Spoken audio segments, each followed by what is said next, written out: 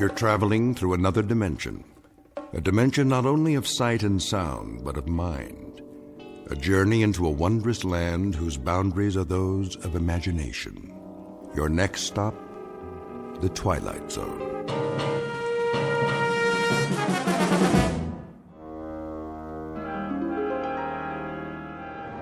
Shouldn't be long, eh, Cap? Not unless they move to Italy. I bet old Benito would like to do that. We're almost there. See that mountain range just over the horizon? Well, now, what do you know? I think I might have seen that a few times. All we do is maintain course and the boot will pop right up, big as life. Sounds like you've done this before, Captain. You like Italian food, Blake? Me? Yeah, spaghetti's okay. No meatballs, though. They give me heartburn. Okay, no meatballs. Beautiful day like this, I thought we'd just bomb the supply dump, then sit down and have us some lunch before we head back. How's that sound? You picking up the tab? Don't worry about it. This one's on Mussolini, his own personal mess hall. Yeah? Special orders. I hear the Allies can drop in anytime. Oh, I get it. So we'll quit pounding him, huh? Plus, he wants to show off what a good cook he is. Watch out for the garlic, though. That's his secret weapon. Lousy greaser. I got something for him. There it is. Target in view, Jimenez. How's our time? On the money, Captain. Set the bomb bay doors. Check. Ready to release on your command. Take her down 400 feet. Hope they don't have no big guns today. They don't. That's why we're gonna win this war. Another 200 feet. Let's drop these babies right down the smokestack. Yes, sir. Is that flak? I don't believe it. Give me some altitude. Looks like the jerks finally got some artillery. Pull up on the stick. I'm pulling. That was too close for comfort. Pull up, I said. Climbing, Captain. Higher. We're hit. Kransky, you okay? Waist gun good, Captain. Connors? Missed the tail by a mile. Fine. We took a hit on the starboard engine, sir. Looks like we're losing fuel. Then let's drop our payload and get out of here. Fast. Yes, sir. Mayday, Mayday. This is King 9 calling Firefly. King 9 calling Firefly. Come in, Firefly.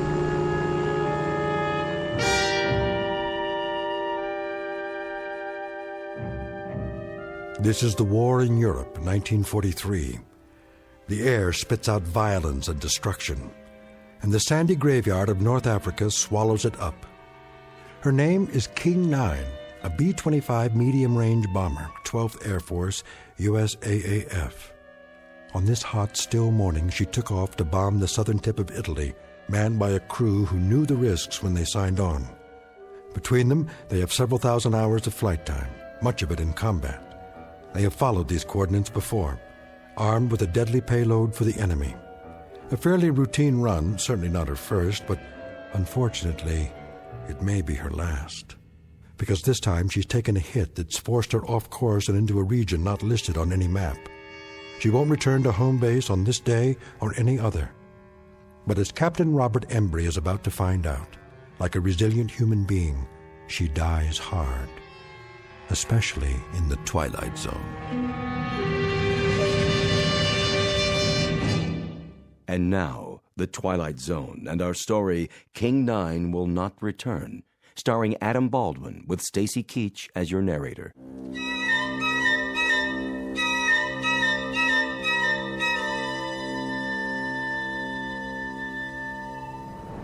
What's the damage, Blake? We took a hit on the wing tank, Captain. How bad? Needle's dropping fast. We're leaking fuel. How much? A lot.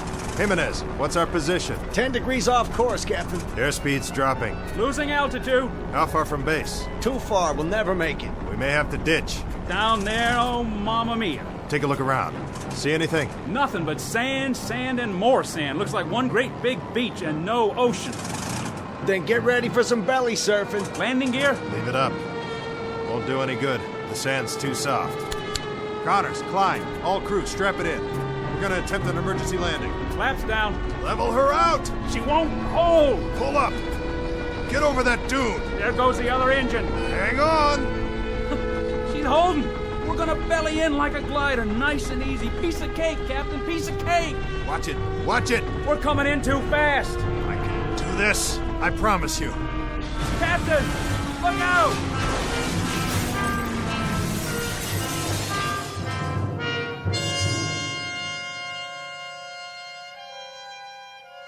I remember now. More and more, one piece at a time. First the wing tank was hit by flak. Then we lost fuel. Fell behind, veered off course. Not the moment of impact, though. The crash, that's still pretty much a blur. But I remember holding the wheel, trying to hold it. The way she bellied in and then yawed at the last second. That brought the nose down into a dune, and all of a sudden it was over. When I couldn't hold her straight, she yawed and skidded through the sand. That must have been the way it happened. It must have been... I honestly don't know how long I was out. It might have been minutes or hours.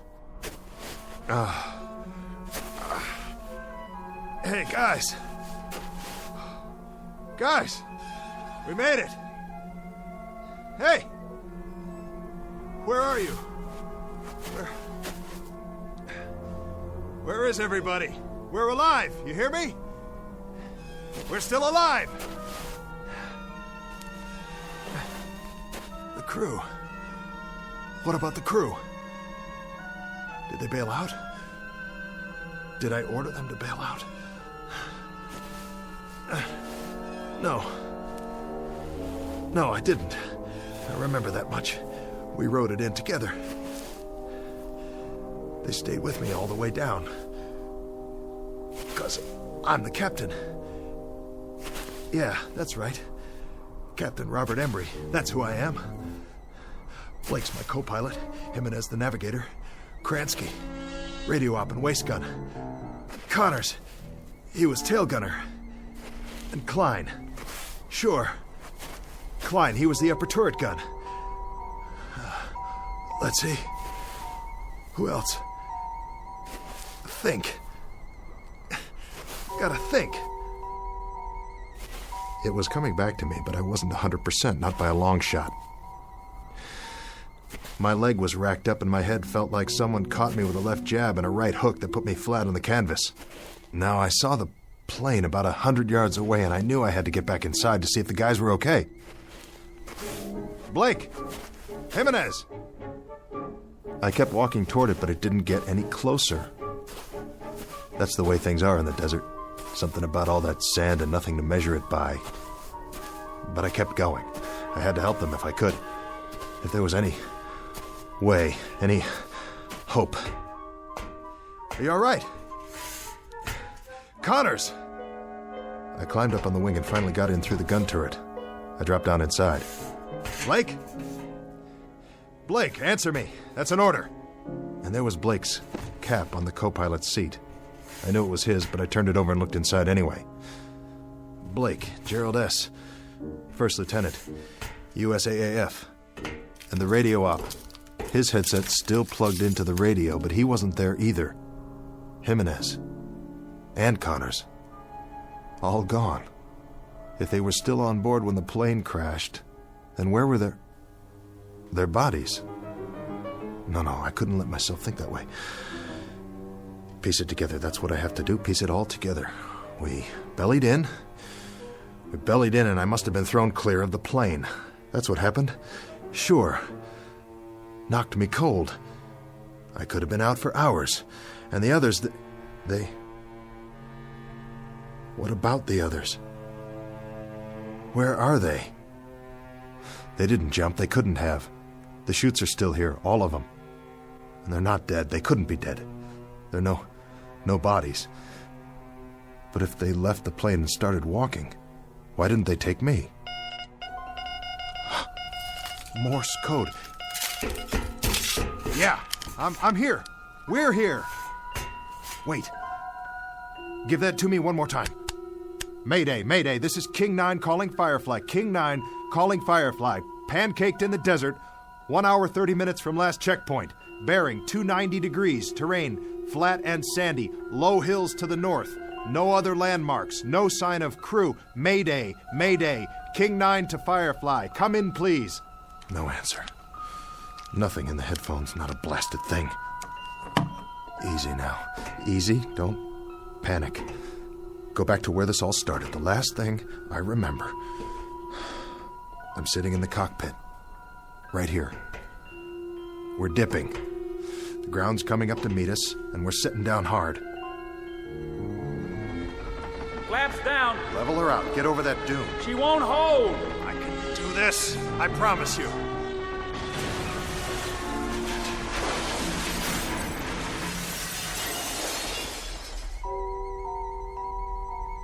The crew. The whole crew was in the plane. And now they're gone, all of them. And I'm here with a king-size headache. So what? I got off easy. Nothing to worry about. But the main thing is not to forget. I'm responsible for this crew. I'm in charge.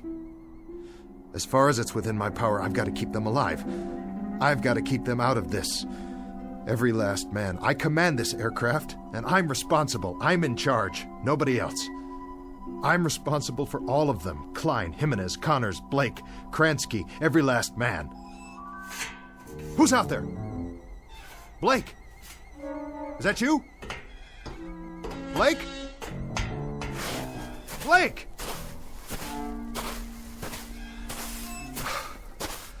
No. It's not you, is it? Just a piece of the tail assembly. Well then, where are you, Blake? Guess you wouldn't leave any footprints. Not for long in this wind. What in the... What is this? Klein, William F., Tech Sergeant, USAAF. Klein? Sergeant Klein, you incredibly stupid jerk. You dropped your canteen. You dumb Bronx cowboy, you idiot. You're gonna need water out here. Don't you know that? Don't you know anything? I still got a nursemaid, you, huh? Is that it? This is some crew I got here. Some crew, all right. Run around dropping canteens full of water. You couldn't find your way off a golf course without a map. And I gotta stick around and wipe your noses and comb your hair and see that you wash behind your ears because you're the worst bunch of survivors I ever... Wait. That's the plane. Somebody's trying to start her up. But... who? Hey! Hold up! That's my plane! But... who's in the cockpit?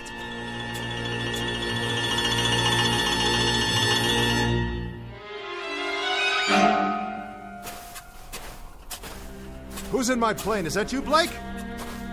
Blake! I see you! Right there in the pilot's seat. Don't tell me that's not you. Look at me, over here. I'm over here. Blake! Blake! Blake! Blake, it's Embry. It's me. It's the captain. I'm here. I'm here, Blake. Blake, what's the matter with you? Can't you hear me? Blake! Where are you? Where'd you go? What's the gag, Blake? Hey, come on, fellas. If this is a gag, knock it off. It's not funny anymore. Strictly not funny at all.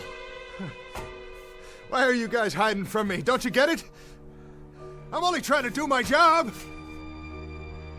That was when I knew, really knew, something was very wrong. It was more than the flak and veering off course and the crash and not knowing where I was. Oh, I was in the desert, all right. But where exactly, and where was my crew? Huh? If someone was playing mind games with me, the question is, who? And for what reason? Because wherever I was now, I wasn't just in the middle of a desert in North Africa. If I was the only one there after all, then the mind games had to be going on in my own head, and not anybody else's. The big question was, why? The first thing I had to do was pull myself together and find out if I really was alone. And if I was, what the devil had happened to the others.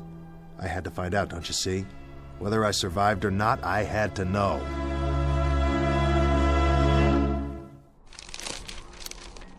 Gonna be a long night. Get a campfire going, then they'll see where I am. Hey! You out there, guys? Sure you are. You started walking, didn't you? With or without your canteens and your rations. But you won't get very far. You couldn't have. I wasn't out that long. You watch it, boys. The animals are restless tonight. Whatever kind of animals live in the desert. Blake! Jimenez! Connors! Klein! The whole lot of you! This is your captain speaking. Look over your shoulder. Here I am! I'm waiting!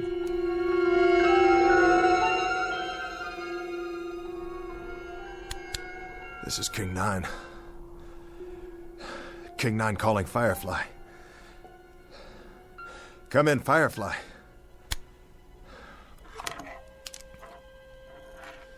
Let me tell you something, Firefly, if you're still out there. Now listen up.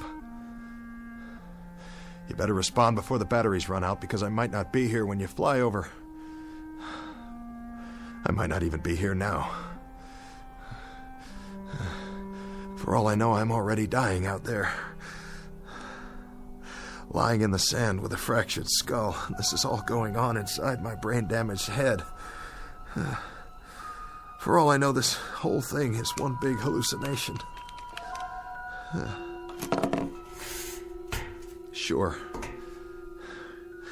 Think about it. If I see something, or if I only think I see something, how can I tell the difference? How could I be sure? Could you? You ever have a nightmare, Firefly? Huh? Really bad nightmare? Well, you were scared, weren't you? Just the same as if it really happened. Sure you were. Yeah. Your eyes moved around and you were breathing fast and your heart was beating a mile a minute. So what's the difference? I mean, really, what's the answer? The only way you ever found out was when you woke up. This whole time, I could be sleeping, having a dream.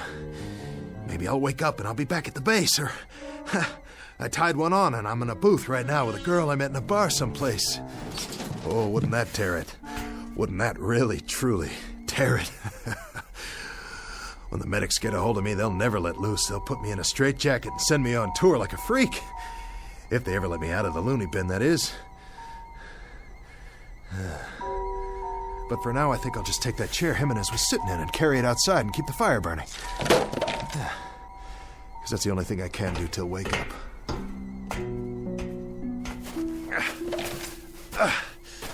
Hallucination, hell. I saw Blake. I saw my co-pilot sitting in that cockpit. That was no hallucination. I saw him. Nobody can tell me any different. Maybe I'm a little woozy, but I'm not that far gone yet.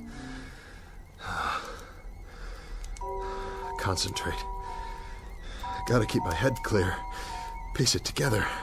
I'm Robert Embry, captain. I fly a B-25 bomber. It's called King 9. It crash-landed in the desert.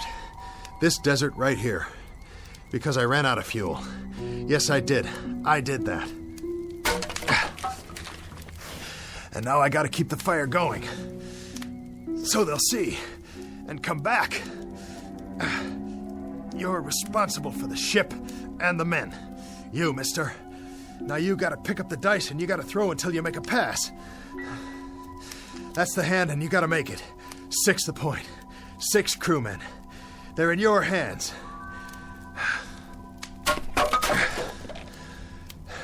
So what do you do first?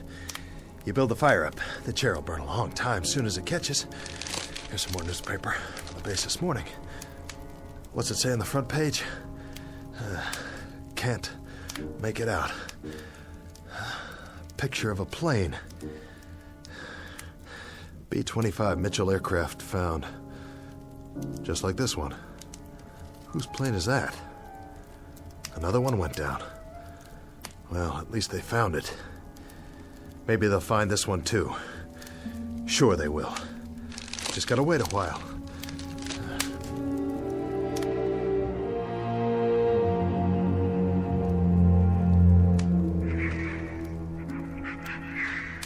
Embry, Robert, 24 years old. I took pre-flight training at Amarillo, and then I took multiple engine at Randolph, and I went to England. And then to Africa. And now we're based in We're based in Tunisia. And we were on a routine mission to southern Italy, and we caught some stray flak where there wasn't supposed to be any. And then we ran out of fuel. And I got the poor devils off. Of course. I did that too. It was my fault. I got that much down, no question about it. It was my fault. But where are they? Where'd they all go? Hey! Hey, fellas! No more hide and seek, okay? Time to come home now. Dinner's ready. Come to Papa.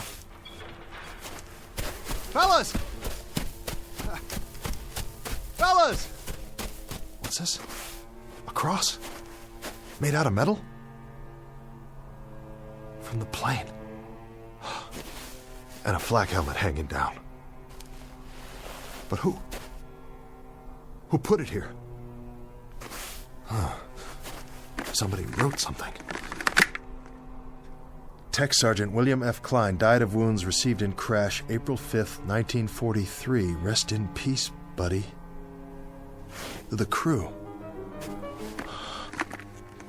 Oh, Klein, I didn't know. I didn't know. I'm sorry. I had no idea. Rest in peace, kid. Rest in peace. Captain! Huh. Who goes there? Blake! Is that you, Blake? Captain Connors? Hello, Captain. Kransky! It's you, and who's that? Here, sir. Jimenez! And the man next to you, what's the matter with his face? Is that blood? All present and accounted for, sir. Klein, I don't believe it. You're not dead. Well, neither am I. Neither am I. I'm here, fellas. We're all here. We can do it. Whatever it takes. Come on. Plane's over here. I'll show you. See? It's kind of banged up and the aft fuel tank's definitely shot, but the other engine looks okay. And some of the instrumentation's haywire. Of course, we'll have to get our wheels down. We'll have to raise the ship and get under there. Because we're not going to walk out of here, that's for sure. That's a definite. Can't walk out, so we're going to have to fly. But I'll get her up, boys. You can trust me. I'll get her back up. How does that... Hey! Hey, where'd you go? You hiding behind that sand dune again? What do you want to do that for, huh? Hey, guys. Where are you? Listen to me. We can do it. I can do it. You'll see. All we have to do is get this propeller out of the sand and free it up.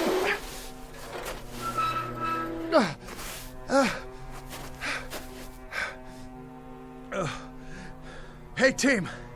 You can talk, you know. Talk to me. Yell at me if you want. Tell me off. But say something. Where are you? Where are you? Where are you? It doesn't matter. You were never here. You were never here. You're illusions.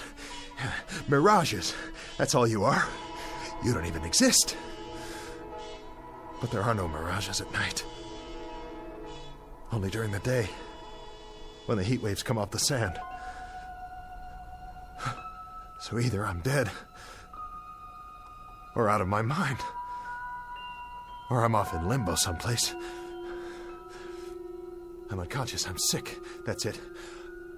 I'm cracked up in an army ward, or I'm down in the drink somewhere, drowning. Or I don't even exist any more than you do. There isn't a thing here, not a single thing that's real. Oh, God. Oh, God, you gotta tell me what's happening here. You gotta tell me. Please. You gotta give me a sign. What? What is that? Aircraft. I can see their lights. Yes! But they're moving too fast. I've never seen planes like that before. I've never even seen jets. I couldn't have, not yet. Jets. Jet aircraft. What do I know about jet aircraft? It's 1943. There's no such thing as jets yet, but I know about them. F-106s, F-105s, B-47s, B-52s, B-58s. I know all about them. I am Captain Robert Embry, United States Army Air Force. I'm the pilot of this bomber right here. We went to Italy this morning because it's World War II, and it's not over yet, and I'm right in the middle of it. Hey, crew! We've got to get out of here! We got to get out of here! We got to get out of here! Because if we stay here, I'll have to dig more graves and bury you all with my bare hands. Don't you worry, I'll take care of it because it's my responsibility. Yes. Yes. And I'll dig one more while I'm at it. One for your captain.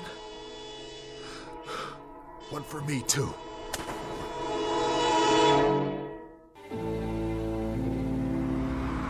It's your Tribune here. All the news. Latest on the Kennedys. Big changes in Cuba.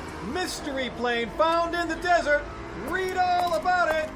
I'll take one. 10 cents. Get your latest news right here.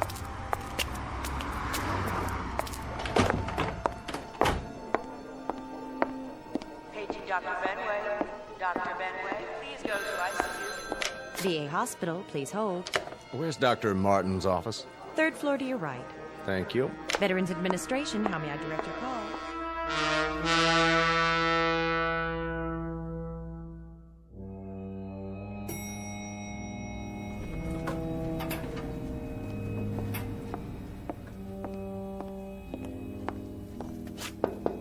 Come in. Dr. Martin. Yes? Stephen Markham. Oh, thanks for coming over on such short notice. Not a problem. Your patient, Embry, is that his name? Robert Embry, age 41. He was admitted a few hours ago. May I see his chart? It happened this morning. He went by a newsstand, looked at a paper, and went into shock. When the ambulance got there, he was almost catatonic. This newspaper? Yes, that's the one. And that's what set him off the front page? That's why I thought we should have a psychiatrist in on it. Odd. I thought so, too. So after he came around and told me the story, I spent the day digging into the fellow's background. I checked with the Pentagon in Washington. It's all confirmed. The information's in the file. He was a captain in the Air Force. Flew a B-25, Africa and Italy. 37 missions. Discharged in August 1943. Recurrent fevers. Any trouble since? Nothing. But if you look back at his original record, there is some suggestion of a psychological disturbance early on. He was discharged before they could find out much about it. It was all brought out in a Squadron MO's report just before his discharge. And this was his plane? That's the one. B-25 Mitchell bomber found. World War II bomber found intact in the desert. Lies 17 years in sand. Remains of crew not yet located. Hard to believe, isn't it? His plane and his crew, the King of Hearts. They took off for Italy on what was supposed to be a routine bombing mission. They'd done it many times before. But Embry never went on that last mission. He reported to sickbay that morning, and someone else flew the plane for him, his co-pilot, Blake. It never returned. And for 17 years, he's known that and carried it around with him buried deep in his gut. Not deep enough. When he saw the picture of his plane on the front page, he wasn't able to keep himself from letting out one scream, and then going into shock. The mind is a very delicate thing. Sometimes there's an infinitely fragile balance. We never know how fragile until something sets it off and tips the balance one way or the other. Something like this, completely out of left field. How's he doing? I was just going to check on him again. Why don't you come along?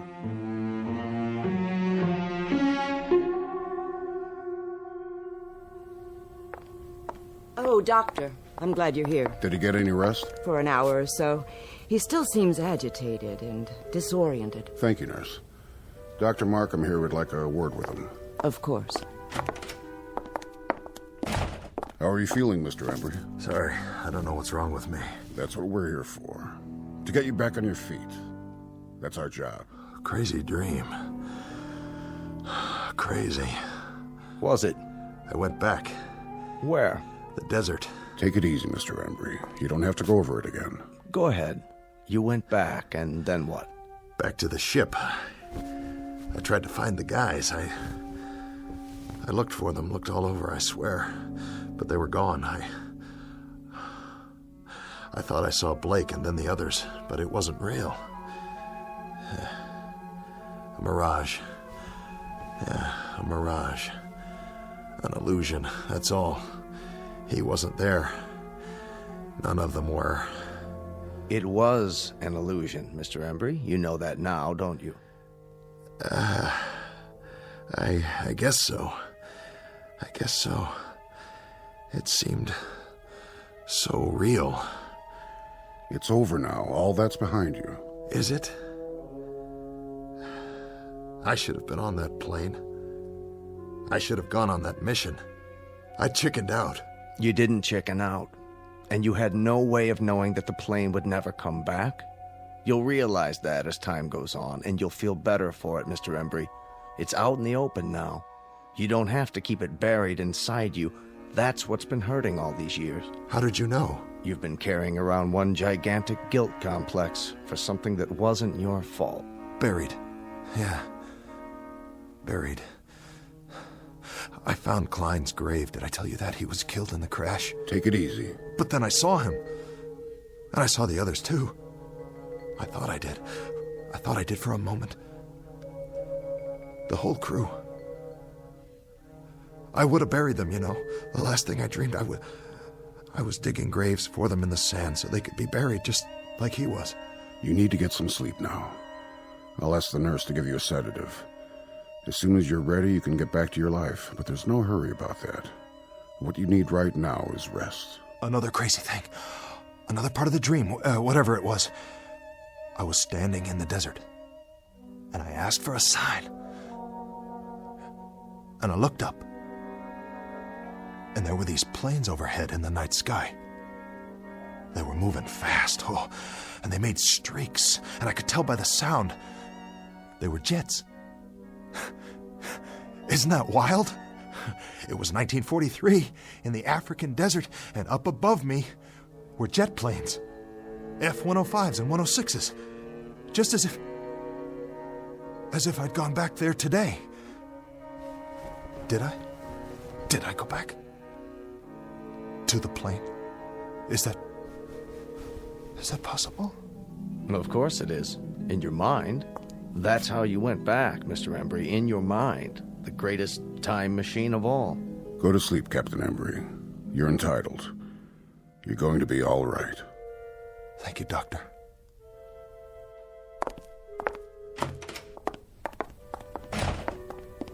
So, what do you think? I'd like to talk to him again in a couple of days, start a treatment plan on a regular basis. I can set that up for you. But I think the worst part of it's already over. The guilt's out in the open, and he knows what it is. And the dream? The delusion? Right now, it's still so fresh, it feels very real to him. In a few days, in a week or two, it'll lose its reality. You sure? Nothing's guaranteed, and that's why I want the follow-up. But in a case like this... Actually, I've never seen a case quite like this one. So much information coming back to him in a rush and generating a new set of memories he'd never had before. It's going to be one for the case books. Absolutely fascinating. He seems like a decent man. Yes, he does. And that's exactly what got him into this state. His fundamental decency. He has a conscience. If he weren't a good man, he wouldn't be vulnerable. And would have one less patient. I'd have a whole lot fewer. Is that Mr. Embry's room, Doctor? That's right. His clothes are in this bag. It was left in the examination room. You can give it to me, nurse. I'm going back in. Thank you, Doctor. What's that? I really don't know. Looks like sand. Yes, it does. Sand? Now, where in the world did that come from? I wish I knew. It was in one of his shoes. Could be from the seashore, Jones Beach. Or? Where else could it be from? It could come from a desert. Really, now? I read the article in the paper. It said there were no bodies found in the area, not a single one. Well, the sand would have covered them over. The sand didn't cover the plane. It was sitting there, perfectly preserved. There would have been something left of the crew, too, their bones at least. Unless... Unless what? Unless someone dug graves and buried them.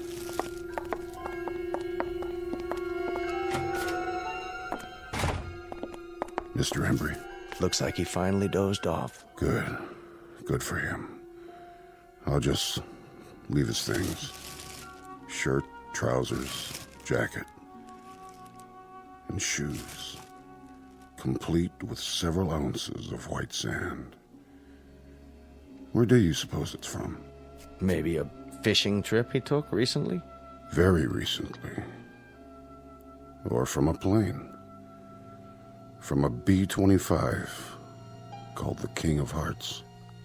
Wherever it's from. Rest easy, Mr. Embry. You've had a long journey back. Very long. Now you can rest. Meanwhile, I'll leave your shoes by the bed.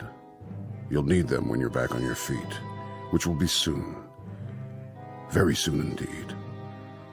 Captain Embry. Godspeed.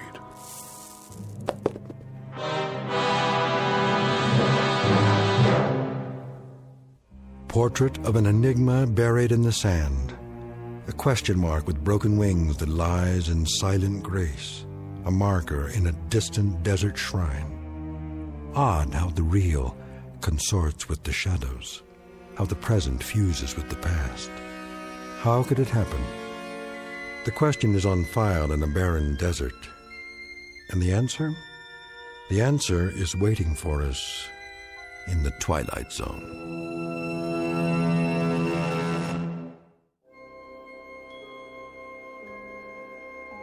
Hi, this is Carl Amari, producer of the Twilight Zone radio dramas. I'd like to take a moment to tell you about our official website at twilightzoneradio.com, where you'll get the latest news and information on these Twilight Zone radio dramas. Plus, at twilightzoneradio.com, you can digitally download 3 free episodes or any of our episodes for only $1.95 each. In this age of ever-changing technology, we've decided to make these episodes instantly available to you by making the Twilight Zone radio dramas a digital download-only series. This means that this series will no longer be offered on CD. The CD collections at our website are now being offered while supplies last at buy one, get one free. So be sure to get your favorites before they're sold out. Be sure to visit us often, and I'll see you in the zone.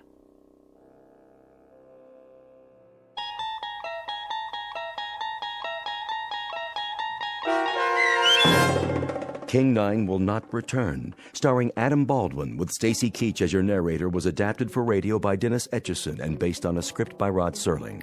Heard in the cast were Rich Kominick, Christian Stolte, Craig Wickman, Doug James, Linda Ryder, Michelle Graff, Paul Patch, Carl Amari, Roger Walski, and Vince Amari.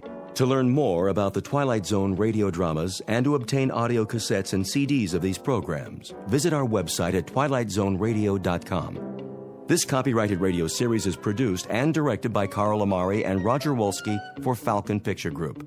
Doug James speaking.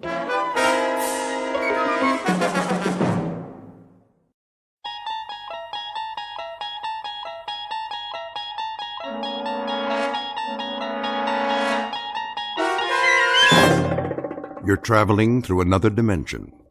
A dimension not only of sight and sound, but of mind. A journey into a wondrous land whose boundaries are those of imagination. Your next stop, the Twilight Zone.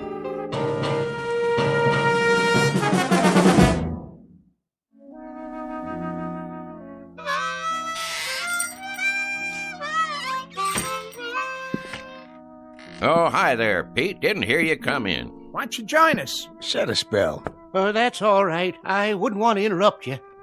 Well, all right then. Where was I? General Pershing. Oh, yeah. So I said to Jack Pershing, General, I said, there ain't gonna be no artillery support. They're dug in too deep. When was this now? First World War, of course. The Great War, we called it. Yes, sir. So I says to General Pershing, Jack, what we gotta do is we gotta enfilade. Know what I mean? Do what? Enfilade 'em. That's what we're gonna do. Enfilade 'em to beat the band. Frisby, when you gonna put that mouth organ of yours out of its misery? How's that? Or at least learn how to play it. Helps me relax. Well, sir, old Blackjack knew who he was dealing with. And that was? They didn't call me old Enfilade Frisby for nothing. Horseradish? Huh? Where do you keep the horseradish, Frisby? Right where it always was, Pete. Third shelf down. Down where? On your left there, next to the pickles. You got catsup? Underneath the cash register, behind the beans. What's your hurry? Come on over. I got another chair. No thanks. I'll put a new log in the stove. If it's all the same to you, Frisby, I'll just collect my goods and get on home while it's still daylight. Suit yourself. Oh, well, where was I? Oh, yeah. Well, sir, the following morning, we attacked up and down the line, and the rest is history. Smashed them to bits, we did. And then we went on to Paris to celebrate. Exactly 4.5 hours it took us.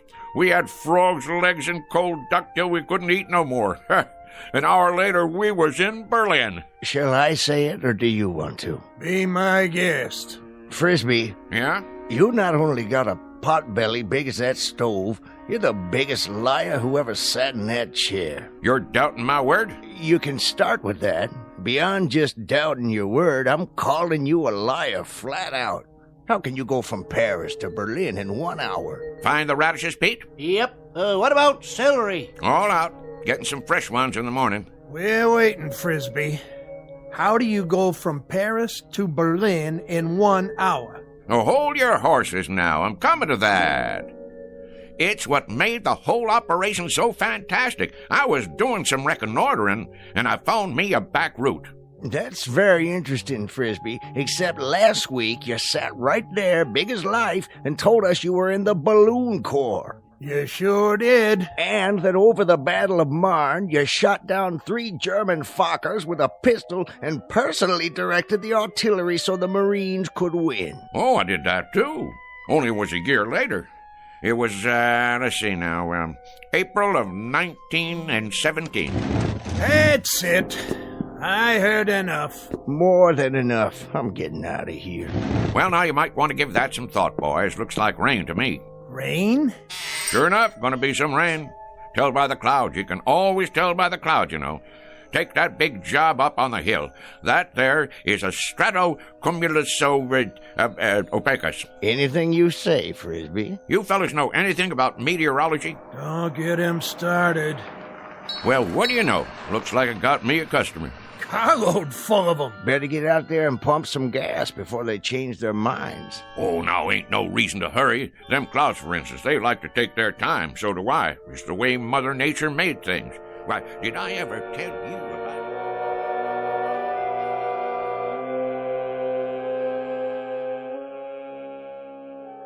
The slow-moving gentleman with the sizable mouth is Mr. Frisby, proprietor of Frisby's General Store, the local version of Gimbel's and Macy's.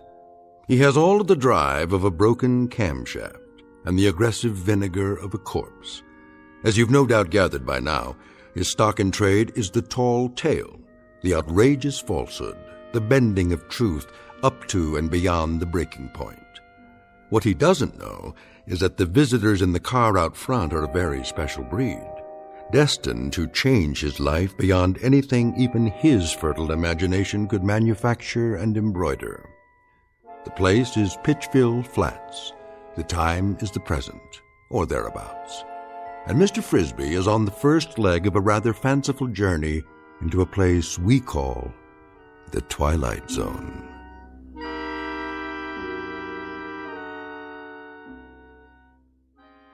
And now, The Twilight Zone, and our story, Hocus Pocus and Frisby, starring Shelley Berman, with Stacy Keach as your narrator.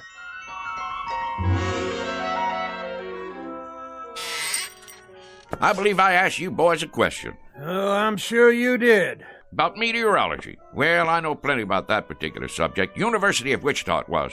Got my doctorate in it. Did a treatise at the age of 13 that still uses standard text. Meteorology and You was the title.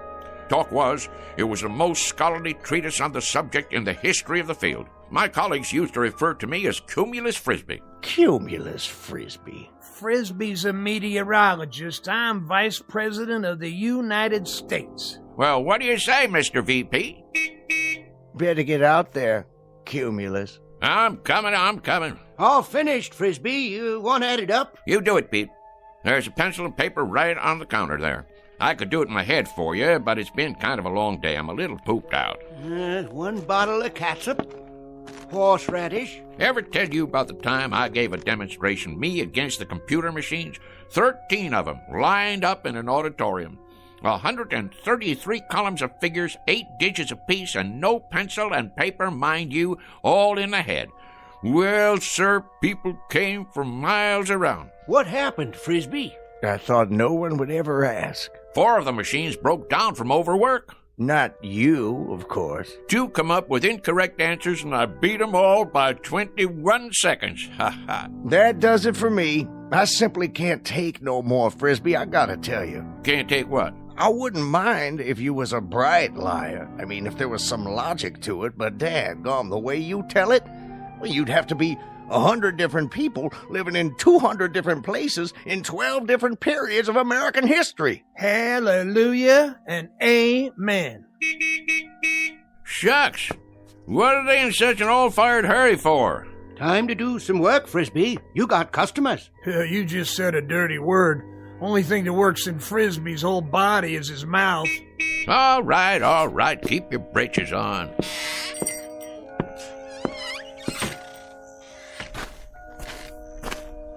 Howdy, gents. Hello. Want gas or something? Gas? Oh, yes. Sorry I had to wait. Not at all. You know, if you gotta be someplace in a hurry, you could have pumped it yourself. We could. Didn't you hear me yelling? Oh, we heard you. Definitely. We're not too familiar with this kind of car. No. Say, how many of you was in there? 4 of us. It's a bit of a tight fit, I'm afraid. Sure it is. One of them foreign jobs. Not much room inside, huh? We don't know where to put the gas. We aren't familiar at all with these foreign jobs. You ain't? Well, this is your lucky day, 'cause I am. A matter of fact, I'm the one responsible for them. For a while there was all rear engine, only in the back. You developed them, did you? Oh, indeed I did. Got a phone call from old Henry Ford one time asking me to fly out to Detroit. Henry Ford? Sure. Well, I did that little thing, and next thing you know, in 48 hours, I went and designed the first rear-engine automobile.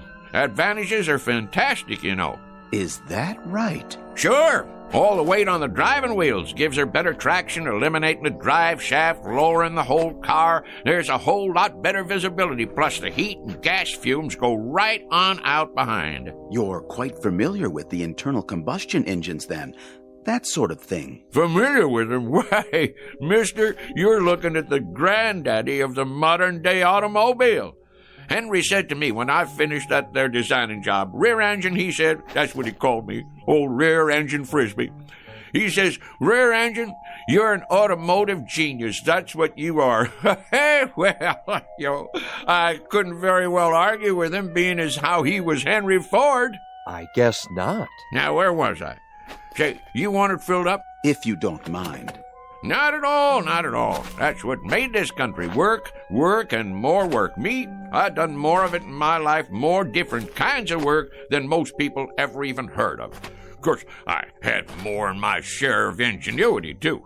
I took this little old business here and made it a success, just like I did for, well, you might say everything I laid my hands on. Gas tank. Would it be on the other side? Oh, I knew that. Why don't you boys go ahead and stretch your legs? Take your time. Mighty pretty country around here.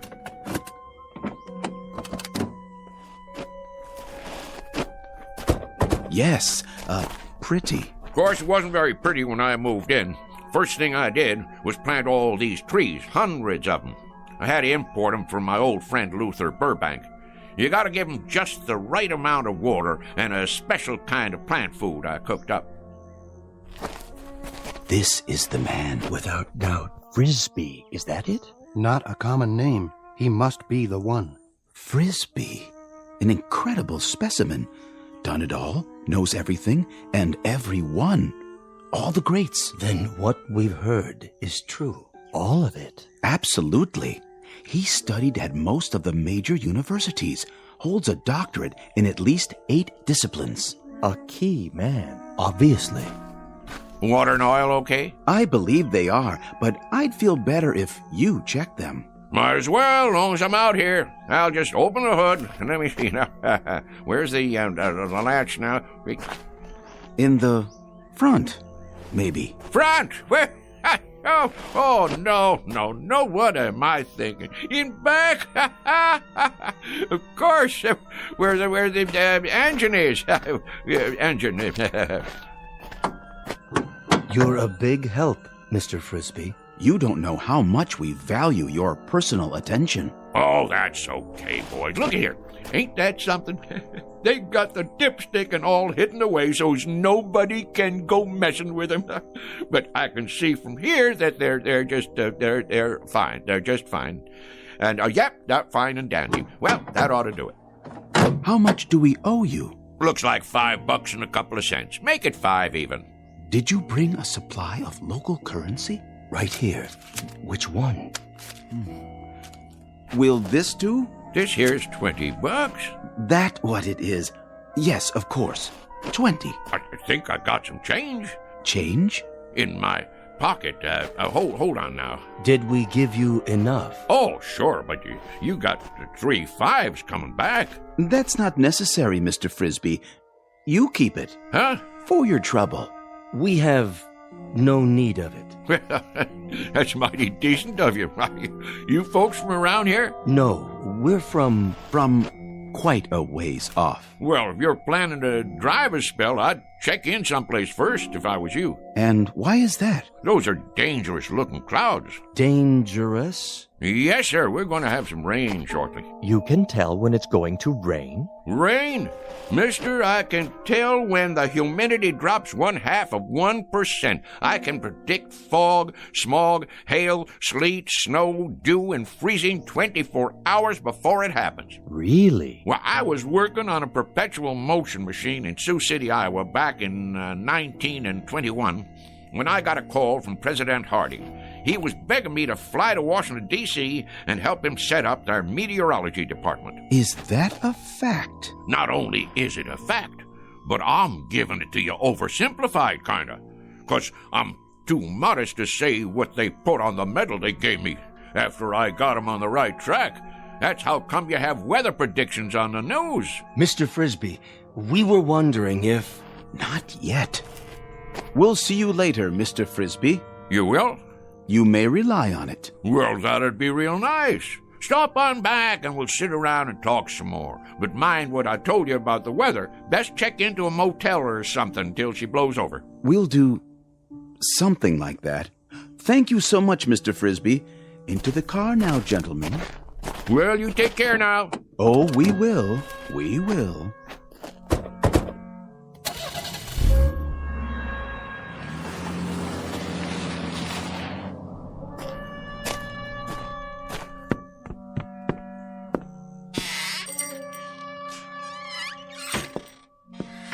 Odd fellers. Why, didn't they believe what you were saying? It ain't that. They just seem kinda odd.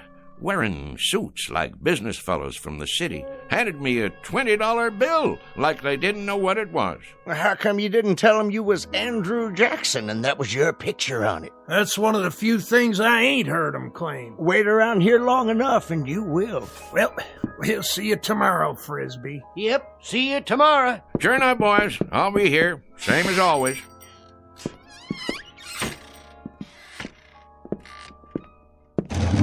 Let's see now, 5 o'clock. Sounds to me like a good time to close. Mr. Frisby? That's my name. Don't wear it out. Huh? Mr. Frisby. Who's there? If you walk outside and head east down the highway... Where are you? Nobody left in this store but me. If you head east for 200 yards, you'll come upon something extraordinary. Oh, yeah? Like what? An adventure, Mr. Frisby. New worlds to conquer. How's that? Worlds even you have never dreamed of. Say, where you hiding? In the back room? Or over by the dry goods? Don't trouble yourself. You won't see us. Well, where are you then? With you, Mr. Frisby. We are a part of you. And soon, very soon, you will be a part of us for all eternity. You are going to the stars, sir. To the stars.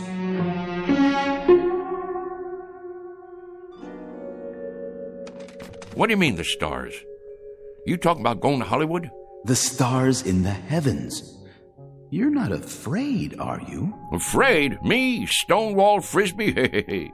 Dwight David Eisenhower said to me back when I got onto the very first landing craft on D-Day, Stoney, he says to me, Stoney, you lead the invasion. There'll be mines, German E-boats, Stuka dive bombers, and artillery up against you, but you can do it.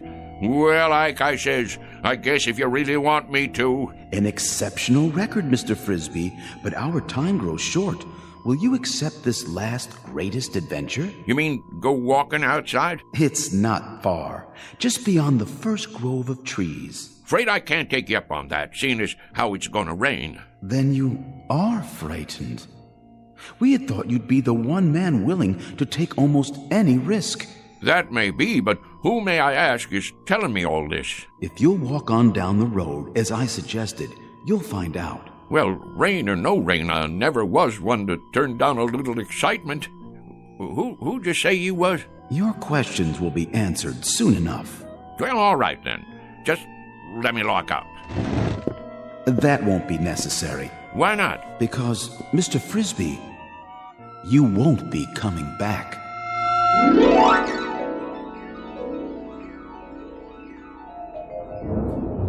Well, will you look at that? I sure was right.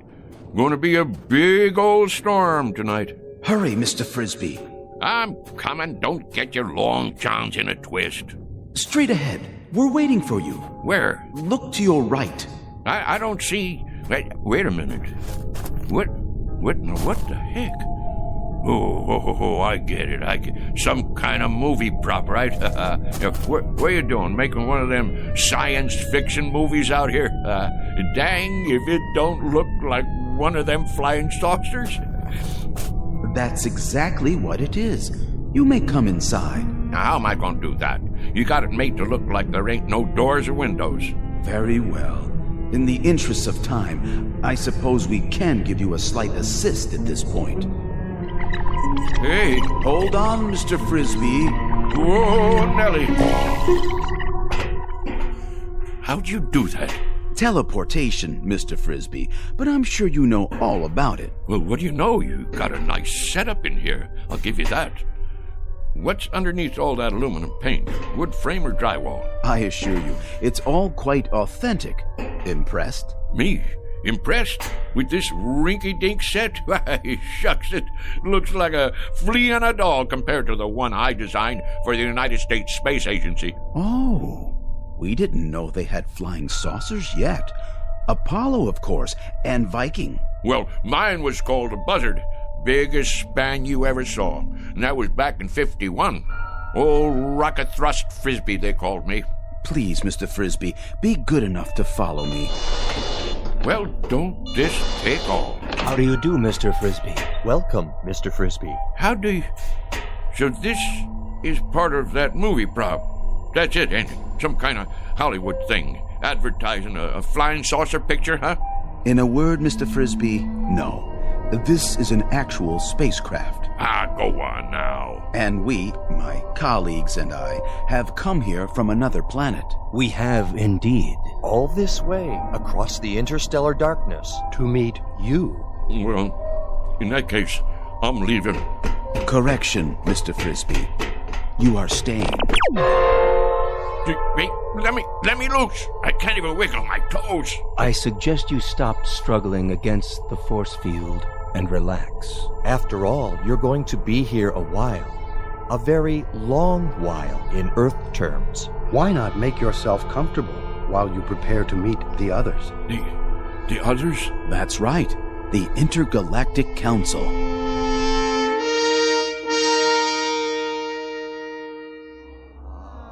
Well, sir, the government already knew about my research in atomic energy. Matter of fact, I suggested it to him as far back as 1923. Spent a whole summer one time with Al Einstein, during which time I gave him the preliminary stuff about that relativity theory of his. Smart as paint, that fella. Smart as paint. He had bad hair, though. Should have put some Brill cream on it. A little dab will do you. Anyhow, when I got this here call from New Mexico, I had to hightail it over there and show him how to make the bomb.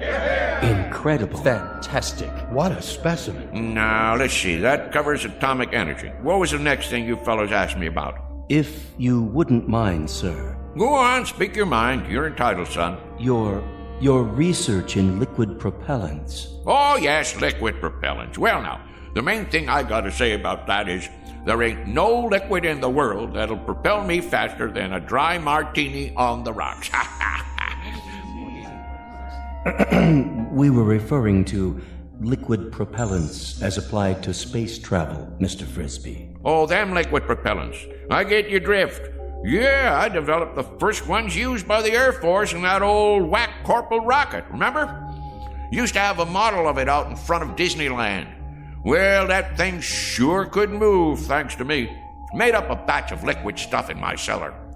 Folks around town wanted me to run for Congress after that, being as how I got the country back into the space race. But if there's one thing I ain't, it's conceited. I figure it's a man's patriotic duty to invent liquid propellants if he has a mind to. And I had a mind to. Why, even as a boy, when I was attending Princeton University on a special scholarship, they used to call me Old Liquid Propellant Frisby. Next question. Forgive me, Mr. Frisby, but you mentioned Princeton University, did you not? Sure did, young fella. Nice place, too. Real homey. Of course not as homey as Pittsville Flats. But it was my understanding that you attended the University of Wichita. That one, too. I can see how you'd get a mite confused. It happens to be a fact that I hold degrees in 38 major universities and advanced schools of learning. Amazing. What on earth? It beggars the imagination. I also got me one of them Rhodes scholarships over in England one time, but I had to turn it down because I wouldn't bow to the Queen. Next question. No more? In that case, well, I'll just get on home to dinner. I said it was getting late and I have to get home to dinner. Hey, you guys. About time I was leaving. I gather that you don't quite understand the situation, Mr. Frisby. How's that? You're not going home for dinner. You shall have dinner here. Here? Precisely. In exactly, 14 minutes by your measure of time, we'll be departing. Departing? From where to where? From here to our planet. You see, Mr. Frisby, our assignment here was to secure a representative Earth species, the most brilliant we could find. There seems to be no question that your accomplishments are far and away more extensive than any other human beings. Mine? Now, wait a minute. Now, hold on there. You fellas got the wrong idea. Why, I'm just a plain old country boy, a bumpkin. I'm a bumpkin. That's what I am. Just a rube with a big mouth. Come now, Mr. Frisby. You do yourself a terrible injustice. We know all about you and your accomplishments. My accomplishments? Mister, the one accomplishment you fellas didn't pick up on is the fact that I am the gall-darndest liar that ever walked the pike. I spin the longest yarn west of the Rockies, and I'm not talking about exaggerating. I'm talking about lies. I mean lies. Mr. Frisby. Don't you get it? I'm a liar. I ain't got enough truth in me to raise a bump on a bee. There are some terms that have no equivalent in our language. This word, lie, that you mentioned. Dang right, lie. That there is the opposite of the truth. Don't you have that on your planet? Have what, Mr. Frisby? Have a fella that runs around talking the bull off a nickel? I'm afraid not. We have no concept of this term. You mean whatever somebody says goes without saying? That is the truth? So everything I told you, Every doggone piece of harebrained guff I've been throwing at you. You believe it? And now you're taking me up to your planet so you can stick me in a cage? Oh, hardly that, Mr. Frisby. It won't be a cage. We'll naturally have to keep you confined, much as we do the other specimens we've collected. We've got a marvelously entertaining Venusian. He sings simultaneously in 8 different octaves, and he accompanies himself on percussion with his tail. Now, you listen to me. I'm a bona fide American citizen, and I got my rights. And furthermore... Please contain yourself, Mr. Frisby. Since we'll be departing very shortly, you have your choice of dinner now or later. Perhaps you'd prefer waiting. What is your pleasure? I'll tell you what my pleasure is. My pleasure is to punch you right smack dab on the jaw. What the... Don't be alarmed, Mr. Frisby. That was only a mask, a disguise we use to pass among Earthlings. This is my real face underneath. I hope its appearance doesn't unduly disturb you. Mr. Frisby? Whoa, whoa, whoa. Mr. Frisby!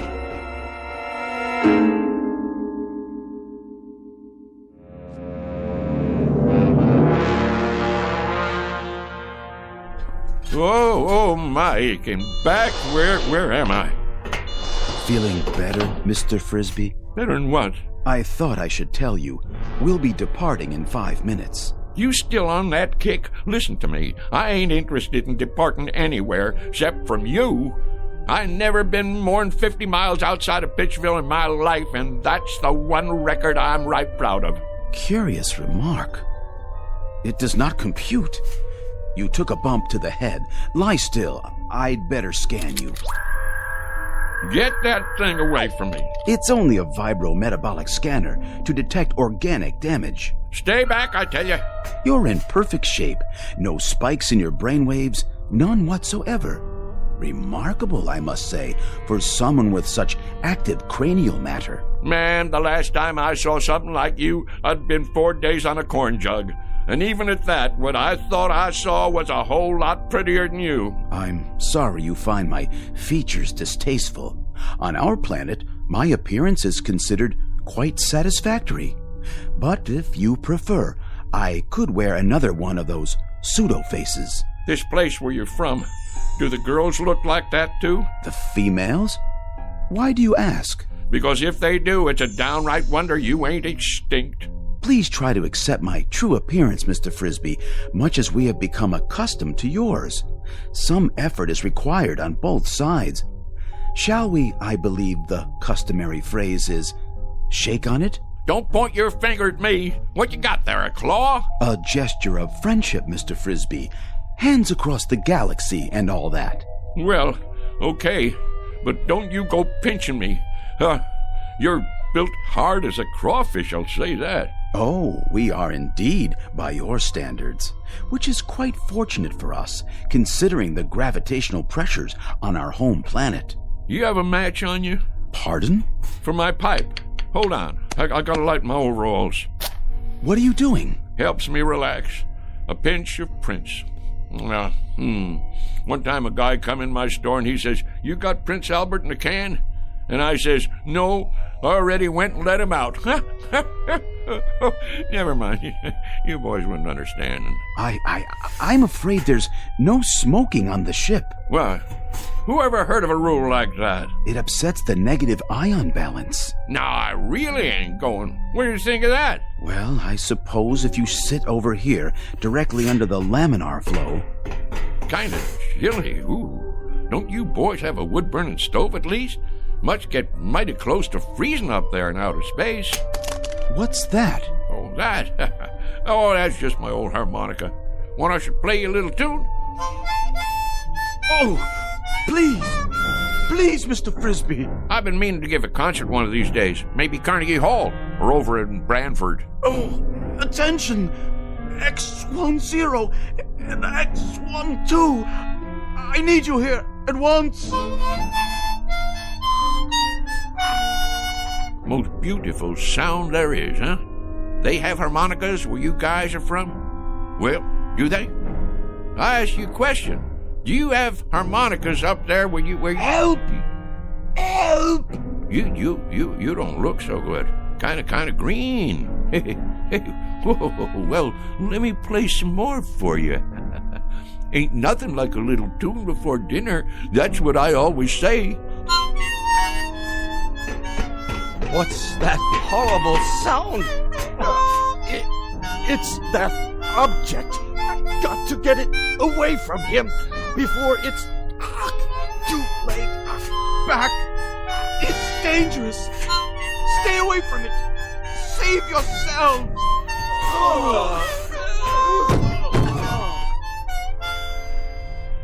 What's the matter, boys? Don't you like my playing? Boys? Oh, boys! Frisby, old son, something tells me this is your chance. You better make tracks, and I mean now. They didn't call you old mile-a-minute Frisby for nothing. Get moving. What are you doing out of your room, Mr. Frisby? Mr. Frisby! Don't let him off the ship! Quickly, seal the airlock!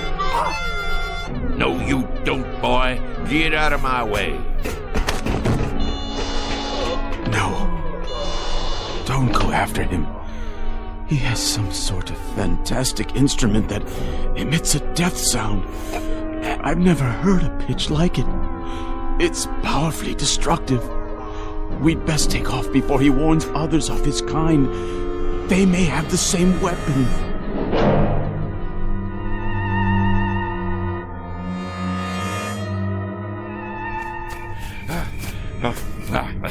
Can't catch this old boy, can you? Go on, get out of here. Get on back where you come from. That's it. Scat.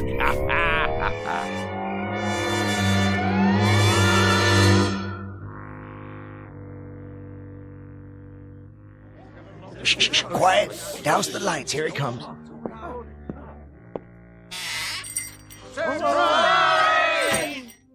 What's going on here? Will somebody tell me what's happening here? What do you mean, what's happening? It's your birthday, ain't it? As if you didn't know. And this here is a surprise party. As if you didn't know that either. Congratulations, Frisby. Put her there, old buddy. Well, I sure didn't expect nothing like this. The heck you didn't. The present. Give him the present, dadgummit. I've been waiting all day for this. Got it right here. What are you waiting for? Go on, Frisby, open it up. Well, you folks sure sprung one on me. Want me to help you get the paper off? No, I can get it. Go ahead, read it. What is it, some kind of trophy? It's what they call a lovin' cup. Went into town and ordered it special. Go on, read it out loud. For the first time, Frisby is at a loss for words. I'll read it for him. World's greatest liar, Mr. Somerset Frisby, presented by his friends on the occasion of his 63rd birthday. Folks, all I can think to say is, mighty nice of you all. Mighty nice. Ain't you gonna make a speech? Yeah, Frisby. Tell us one of them real whoppers. Like where you been the last couple of hours? Was you inventing something? Or maybe you just took a quick trip to the moon? Well, you ain't far wrong, and that's a fact. I knowed it. I've been waiting for this all day. First off, you know who them fellas was in that car? Which car? That little foreign job come in here for gas, remember? The President of the United States and the Secret Service. Well, I'll tell you who them fellas was. They was from outer space. Oh, isn't he the living end? And somehow or other they picked me up in the air, right down there by the hollow, and I floated over to their flying saucer, and they took me inside, and then they was gonna kidnap me and take me to their planet. And you was gonna be their leader, Frisby? But it's true. They was just about to kidnap me. Wanted to make me their A1 prize specimen. Oh, the whole Galactic Council was watching. They even had a guy from Venus who could sing 8 different ways from sundown and play the drum with his tail. Well, sir, you know how I stopped them? You talked him to death? No, not that. It weren't nothing, really. Just took out my mouth harp and blowed a little tune, something like this. You know what happened then? I'm sure you're going to tell us. I've been waiting all day for this. They just plumb fainted away. Now that I can believe. Play us a tune, Somerset, the way you used to. Well, I suppose I could do that, if you really want to hear it. Wait a minute. Wait a minute. There it is. Didn't I tell you it was going to rain? Sure I did. I can feel it in these old bones of mine. Yes, sir. What did I tell you? What did I tell you? Ain't he the perfect limit? Ain't he the be-all and end-all?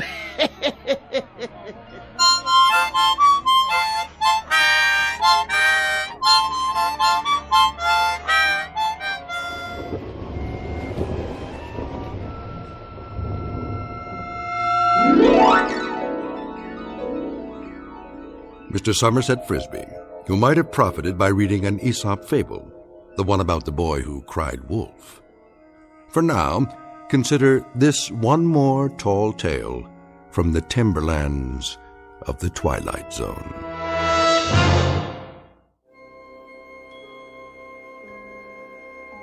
Hi, this is Carl Amari, producer of the Twilight Zone radio dramas. I'd like to take a moment to tell you about our official website at twilightzoneradio.com, where you'll get the latest news and information on these Twilight Zone radio dramas. Plus, at twilightzoneradio.com, you can digitally download 3 free episodes or any of our episodes for only $1.95 each. In this age of ever-changing technology, we've decided to make these episodes instantly available to you by making the Twilight Zone radio dramas a digital download-only series. This means that this series will no longer be offered on CD. The CD collections at our website are now being offered while supplies last at buy one, get one free. So be sure to get your favorites before they're sold out. Be sure to visit us often, and I'll see you in the zone.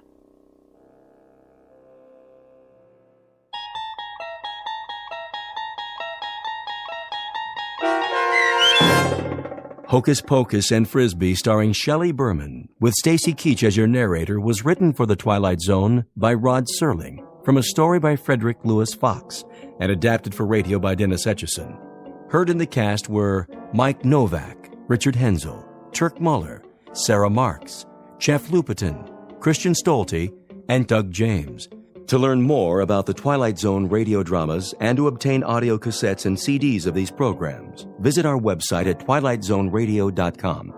The producers of The Twilight Zone wish to thank CBS Enterprises, Carol Serling, Dennis Etchison, Dick Brescia Associates, Claire Simon Casting, Paul Patch, Terry Jennings, the American Forces Radio and Television Service, our sponsors, and our radio affiliates for helping make this series possible. This copyrighted radio series is produced and directed by Carl Amari and Roger Wolski for Falcon Picture Group. Doug James speaking.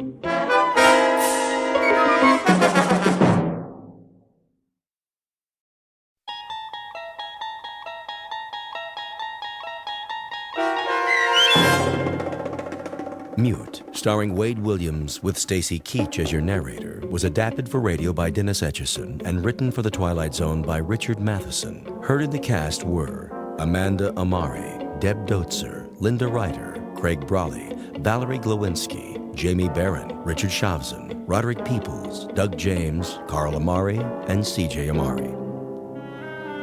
To learn more about the Twilight Zone radio dramas and to obtain audio cassettes and CDs of these programs, visit our website at twilightzoneradio.com. The producers of The Twilight Zone wish to thank CBS Enterprises, Carol Serling, Dennis Etchison, Dick Brescia Associates, Claire Simon Casting, Terry Jennings, XM Satellite Radio, Sirius Satellite Radio, our sponsors, and our radio affiliates for helping make this series possible. This copyrighted radio series is produced and directed by Carl Amari for Falcon Picture Group.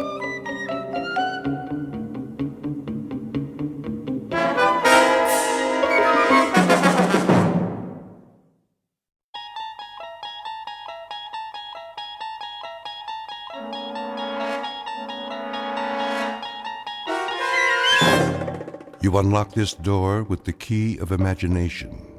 Beyond it is another dimension, a dimension of sound, a dimension of sight, a dimension of mind. You're moving into a land of both shadow and substance, of things and ideas. You've just crossed over into the Twilight Zone.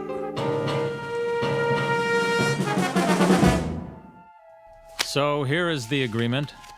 You got it all down? Shh, of course he did, Hans. How are you feeling, Maria? I think my baby is not coming tonight. Would you like some more strudel, Frau Elkenberg? No, thank you, Mrs. Nielsen. It is late. If we are all ready to sign, Read it aloud. we, the undersigned, having accepted the following propositions: A, that prior to the inception of language, man communicated by telepathic means, and B, that this ability still exists and can be developed to its former effectiveness, do hereby agree to the following. 1. To dedicate our lives to the study of mental telepathy and other extrasensory functions. 2. That the findings of this study will be applied not only to ourselves, but to our children, born and unborn. Good, good.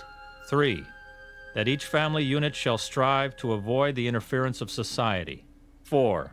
That monthly correspondence shall be exchanged until such time as it is possible for all 4 units to establish a colony in which communication shall be exclusively mental.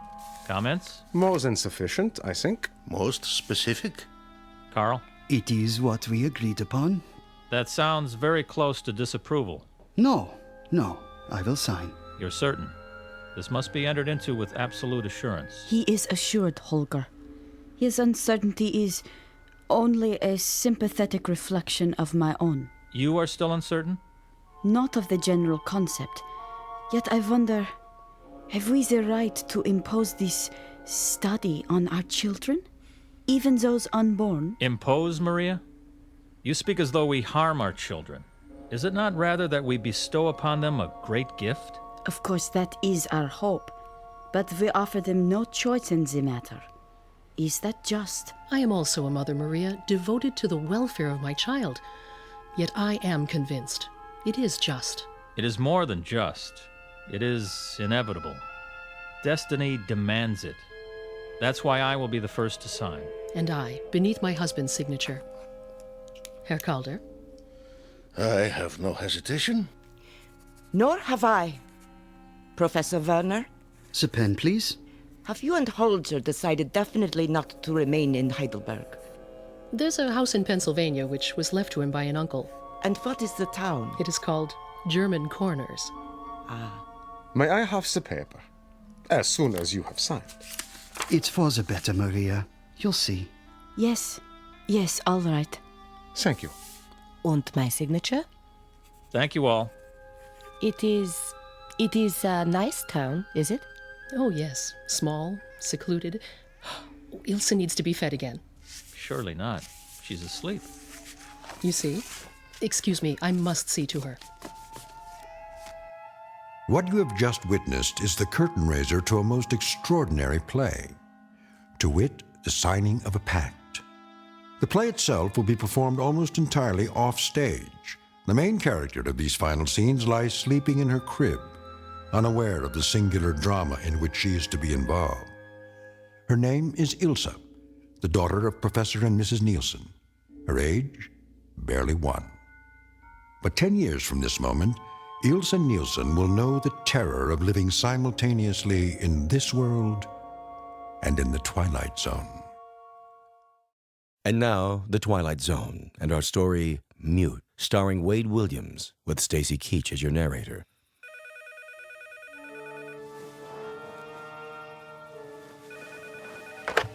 Sheriff? Yeah. This is Tom Poulter. The Nielsen house is burning. What? There's a fire at the Nielsen house, a big one. Hurry! Right away. Harry, what? Max, Harry, I know it's 2 o'clock in the morning. There's a fire at the Nielsen house. Call the volunteers and get the truck out. I'll be there as soon as I can. Did it just start? I hope so. If it didn't. Oh, it's so far. I told them when they first came here it wasn't a good idea to live that far from town, but no, they wouldn't listen. We want privacy, they said. Well, that privacy may very well be the end of them. The girl. That lovely girl.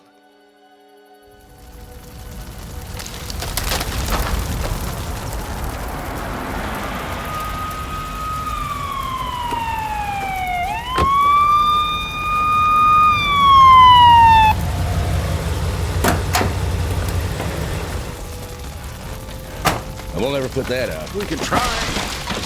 Never mind the house. Keep the woods from catching. You heard him, Tom. Get the hose. Start pumping. Right. Here goes.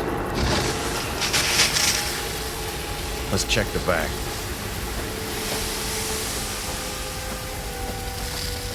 There's no way in. They're done for. That poor kid. Harry, over here. Where'd you find her? In the clearing. The sparks were about to catch. You think she's... Let me see. She burned? Oh. She's alive. You all right? She's in shock, Harry. I'll put her in the car.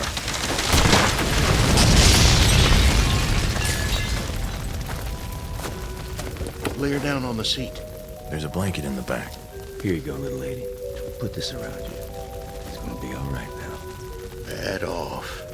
Can't talk, nor cry, nor nothing. She isn't burned, though. Tell me something, Tom.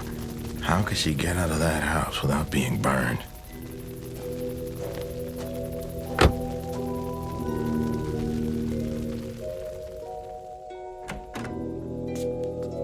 Harry?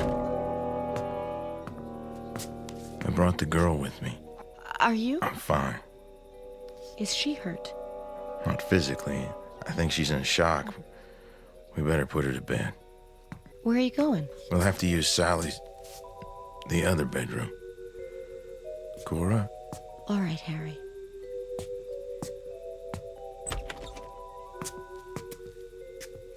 Pull back the bedclothes. Of course. Cover her up. I'll be downstairs. Poor darling. She looks a little like Sally, doesn't she? Harry?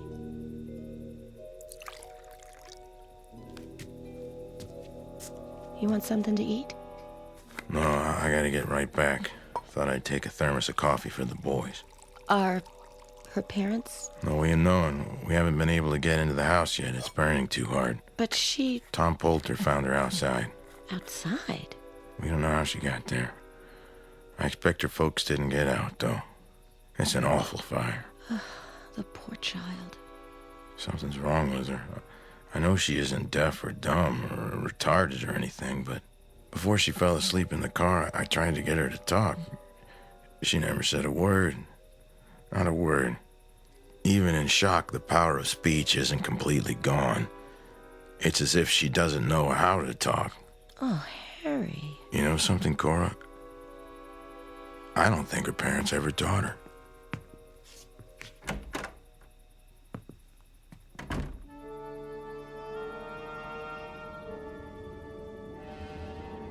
Mother.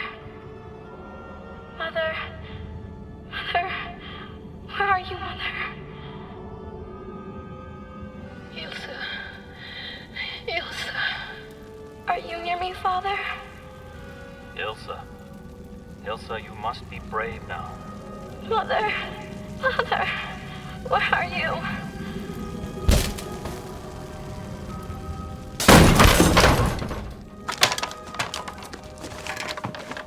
Over here, Harry.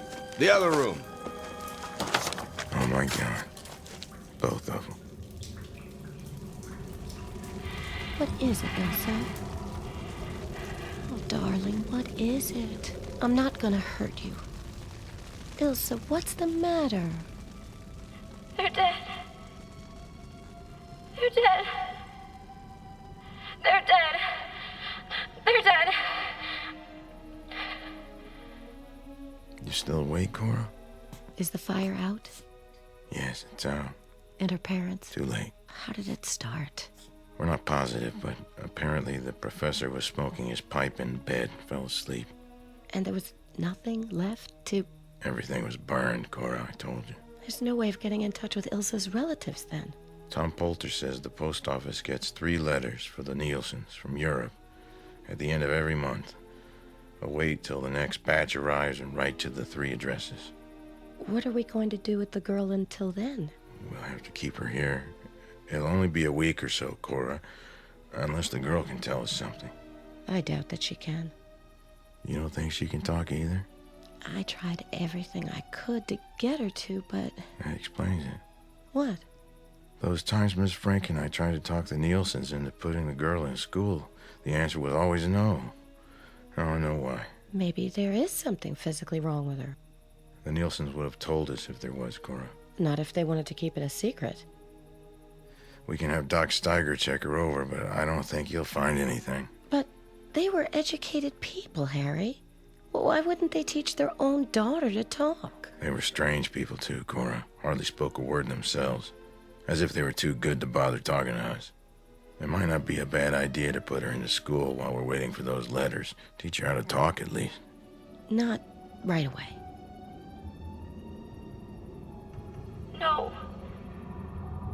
No, please. Why not? She's got to learn sooner or later, doesn't she? She just lost her parents, Harry. I didn't mean tomorrow or the next day. I don't understand their words. It's a crime, though. A girl her age, not being educated, not even knowing how to talk. Make them stop.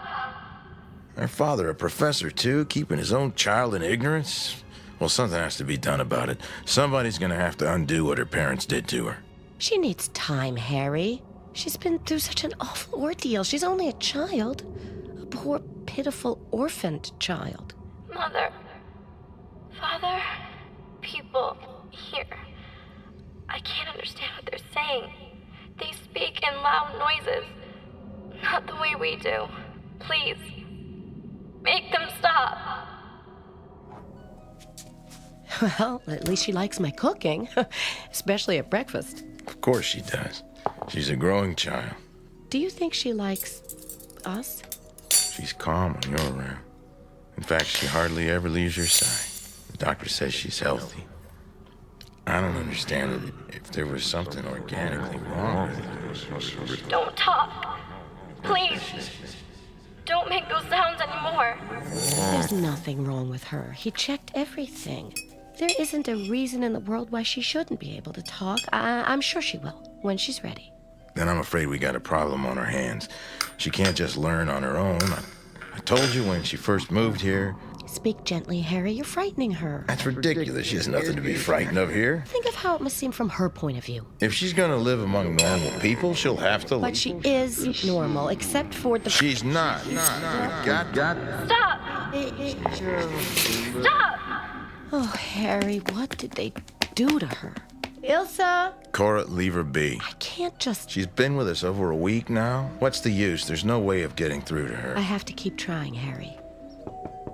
Ilsa? May I come in? Can't you tell me what's... Oh, there. Go ahead and hold on to me. My, what a strong hug you have. Oh, sweetheart, didn't they ever talk to you? Try to speak, Ilsa, try. Say your name at least. Can you do that? Ilsa. Ilsa. If only I could make you understand. Take away your fear. Look into my eyes. That's it. I'm trying to tell you something. Did you know I had a little girl once? This was her room. Her name was Sally. And then one day, one terrible day, I was downstairs. I remember I was wearing a summer dress. I looked out the kitchen window and I saw them coming, carrying something in their arms.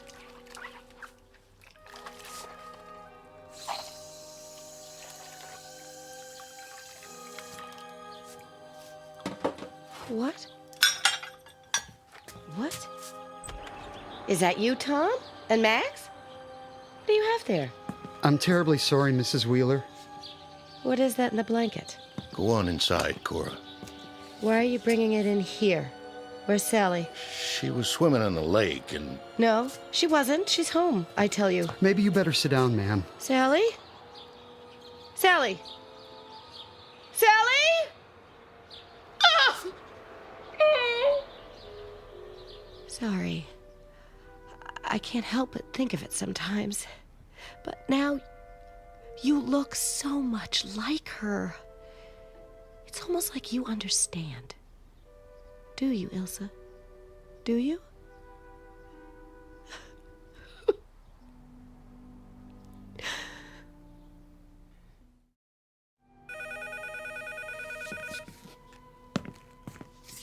Hello. Yeah. Okay, well, I'll be right over. Who was that? Tom at the post office. The 3 letters came in. Oh. Be back in a while. Yes. Yes, you do that. Oh, hello, Ilsa. Would you like something else? No? Well, sit down here with me, just the 2 of us. I'll have another cup of coffee. Did you hear that? The letters came from your people. I suppose that means you'll be leaving us, but that won't be for a few weeks, at least. For now, you can still be a part of our family. Yes. Now they'll come and take me to where there are other children like me.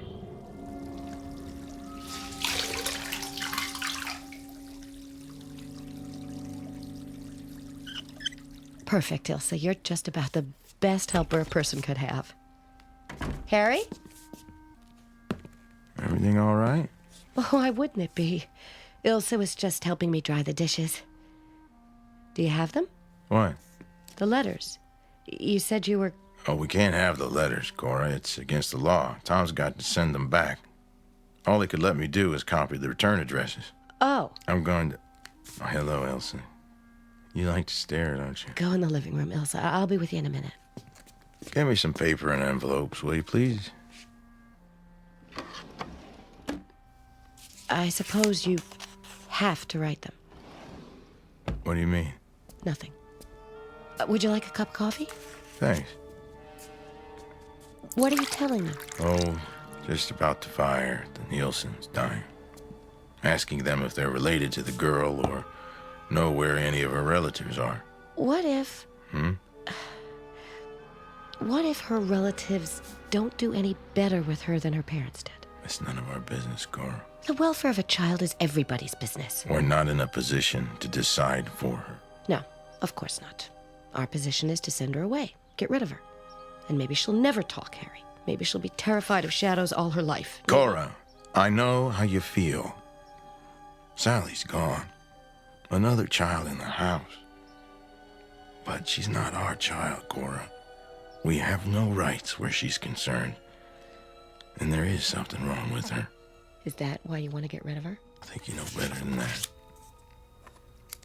I'll finish these letters and put them in the mailbox before I leave.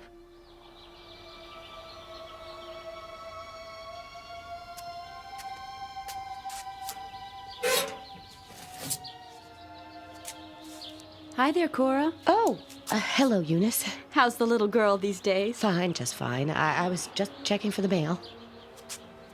Has it come yet? I don't think so. Looks like you got something. Just some junk mail from yesterday. It was still in the box. Well, you take care, Cora. Don't be such a stranger. You too. Elkenberg, Calder, Werner, all from Germany. Strange. If I tear up the letters, he'll find the pieces. I must burn them. The furnace. That's it. In the basement. I must. Where is she going? What's downstairs? No.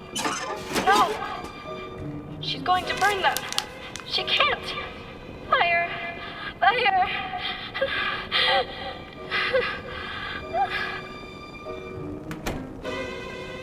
Ilsa, is that you?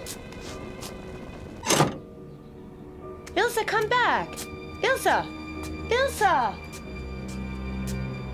They'll never find me now. Never. Never. I'm here. My name is Ilsa Nielsen. Help me, please. Someone. I'm here. Here.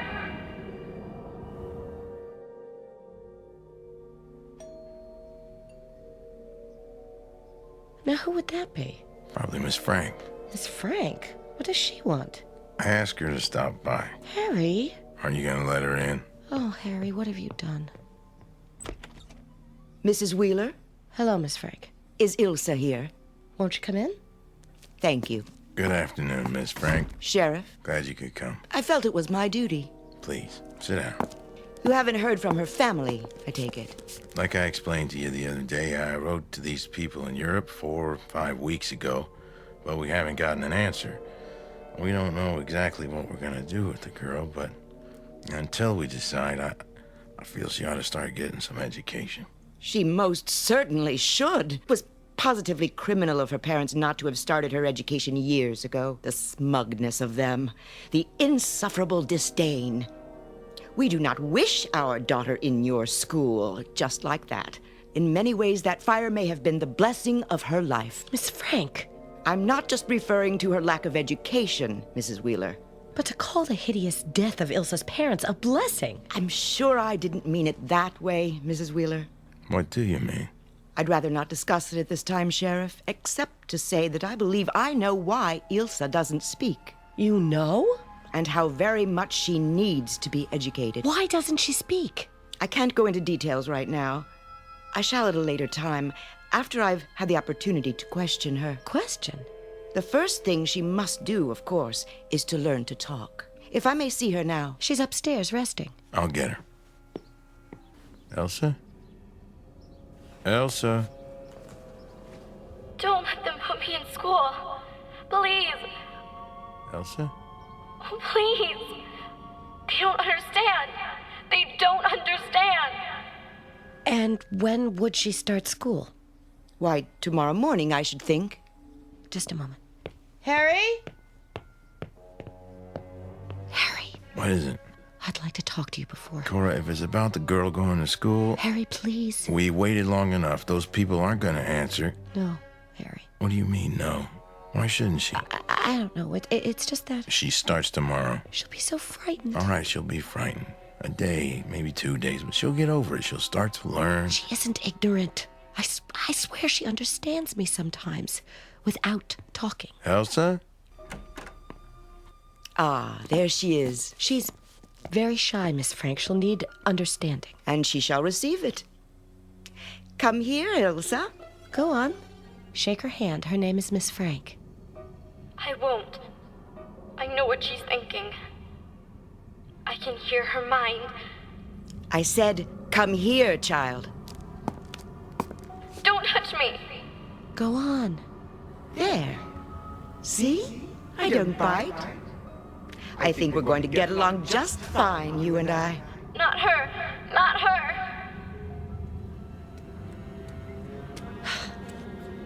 Don't be worried, sweetheart. They're only children, like yourself. Wait for me and I'll come get you after school. Here we are. It's the first classroom. Ready? It won't be so bad. You'll see. Miss Frank? Good morning, Mrs. Wheeler. We were just about to start. I do hope everything will be all right. Ilsa's very shy. She'll feel right at home in no time. Shouldn't I stay with her a little while? As long as you're here, she can't begin to adjust. Believe me, it's the only way. Yes, well, goodbye, dear. Don't leave me. We'll take good care of her. Remember, I'll meet you after school.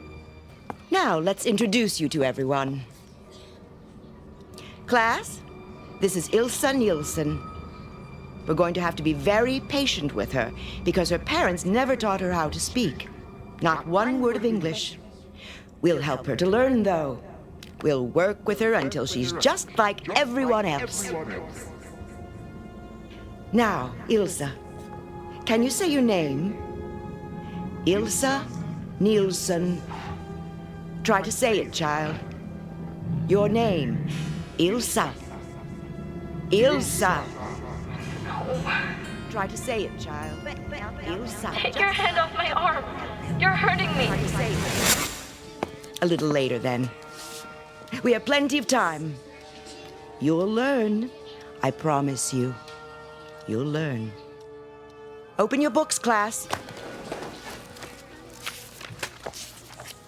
Richard, will you read from the top of page 17, please? This is a boat. A boat sails on the ocean. Ocean? He's trying to tell about the boat in the picture. The boat isn't words.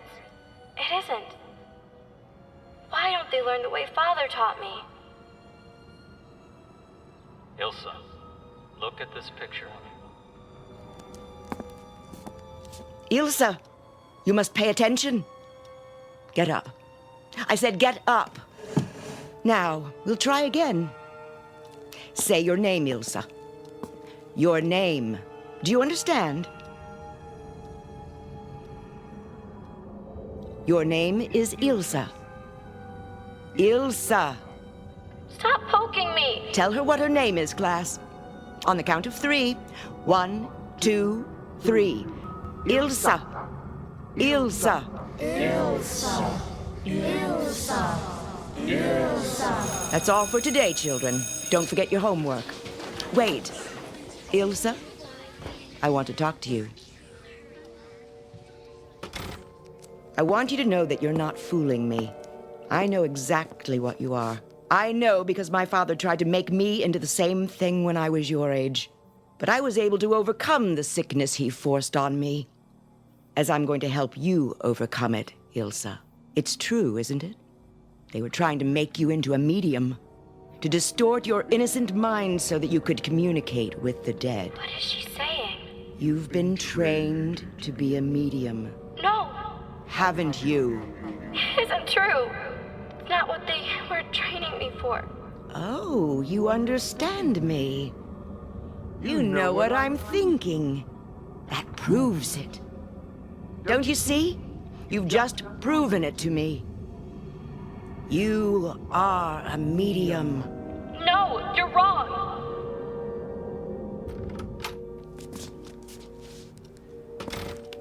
Ilsa? There you are. Mrs. Wheeler. Was it very bad, Ilsa? Not at all. She's coming along nicely. Oh, she's still a little timid, of course, but she's learning. Oh, I'm so glad. We'll see her in the morning then. Yes. Goodbye, Miss Frick. Goodbye. For now. See you tomorrow, Ilsa. And the next day. And the next day. And the next day. And the next day. And the next day. And the next day.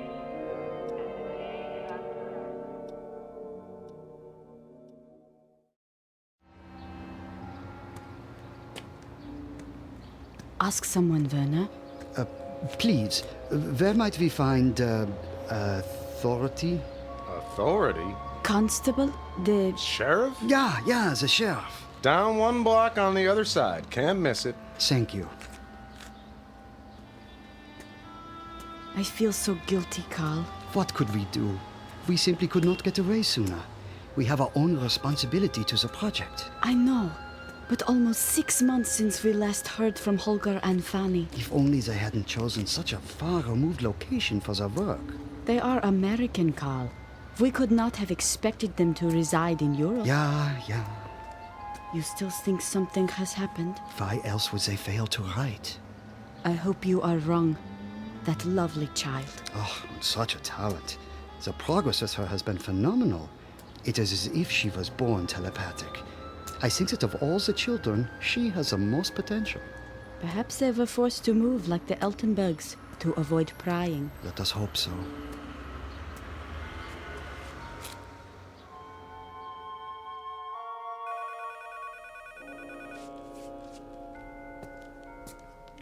Hello? It's me, Cora. Yes, dear, what is it? The ones from Germany are here. Did you hear me? Yes. I'm gonna bring them to the house. We'll be over in a little while. All right. No. No.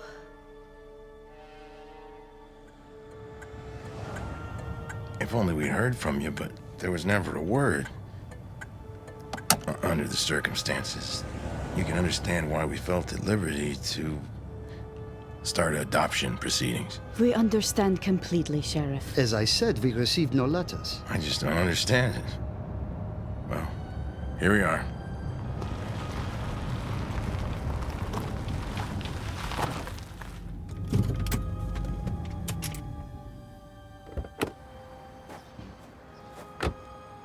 Holger and Fanny dead. I still can't believe it. How horrible. More horrible, the sort of Ilsa exposed to people who do not understand. Oh, pray heaven we are in time to save her. Hello. Cora, this is Professor and Mrs. Werner, my wife. How do you do? Mrs. Wheeler? Cora, they say they never received those letters. Oh, that's odd. Won't you sit down? Thank you. She burns those letters, Maria. Yes, I know. How terribly she suffers. You came a long way, Mrs. Werner. Yes, we did. Are we going to tell them? Not unless we have to. May we see Ilsa? I'll be going to get her out of school in a little while. School? God in heaven, school.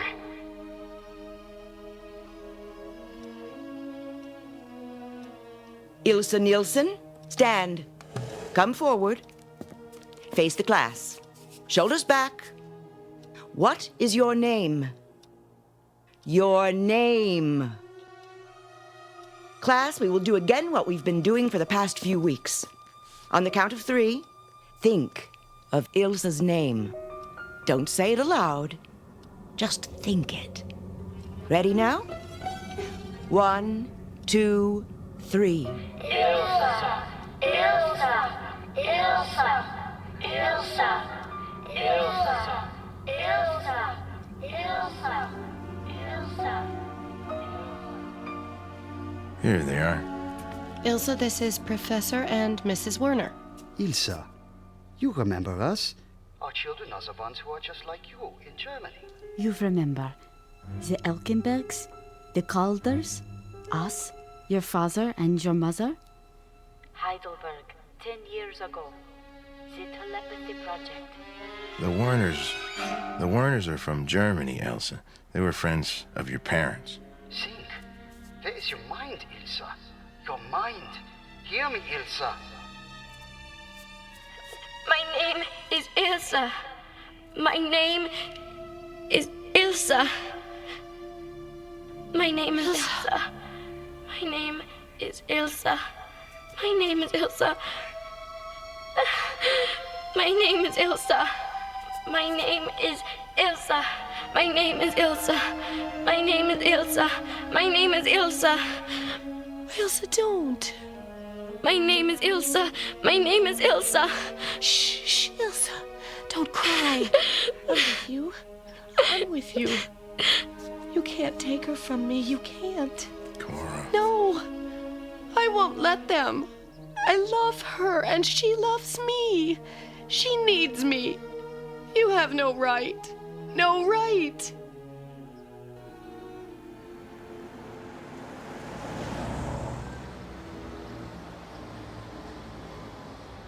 Look, I apologize for both my wife and myself.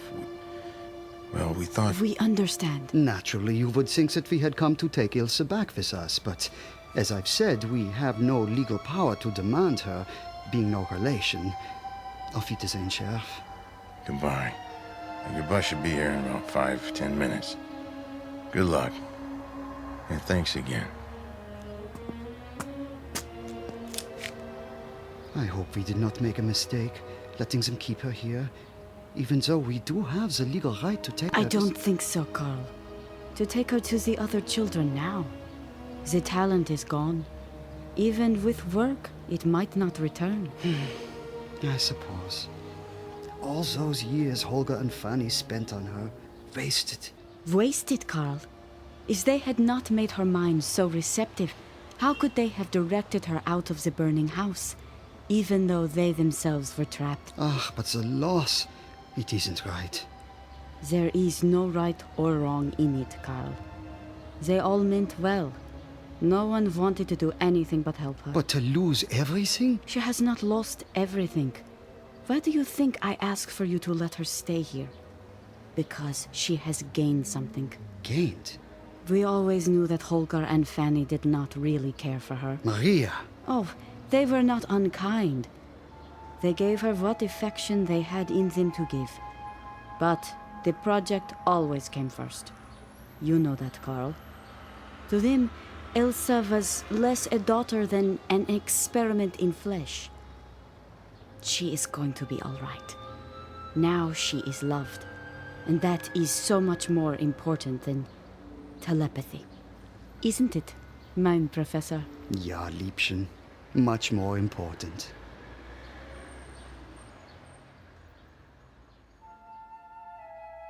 This has been the story of a girl named Ilsa Nielsen, soon to be Ilsa Wheeler, who lives in the town of German Corners, Pennsylvania. She discovered that in the world of nightmares, those which threaten physically are of little consequence when compared to those of the mind. And Ilsa's mind is now possessed by the most valuable talent of all, the capacity to love. From now on, the consuming flames that haunted her dreams will be confined exclusively to the Twilight Zone. We'll return to the Twilight Zone in just a moment. You are about to enter another dimension, a dimension not only of sight and sound, but of mind, a journey into a wondrous land of imagination. Next stop, the Twilight Zone. Hi, this is Stacy Keach. I'd like to take a moment to tell you about our Twilight Zone website at twilightzoneradio.com. At twilightzoneradio.com, you'll find the latest information on these Twilight Zone radio dramas, including behind-the-scenes photographs, plus the newest product releases, trivia contests, ways to contact us, other Twilight Zone-related info and merchandise, plus links to other fascinating websites. So make your next stop twilightzoneradio.com. Visit twilightzoneradio.com to purchase these Twilight Zone radio dramas on cassette and CD, or call toll-free 1-866-989-ZONE. That's 1-866-989-9663.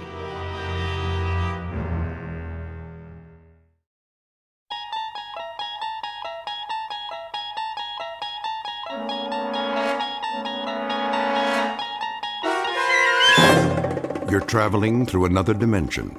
A dimension not only of sight and sound, but of mind. A journey into a wondrous land whose boundaries are those of imagination.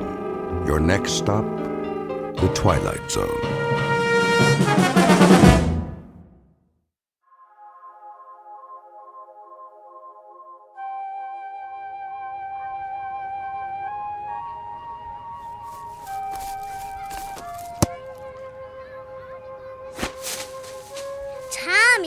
Don't kick the ball so far. Now I had to go across the street to get it.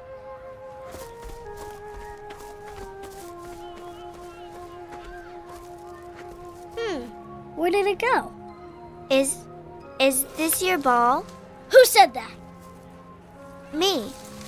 Why are you in the bushes? Are you hiding? No, your ball went back here. I was just getting it for you. Here, I'll kick it to you. Thanks! Hey, you kick pretty good. What's your name? Janet. Mine's Rebecca. You can call me Becky. Why don't you come out of there? That's all right. I'm okay here. Don't be silly. Come on out and play kickball with us. Oh, I would love to, but I'd better not. Come on! Do you really think I'm a good kicker? You can play on my team. Well, all right. Maybe I can. Maybe it'll be all right. Yeah, we'll be all right. Okay, I'm coming out now. You better hurry. Tommy doesn't like to wait. You're a monster! No, I'm not.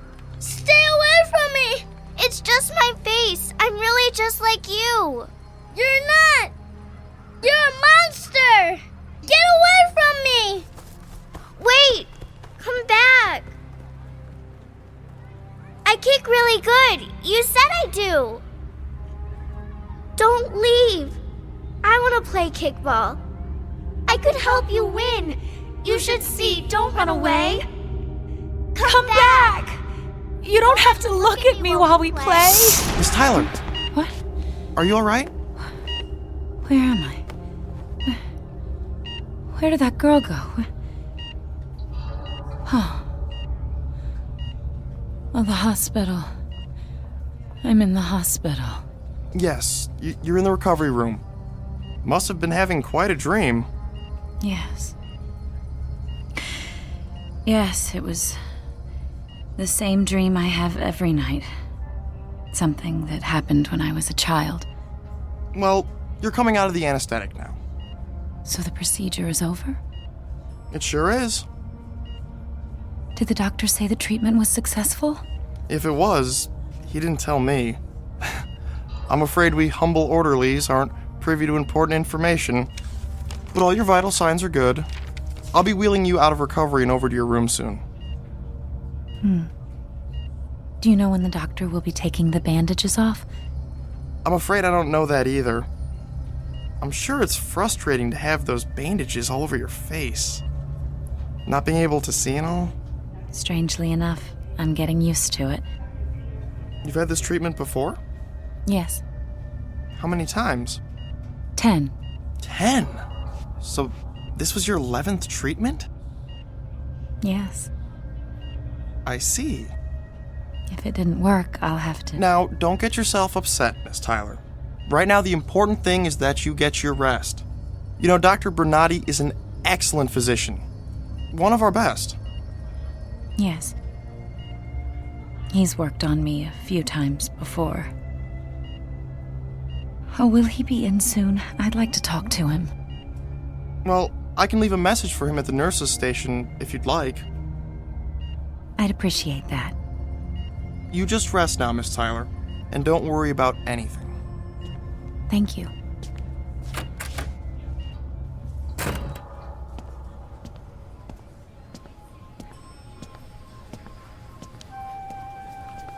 Hey, nurse, patient 307 wants to see Dr. Bernardi when he's available. She's anxious to find out if the doctor thinks her treatment was successful.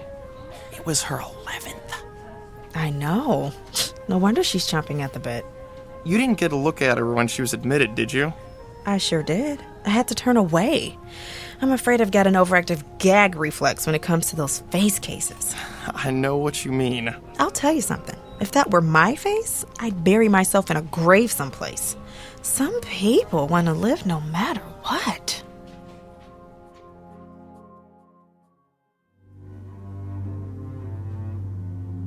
Year, place, circumstances, all indeterminate because this is a story about beauty and ugliness, and it is not dependent on a clock or a calendar.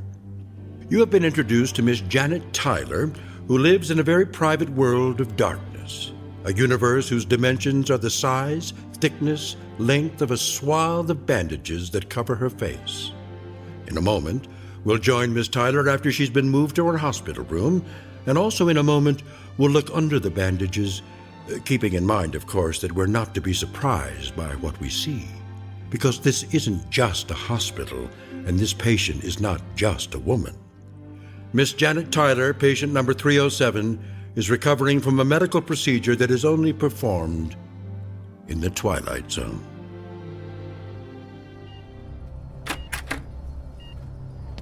Nurse, is that you? Yes. Brought you your sleeping medicine, honey. Oh. Is it really night already? It's 9:30. What about the day? What about it? Well, was it a beautiful day? Was the sun out? Was it warm? Kind of warm. Clouds? Were there clouds in the sky? I suppose there were. I never was much for staring up at the sky all the time.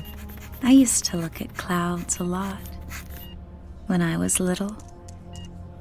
We had a hill by our house, and I liked to go up there and lay alone in the tall grass and stare up at the clouds.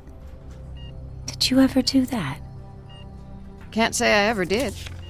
I used to love the sun on my face, the wind in my hair, and the solitude. I loved being by myself, all alone at the top of the world, Time to take your temperature now. Oh, just one other thing. Well? When will they take the bandages off? How long do I have to wait? Until they decide whether they can fix up your face or not. Oh. I guess it's pretty bad, isn't it? I've seen worse. But it's pretty bad, isn't it? I mean, I know it's pretty bad. Ever since I can remember, ever since I was a little girl, people have turned away from me. One of my earliest memories is of a girl screaming when she looked at me. It's something I still dream about. I never wanted to be beautiful. I just wanted people not to scream when they looked at me. When, nurse, when will they take the bandages off my face this time? You've been waiting so long now, it really doesn't make much difference whether it's 2 days or 2 weeks, does it? I suppose not. Now let me take your temperature.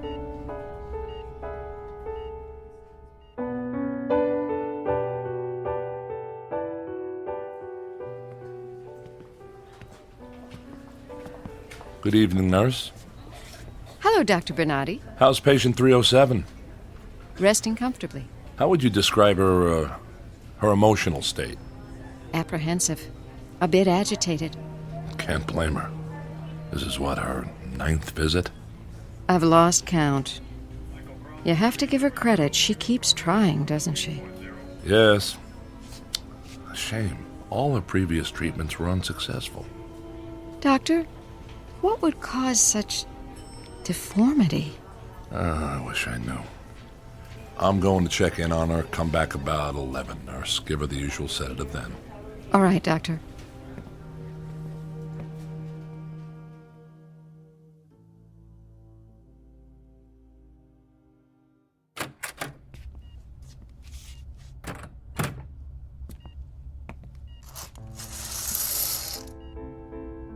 Warm this evening, Miss Tyler? Hello, Doctor. I thought it was warm. I couldn't be sure, though. I expect you're uncomfortable under all those bandages. Oh, I'm used to bandages on my face. Sometimes I think I've lived my whole life inside a dark cave.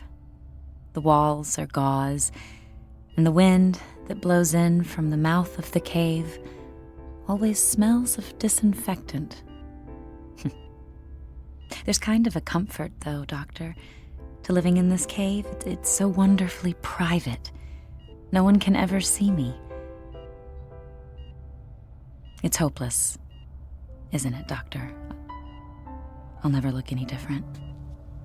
That's hard to say. Up to now, you haven't responded to the medication or to the shots or any of the proven techniques. Frankly, you've stumped us, Miss Tyler. Nothing we've done so far has made any difference at all, but we are hopeful of what this last treatment may have accomplished. Unfortunately, your case is one that can't be handled with plastic surgery. Bone structure, flesh type, many factors prohibit this kind of approach, and... This is your 11th visit. No more after this, are there? No more tries?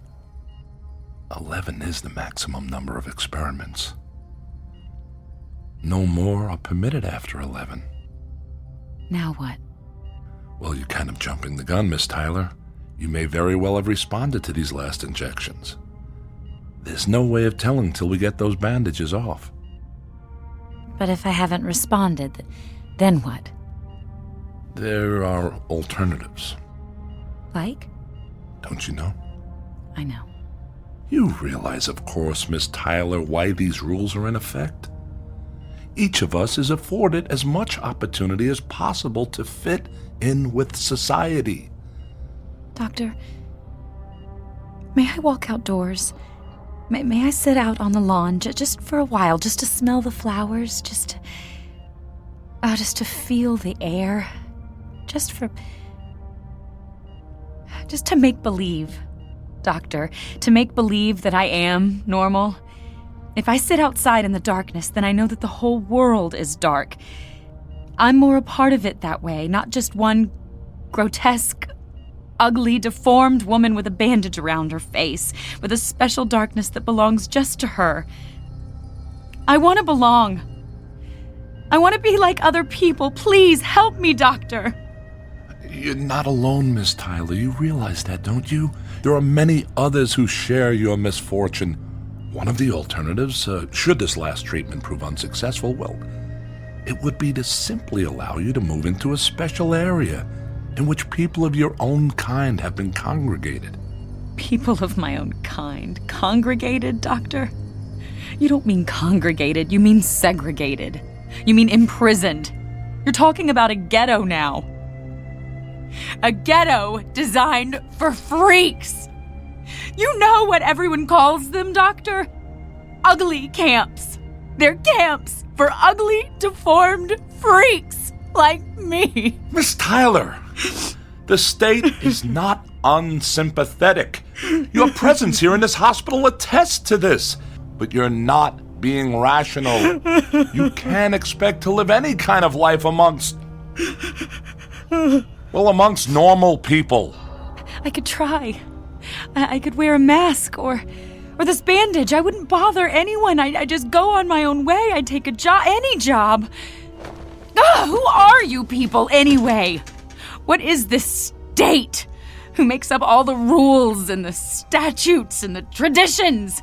The people who are different have to stay away from the people who are normal. Well, the state isn't God, Doctor. Miss Tyler, please. The state is not God. It hasn't the right to penalize people for an accident of birth. It hasn't the right to make ugliness a crime. Doctor, look. If I walk over here by this window... Careful, Miss Tyler. No, I can feel the night out there. I feel the air. I can smell the flowers. Please. Please take this bandage off me. Please take this off me. Take this off me! No, Miss Tyler, don't tear at the bandages. You could do serious damage to the work we've done. Nurse, I could use help here. Get this patient a sedative now.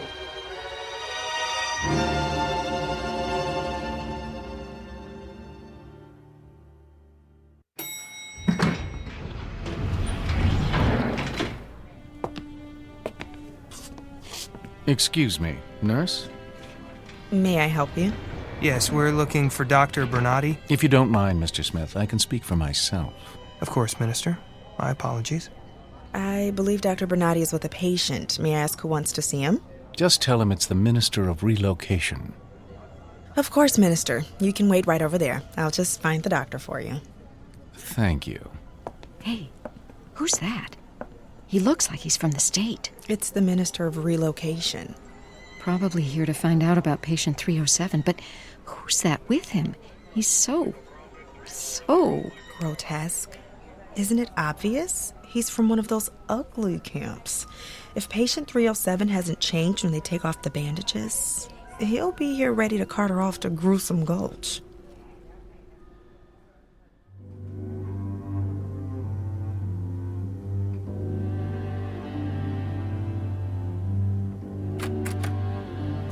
Miss Tyler. Oh, Doctor? What time is it? It's morning. I've lost track of time. Easy to do. Those bandages keep you from seeing the daylight. Plus, we've kept you mildly sedated since your outburst a couple of days ago. You slept much of the time. Oh, is today the day? Yes. When? You're scheduled for 12 noon. Miss Tyler. Yes? After I remove your bandages, regardless of the outcome, I must insist that you promise to remain rational. No tantrums, no temperament. You understand? Yes. Now, having said that, I want to tell you that you have every reason to be optimistic. You've been fortunate enough to take advantage of some pharmaceuticals that were just recently developed in state laboratories. They've done quite well under testing conditions. Your chances for a successful treatment are very promising. So, let's just keep a hopeful outlook. All right? I'll try, Doctor. Dr. Bernardi, I'm sorry to interrupt. May I speak with you a moment? Of course. I'll see you later, Miss Tyler. All right, Doctor. What is it, nurse? The Minister of Relocation is here to see you. The Minister of... What does he want? He didn't say. I'd better not keep him waiting. You can show him to my office, nurse. I'll let him know.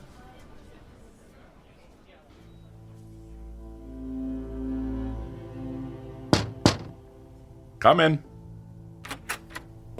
Dr. Bernardi? Yes, Minister. So sorry to keep you waiting. How can I help you? I understand you have a patient here. Patient 307, I believe? Yes. Janet Tyler is her name. I know her name, Doctor. I understand that 3 days ago she completed her 11th treatment for facial reformation. That's correct, sir. And she is scheduled to have her bandages removed today? Yes. Since this was patient 307's 11th treatment, there's a strong possibility that her appearance will not have changed. Well, I'd like to think that we were successful this time. But we know the statistics, don't we, Doctor? The statistics? The data on those who've had 11 treatments. Only 18 people have ever undergone that many. And of that number, only 2 were successful. That's why I brought Mr. Smith along with me today. How do you do, Doctor? Mr. Smith? Are you familiar with the ugly camp in the north, Doctor? We prefer to call it a relocation village, Minister. I'm sure you do. I'm familiar with it. Mr. Smith here is to escort patient 307 there, should her appearance remain unchanged. Shouldn't we wait until the bandages have been removed before making a decision like that? Experience has shown us, Doctor, that immediate exclusion is best for the patient. If 307's condition remains unchanged, Mr. Smith will ensure that her removal is swift and peaceful. So the only option for her is segregation? We prefer to think of it as a repositioning, a transfer, if you will, to a place with others of her disability. But to answer your question, the only other alternative for undesirables is extermination. But you should know, Doctor, that extermination is not an option if she is in good physical condition. In that case, she would simply be relocated. Has the state considered any other alternatives? Especially for a patient who's tried so hard to conform. It doesn't seem fair that... Fair? One could infer that you are questioning the judgment of the state, Dr. Bernardi. Oh, no, of course not, Minister. I'm simply trying to consider what's best for my patient. I wouldn't be much of a physician if I didn't. An admirable trait, Doctor. Assuming it doesn't take priority over the principles established by our leader. Of course, Minister. No disrespect was intended. I'm sure. Well, my business here is complete. Here is the necessary paperwork to fill out if patient 307's condition remains unchanged, and I will leave Mr. Smith here to accompany her to his village. Doctor, I would highly recommend sequestering Mr. Smith someplace where he won't, alarm the patients. Of course. We have a room down the hall where he can wait undisturbed. Excellent. Just one more thing, Dr. Bernardi. I assume the hospital knows that every video monitor in every room and every hallway must be tuned to the leader's message today. I understand it will be especially inspiring. I'm sure it's been taken care of, but I'll confirm that the audio-visual staff knows about it. Most kind of you. Thank you for your time, Doctor. Good day. Good day, sir. Goodbye, Minister. Goodbye.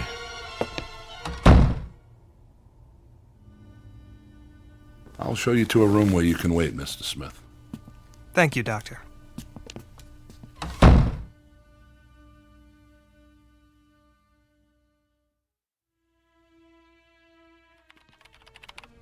Hey, it's almost time for 307's bandages to come off. The doctor said to be sure and have the anesthetist standing by. Oh, that's right. I'll set it up now. Of course, it's not for me to say, but I think they spend an awful lot of time and trouble on these face cases, these throwbacks. Why not ship them out in the beginning? Is that what you'd want? If it were you? I mean, if it were me, I'd want to follow the rules of the state no matter what I look like. Oh, Anesthesia, we need you for patient 307. I should warn you, she may get violent. Thanks. I'm not saying 307's case isn't tragic, but the rules the leader established are for the good of society. We can't make exceptions for one person, no matter how hard she's tried to conform. Oh, that reminds me. The leader is speaking today. I should turn on the radio. And now, ladies and gentlemen, our leader. Just in time. You're not going to have time to hear it. We have to be in 307's room. Yeah, I know. For the great unveiling. I just want to hear the beginning. Good evening, ladies and gentlemen. Tonight I shall talk to you about glorious conformity, about the delight and the ultimate pleasure of our unified society. You recall, of course, that period of time when there was a strange, over-sentimentalized perception that it mattered not if people were different, with foreign elements glued together in a crazy quilt. Looks like the leader's speech is on every video monitor, just like the minister requested. I guess my meeting with him could have gone better. Hope he didn't think I was questioning the laws of the state. But I've got to remain positive, regardless of what the statistics say. I have to let Miss Tyler see a glimmer of hope through all those bandages. After all, we use the latest medicine, the most up-to-date procedures. Dr. Bernardi? Huh? Oh, yes, nurse? You look deep in thought. I guess I am. There's a lot to think about today. Well, the anesthesiologist is on his way. Should we all meet you outside patient 307's room? Yes, please. All right. I'll see you there. Okay, doctor, let's find out if the 11th time is the charm.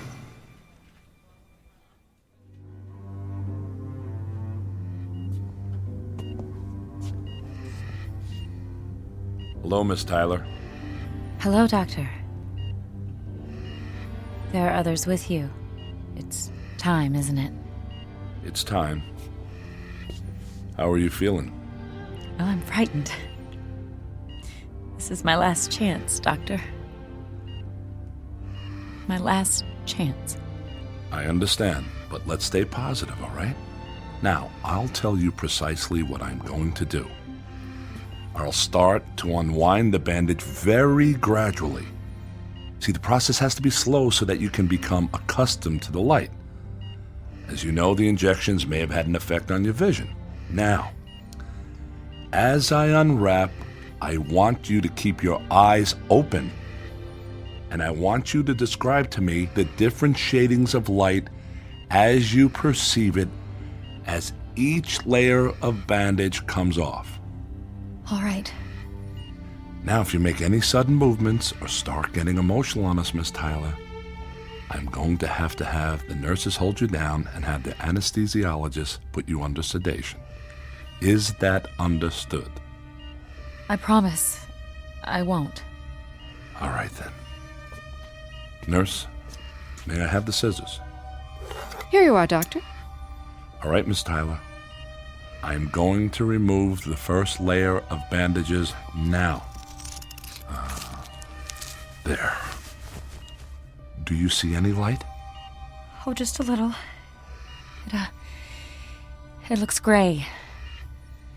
All right, now. Just be very quiet. Now, Miss Tyler? Oh, much brighter. Very bright. A bit more now. How about now? Oh, it's bright. It's very bright. Good. Just a little more. I'm at the last layer now, Miss Tyler.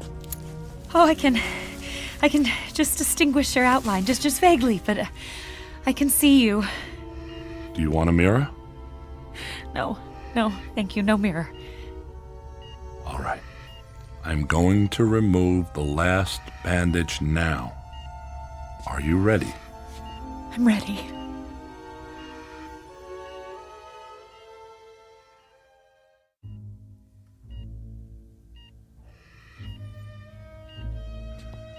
All right, Miss Tyler. I'm going to remove the last bandage.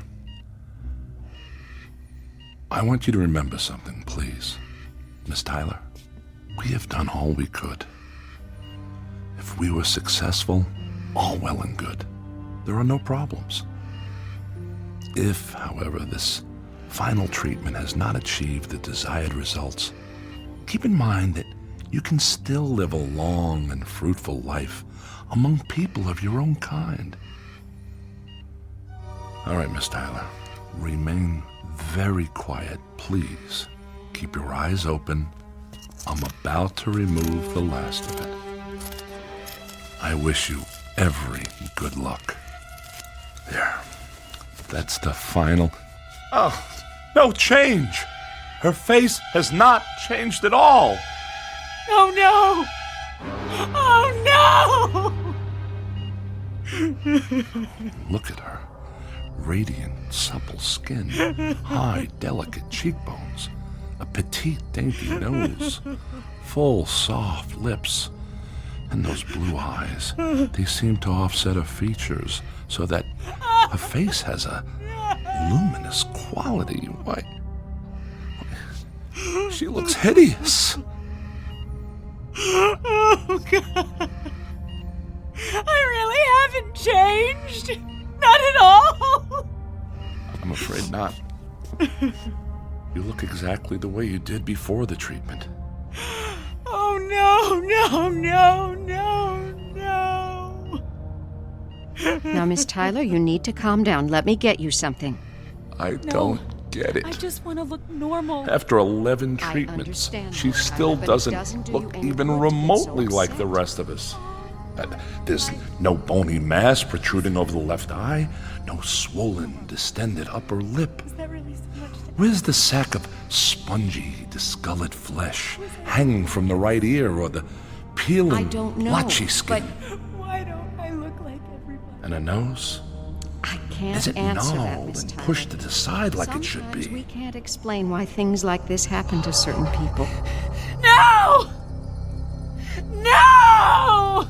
It's not fair! Miss Tyler, I warned you. But I've tried, Doctor. You understand. You know how hard I've tried. Can't they make an exception? I've had 11 procedures. The maximum number.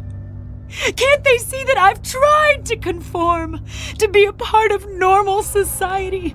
Doesn't that count for anything? I don't make the rules, Miss Tyler. Now please, sit down. We've arranged for you to stay in a place with your own kind. No! No! I won't go! Let me out of here! Oh! Ah! Oh! Say to you now.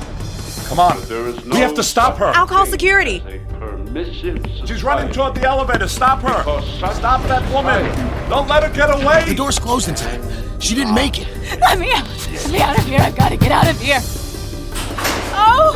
Come back! And now we know that there must be a single... She's getting away again! Adam, I can help you. I'll go through this storage room and cut her off. There's a door on the other side. Entity of people. Come on, nurse. We'll stop her from backtracking this way. Philosophy of government. There. I think he's got a corner. Come on now, Miss Tyler. You need to stop running. But don't you see? Everywhere I run, everyone looks the same. The doctors, the nurses, the leader on all these video monitors. They're all just reminders. Reminders that I'm different. That I'm a freak. No, wait! We cannot permit. We must not permit. She's gonna throw that clipboard at him. Sentimentality of Shut the up! past age to weaken Shut our resolve. We must I'm tired of hearing your rules. like a cancerous I growth. am not a cancer. Because such must be the metal.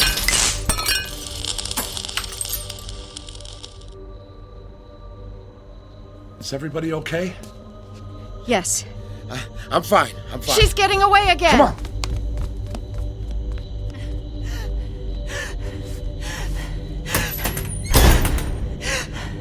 I'll find place to hide. No one ever has to look at me again. I'll find someplace out in the country where I can be alone and lay in the tall grass and look up at the clouds. But first I have to find a way out of here.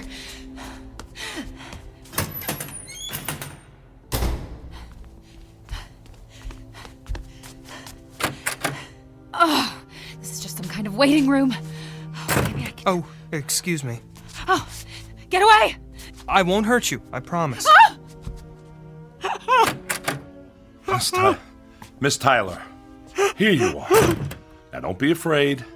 This is a representative of the group you're going to live with. Oddly enough, you've come right to him. He looks like a monster. I'm sorry if my appearance has alarmed you, Miss Tyler, but it's just my face. I'm really just like you. This is Mr. Smith, Walter Smith. He's in charge of the village group in the north. He'll take you there tonight. You can live among your own kind now. Miss Tyler? Yes. We have a lovely village and wonderful people. I think you'll like it where I'm going to take you. You'll be with your own kind, and after a little while, you'd be amazed how quickly you'll feel a sense of great belonging. You'll feel a sense of being loved, and you will be loved, Miss Tyler. Doctor, would you excuse us? Of course. Good luck, Miss Tyler.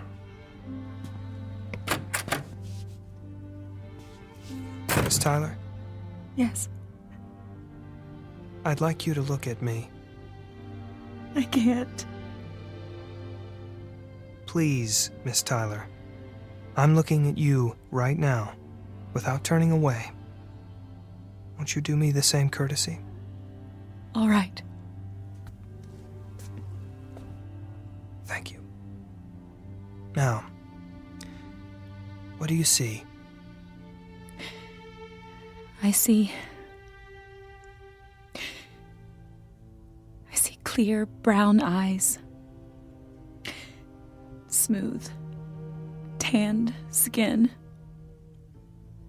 a trim, straight nose, a firm, square jaw.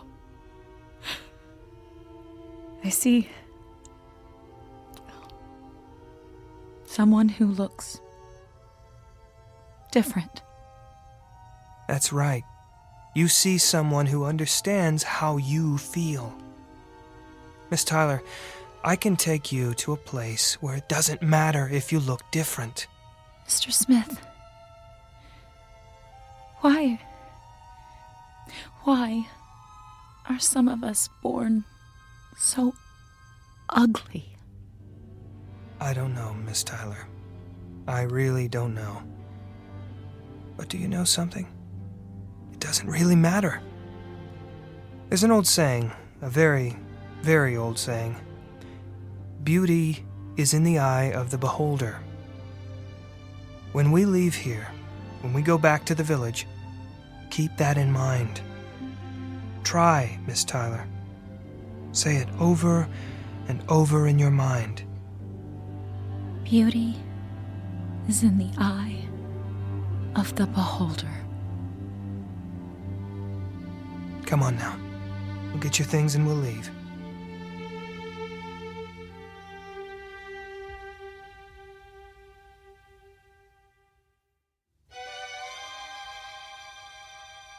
Now the questions that come to mind: where is this place and when is it? What kind of world where ugliness is the norm and beauty the deviation from that norm? You want an answer? The answer is it doesn't make any difference. Because the old saying happens to be true. Beauty is in the eye of the beholder. In this year or 100 years hence. On this planet, or wherever there is human life, perhaps out amongst the stars. Beauty is in the eye of the beholder. Lesson to be learned in the Twilight Zone.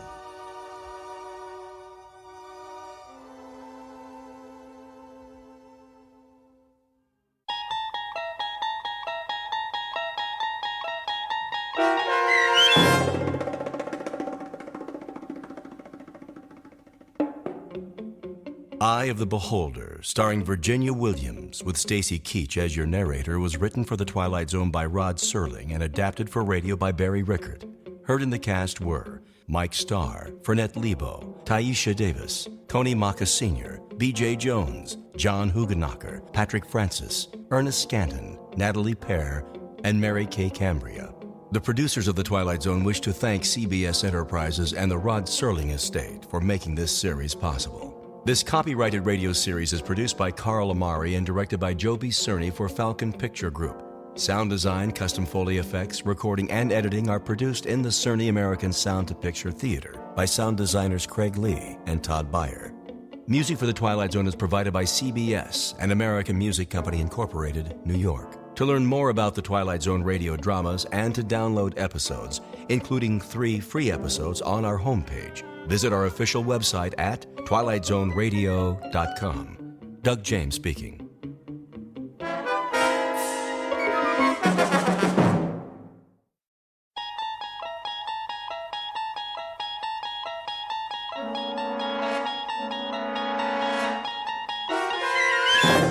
You're traveling through another dimension. A dimension not only of sight and sound, but of mind. A journey into a wondrous land whose boundaries are those of imagination. Your next stop, the Twilight Zone.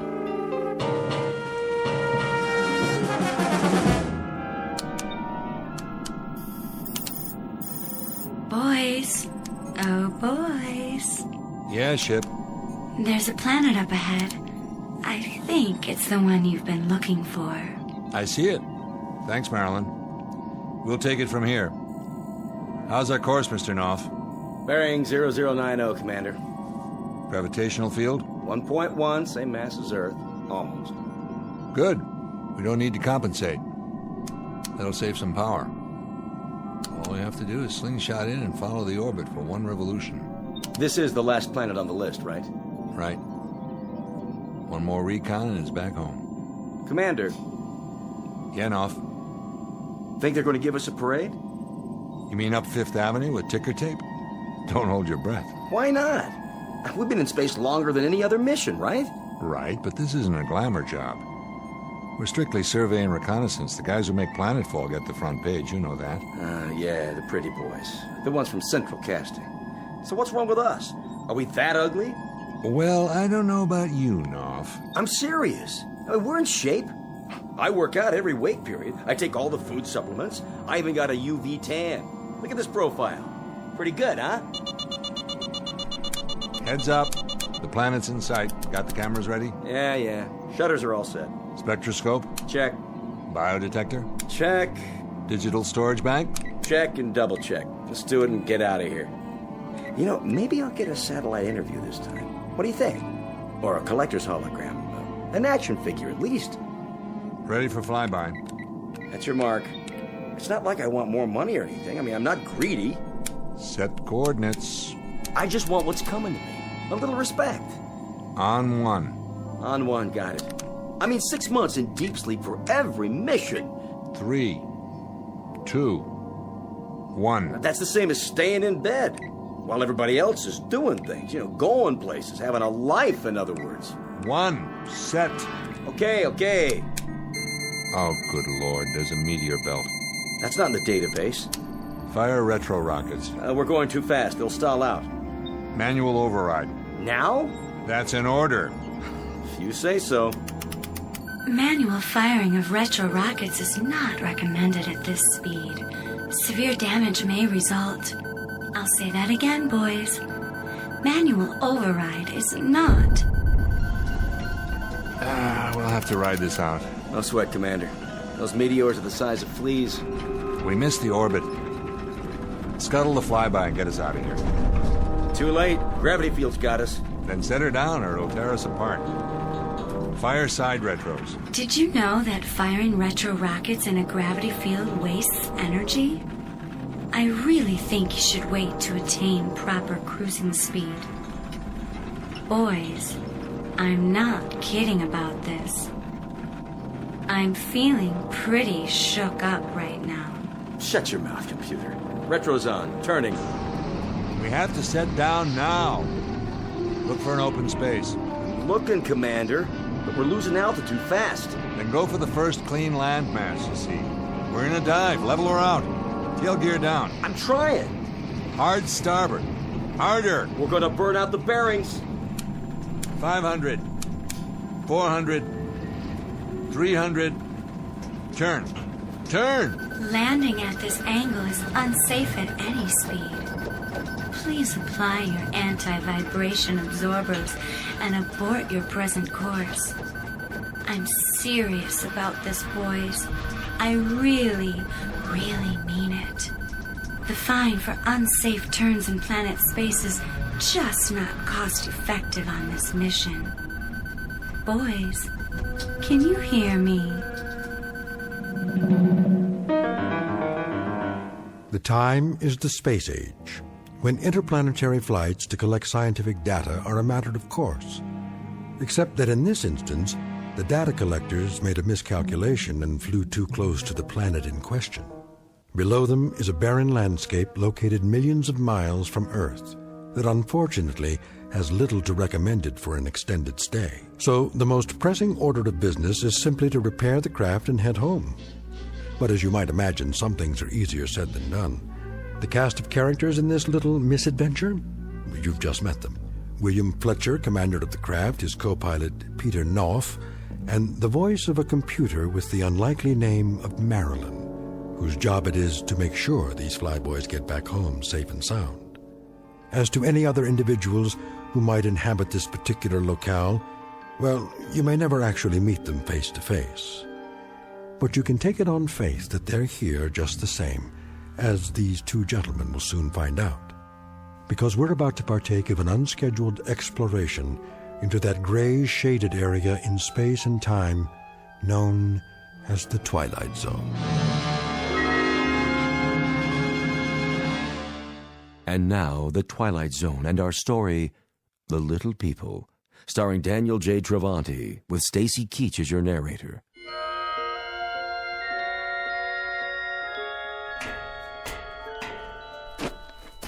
Well, Commander, did you get the engine compartment open? I did. How's it look? The ship's repairable, but I can't touch any of those gimbal bearings for a while, even with the gloves. It's like a furnace in there now. Needs to cool down first. And that grand event will come when? Tomorrow night, maybe. Or the following morning. That's a swig from the old bottle, isn't it? You picked a nice place to sit down, Fletcher. Real nice. The floor of a canyon. You must be some kind of 8-ball artist, because you snookered us but good. I took us to the first landmass that came up on the screen. The way I remember it, there wasn't much of a choice. And for the record, Knopf, I didn't pepper the side of that vehicle with pin-sized meteor holes. I also didn't foul up those rocket boosters. You think I did? I didn't say that. We can chalk it up to Mother Nature if you like. Or gremlins. All right. Just strikes me as kind of a dumbhead place to set down. The bottom of a canyon. The walls are a mile high, we can't climb out. The only way we're going anywhere is to blast off, if you can make those repairs in time. Oh, I'll get them repaired, don't you worry about it. And we've got the time we need. There's enough rations in the hold right up that ladder. Matter of fact, I brought some down so you wouldn't have to exert yourself. Here, knock yourself out. Food concentrate A163, modified luncheon plan. Kind of gets the old juices flowing, doesn't it? Yeah, there may come a moment in time when I'll enjoy this. But that time hasn't quite hit me yet. Wonder what we get for dinner. A pea-sized steak and a capsule of Tang? Better chow down now. If you don't, you won't have enough strength to do anything. Hold your socket wrenches for you mean? Look, if you don't want to get your little hands dirty...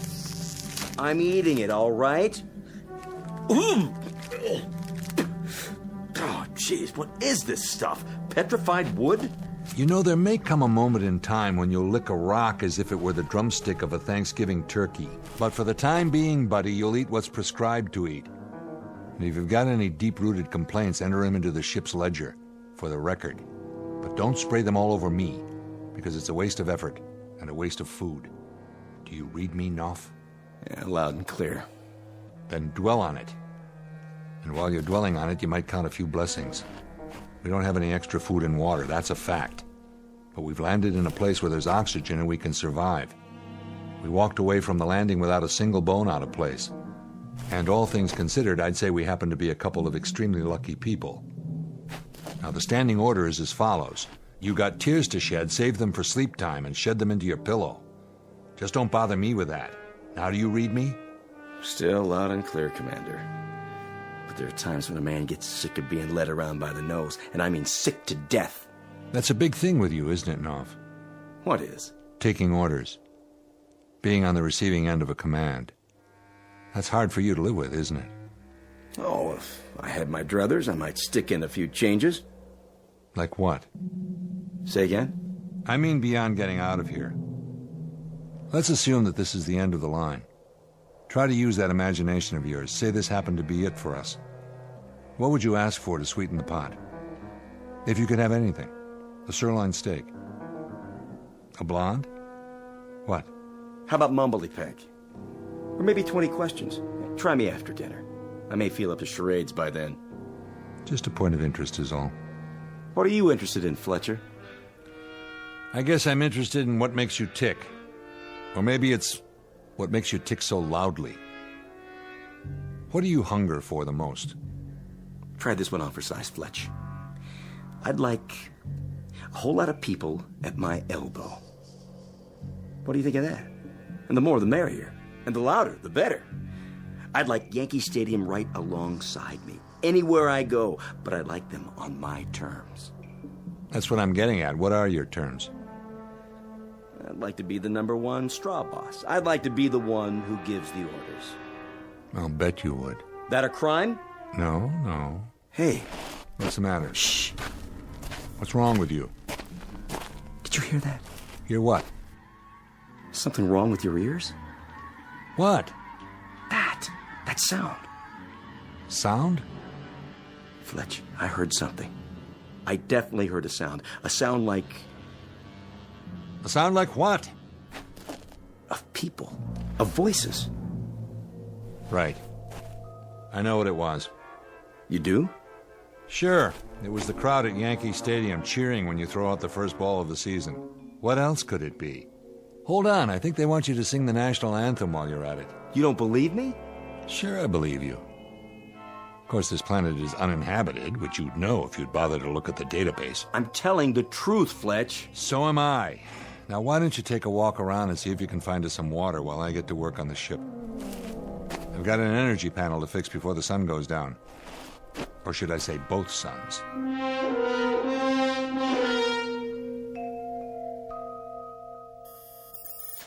How's the repair coming, boys? It's coming. And it's just me, Ship. Where's Peter? Lord only knows. Off communing with nature or something. That's not very considerate. We need him if we want to get home. Wouldn't you agree, Commander? I can handle it, Ship. Well, it is hot in here, and frankly, I don't think you can tolerate the temperature as well as I can, Willie. Me? I'm doing fine. But you've got circuit boards that'll fry if they overheat. You want me to turn on the air conditioning? I don't think that's such a good idea, Commander. It would only use up more of our power. Then why don't you give it a rest? How's that, Willie? Shut yourself down so I can get my work done. Do my conversational skills displease you? No more than normal, but every word I say uses up 7 calories of my energy. Are you sure? I don't see that information in my databank. Take my word for it. Oh my. Then you've just wasted, let me see, 35? No. 102? No. 200? I can count, Ship. 28 more. I'd better switch to monitor mode before you collapse. It is odd, though, that your vital signs don't show any extra loss of energy. Nap time for you. Sweet dreams. Thanks, Willie. And don't call me Willie. Nobody calls me that. Nobody human. I'll make a note of that in my crew profile, Commander. And remember, if you need me, I'm always here for you. How could I forget? Don't let the bedbugs bite. Sorry? Forget it, Ship. Catch you later.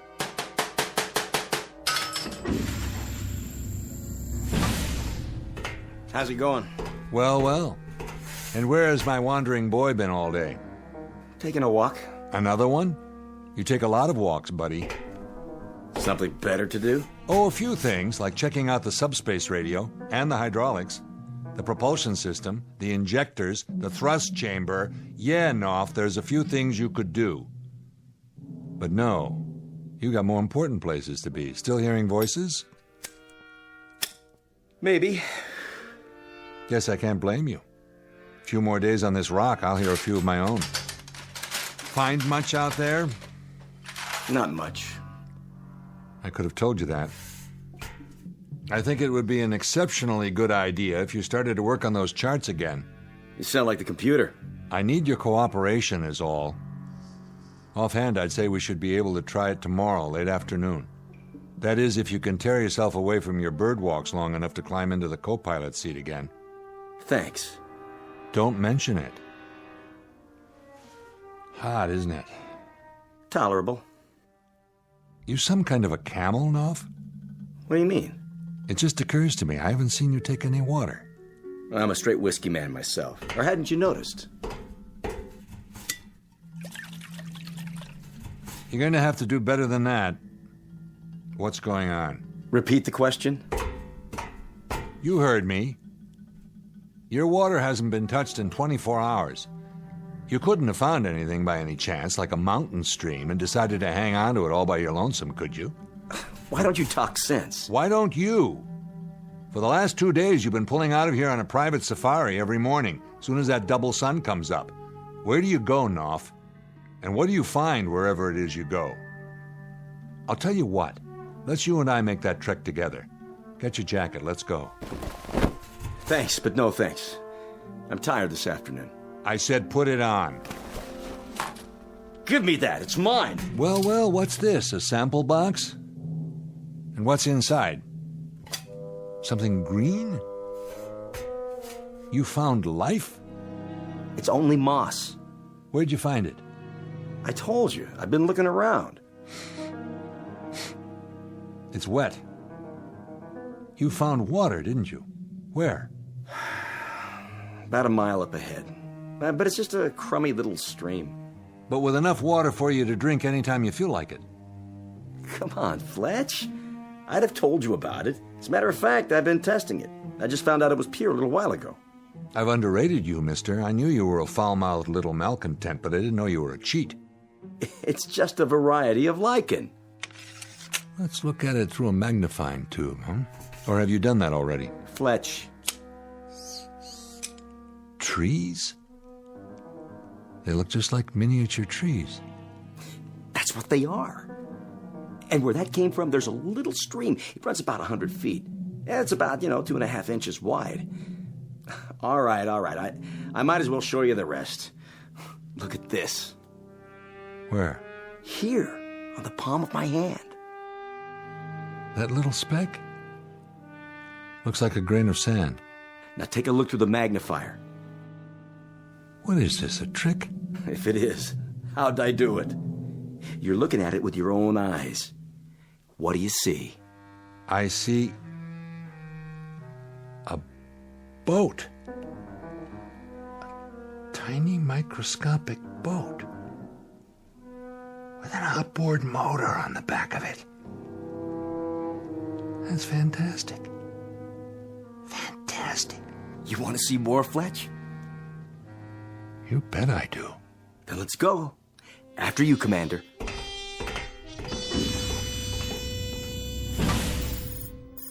Good afternoon, boys. I just had a good rest.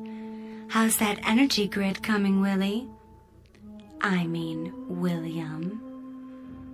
Pete? Peter? Are you there? You mean you're not joining me for dinner? You know, boys, a word to the wise.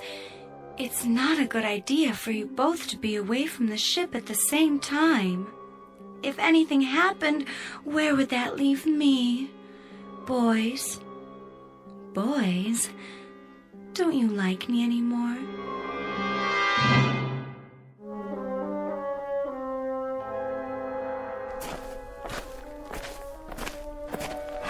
Now, where's this stream of yours? A little farther, just past the boulder. I don't see... Here. I still can't see... Look down, next to your boot. Yeah. Oh, yeah. How did you spot a thing like that, Knopf? It's just a green line between the rocks. Doesn't look any whiter than my finger. I was out getting soil samples the first day.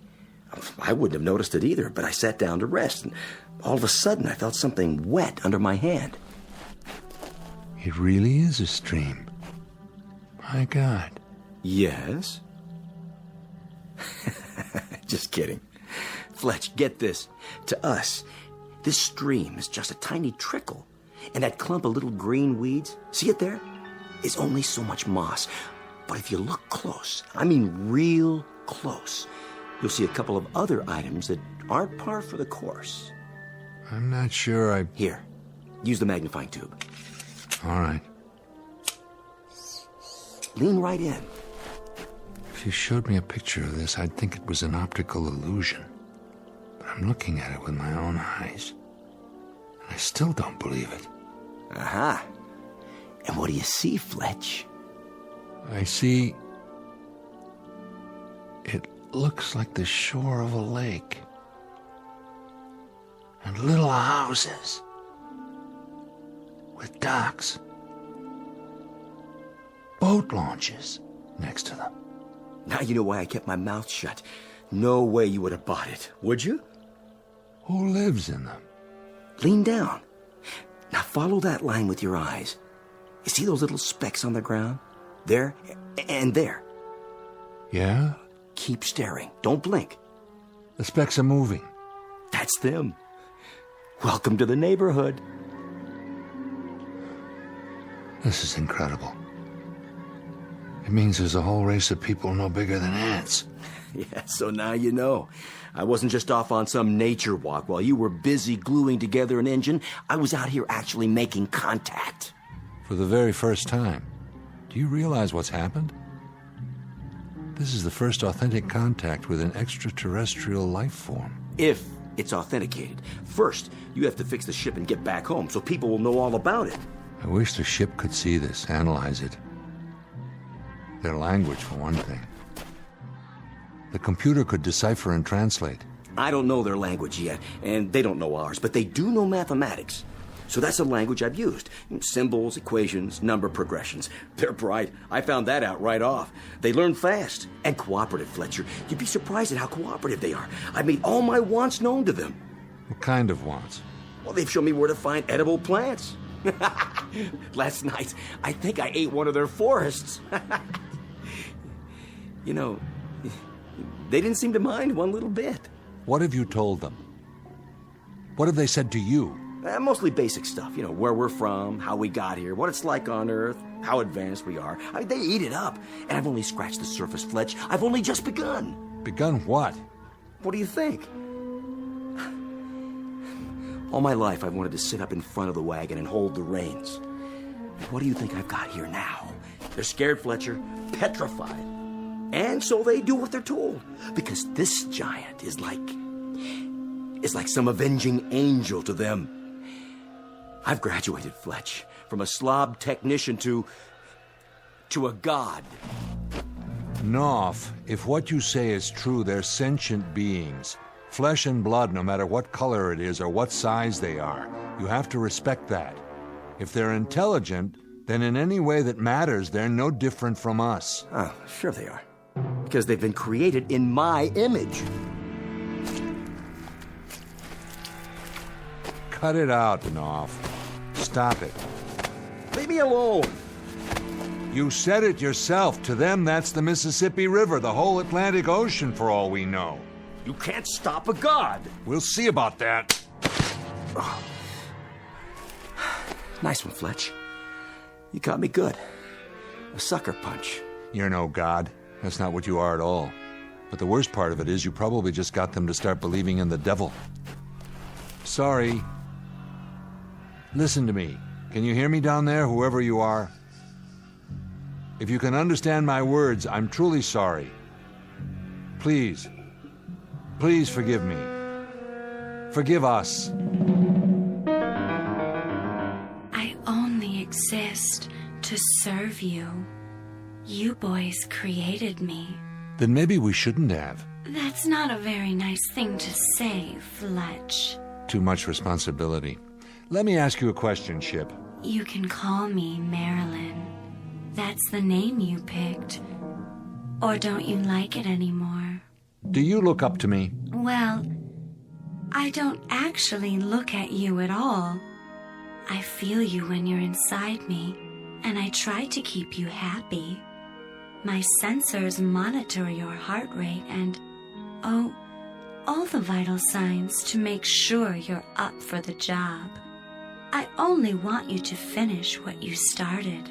Yeah, I know, but you don't think of me as your god, do you? Nothing like that. I don't think that word applies here, do you? It wouldn't have any meaning in this situation. Or am I missing something? You don't know how glad I am to hear you say that. The way I see it, we're partners. We work together for a common goal to blast off and stay up till our time together is over. After that, well, I wouldn't want you to worry about the future. All you have to do is take me home. I'll be there whenever you need me, day or night. If we're going to do this again, that's strictly up to you. I like your attitude. Thanks, boss. I like yours too. Ready to test. Set your tail levelers. Tail fins spread and in position. Then here we go. Contact.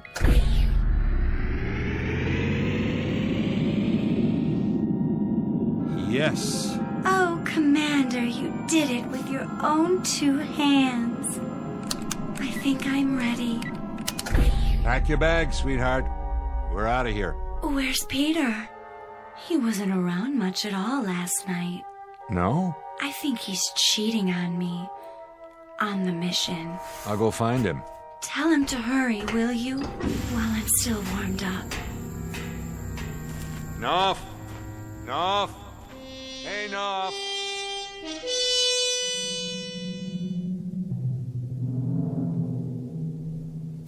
Knopf! There you are. Why didn't you answer me? The ship's ready to go. Hey, Knopf, you got anything to say? Turn around and look at me. What? What's this? It's a statue. Life size of yours truly. Pretty good likeness, huh? Who made this? They did. My subjects.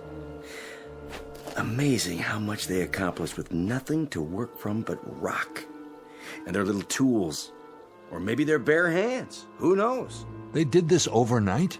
Sure is impressive what people can do when they put their minds to it. You know how many of them were on the job? Any idea? Take a guess. 2,000. That's how many. 2,000 little sculptors working 24 hours a day without any rest, just so they could put this up for me. Kinda makes a man proud. A statue of you. Would it be presumptuous of me, Knopf, to ask why? A humble offering. Something to placate me. You should have seen him. It was a very impressive sight. 1,000 starting from the ground up at first, before the others climbed on and finished the top. Like the Egyptian slaves on the pyramids, or those Lilliputians with the, what was his name? Gulliver. Oh, it's a sight to remember. A sight to remember, Commander, believe me. And what do you give them in return? My beneficence. My smiling, selfless generosity. And my promise that I won't stamp my feet down on the middle of their town. At least not if I can help it. They've picked themselves a corker of a deity. If they only knew who they were breaking their backs for. Meaning what? Meaning that they're wasting their time worshipping a heartless slob, whose insides are made out of the same stuff they used for that statue. You better watch what you say to me from now on, Fletcher. A very good likeness, Mr. Knopf. But an hour from now, they'll break it down and sell it for junk. Why would they do that? Get your gear together. We're taking off. The orbital position's perfect. We'll start a countdown in 15 minutes. You really did fix the ship? That I did, all by my lonesome. And maybe 1,000 years from now, when your little friends realize how they got taken, that I'm the only guy who did them a favor and removed you from their lives permanently, maybe they'll build a statue of me. Pity they couldn't capture that look in your eyes. That cynical expression. It goes perfectly with a sick, scared little man who's suffering from delusions of grandeur. Let's go, buddy. We don't have much time. Put the gun away. You'll have to navigate on your own this time. I said put it away, Knopf. After I see you climb aboard that ship and take off, that's when I'll put the gun away. Sick, yeah. Till now, I didn't realize just how sick you are. You've only got about 12 minutes, Commander. Now, you can waste that time psychoanalyzing me. Or you can play it smart, get on that ship, and head for home. Why, Knopf? Reason this one out, will you? Will you make an effort and reason this one out? You'll play make-believe for, another 48 hours, and then you're gonna crack wide open. You'll have 1,000,000 little microbes honoring you with torchlight parades, but you're still going to die of loneliness. Come on, Knopf, put the gun away and come with me. Did you hear what I said? I ordered you to put that... You're even a lousy shot. So what? Plenty more where that came from. Don't you get it? You're not infallible. You blew the head off your own statue. They saw that, and now they know too. They'll rebuild it. All I have to do is give the word. You're down to 9 minutes, Commander. If you're still here in 8 minutes, I'm going to have to kill you. You'd do that, wouldn't you? You'd actually do it. For what? This is a monotheistic society here. There's only room for one God. So take off! I feel sorry for you, Knopf. I really do. Yeah. But tell the truth. Don't you wish you could be me? Bye now. Hope you and Marilyn live happily ever after. No, it's more than that. I feel pity. You make me sick to my stomach.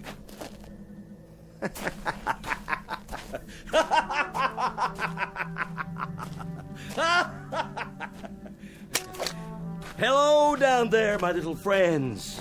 How you all doing today? Nice day for something, wouldn't you say? Well, I would. And I'm giving the orders around here. So listen up. Here's a proclamation for you. From on high. This is the beginning of a new age. The age of Peter Knopf. Oh, we've got lots of plans to make, little friends. Lots and lots of plans. Projects to figure out. Big projects. Much work.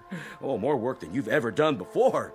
All for my greater good. All for my ever-loving greater glory. You see this right here? It used to be part of my statue. The right arm by the looks of it. Well, behold. What was that for? Ask and you shall receive. I'll tell you, it's a reminder, little friends, there's going to be discipline here. Discipline above all. There'll be times when I lower the old boom on you with my terrible wrath. Well, just to remind you not to get me mad, see? That's important. You must never get me mad. The devil did. Where's he now? Gone. I banished him from this place forever. Oh, man, didn't I, though? So let that be a lesson to you. Don't anger me, or I'll kill you off every hour on the hour. You hear me? Sacrifice you by the handful. I'll put you between my fingers, and I'll wipe you out. A whole couple of villages, just like that. So let's get to work. What do you say, team? Start building the statue up again, and this time, try to get the expression right.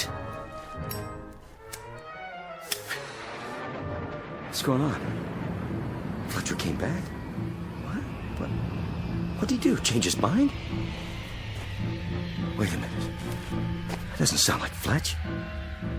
Some other ship. But from where? There aren't any other expeditions in this star system. Unless it's not from Earth. But if it's not from Earth, where's it from? All right, knock it off. Everybody keep quiet for just a minute. It's just a ship, that's all it is. They'll take one look around and they'll say that there's nothing here and they'll go away. So keep quiet, you understand? If you keep quiet, it'll leave. Shh. I'm gonna try to get a peek at him. Yeah. Over there, see? I was right. It's just a ship. But look at the size of it. It's like a mountain. I told you to stay in one place. Did you hear me? I told you. Hide. Got to hide. Go away. Go. You can't stay here. I told you to go away. Don't you understand? I'm the god here. I'm the god. No.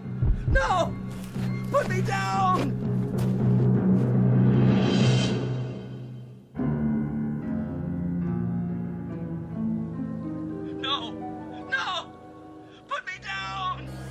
What have you got there? A man. A tiny little man.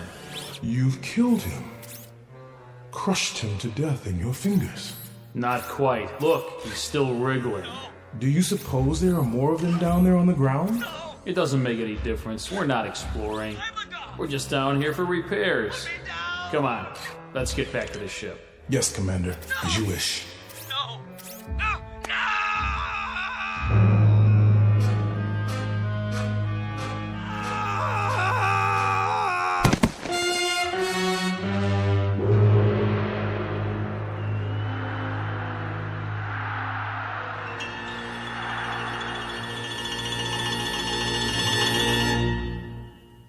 The case of navigator Peter North, the victim of an unfortunate delusion. In this case, the dream dies a little harder than the man. A small exercise in space psychology and relativity for you to try on for size in the Twilight Zone.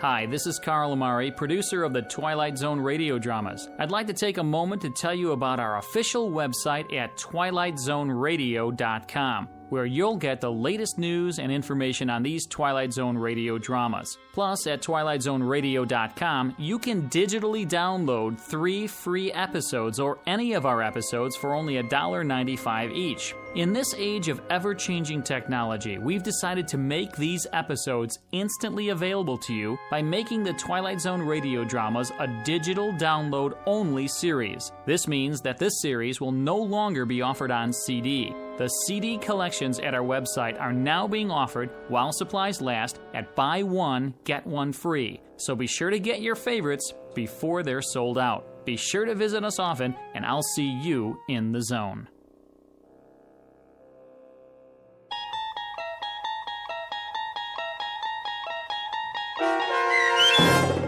The Little People, starring Daniel J. Travanti, with Stacy Keach as your narrator, was adapted for radio by Dennis Etchison and based on a script by Rod Serling. Heard in the cast were Doug James, Elizabeth Oss, Bobby Gibson, and Carl Amari. To learn more about the Twilight Zone radio dramas and to obtain audio cassettes and CDs of these programs, visit our website at twilightzoneradio.com. This copyrighted radio series is produced and directed by Carl Amari and Roger Wolski for Falcon Picture Group. Doug James speaking.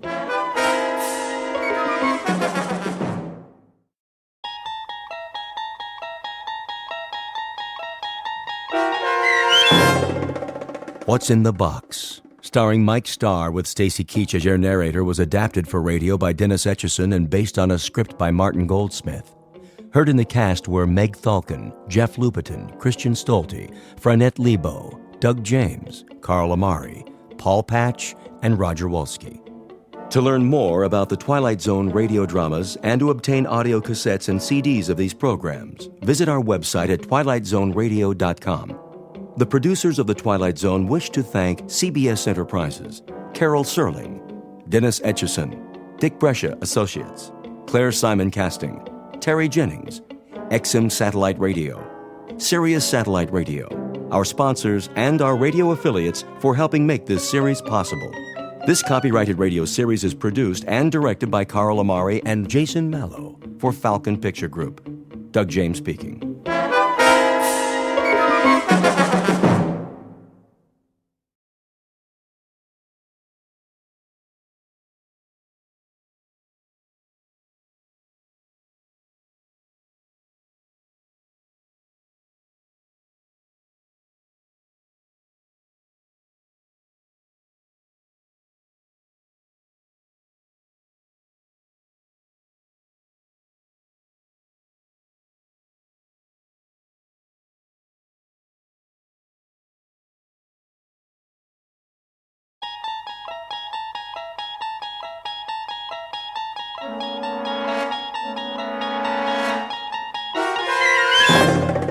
You unlock this door with the key of imagination. Beyond it is another dimension, a dimension of sound, a dimension of sight, a dimension of mind. You're moving into a land of both shadow and substance, of things and ideas. You've just crossed over into the Twilight Zone.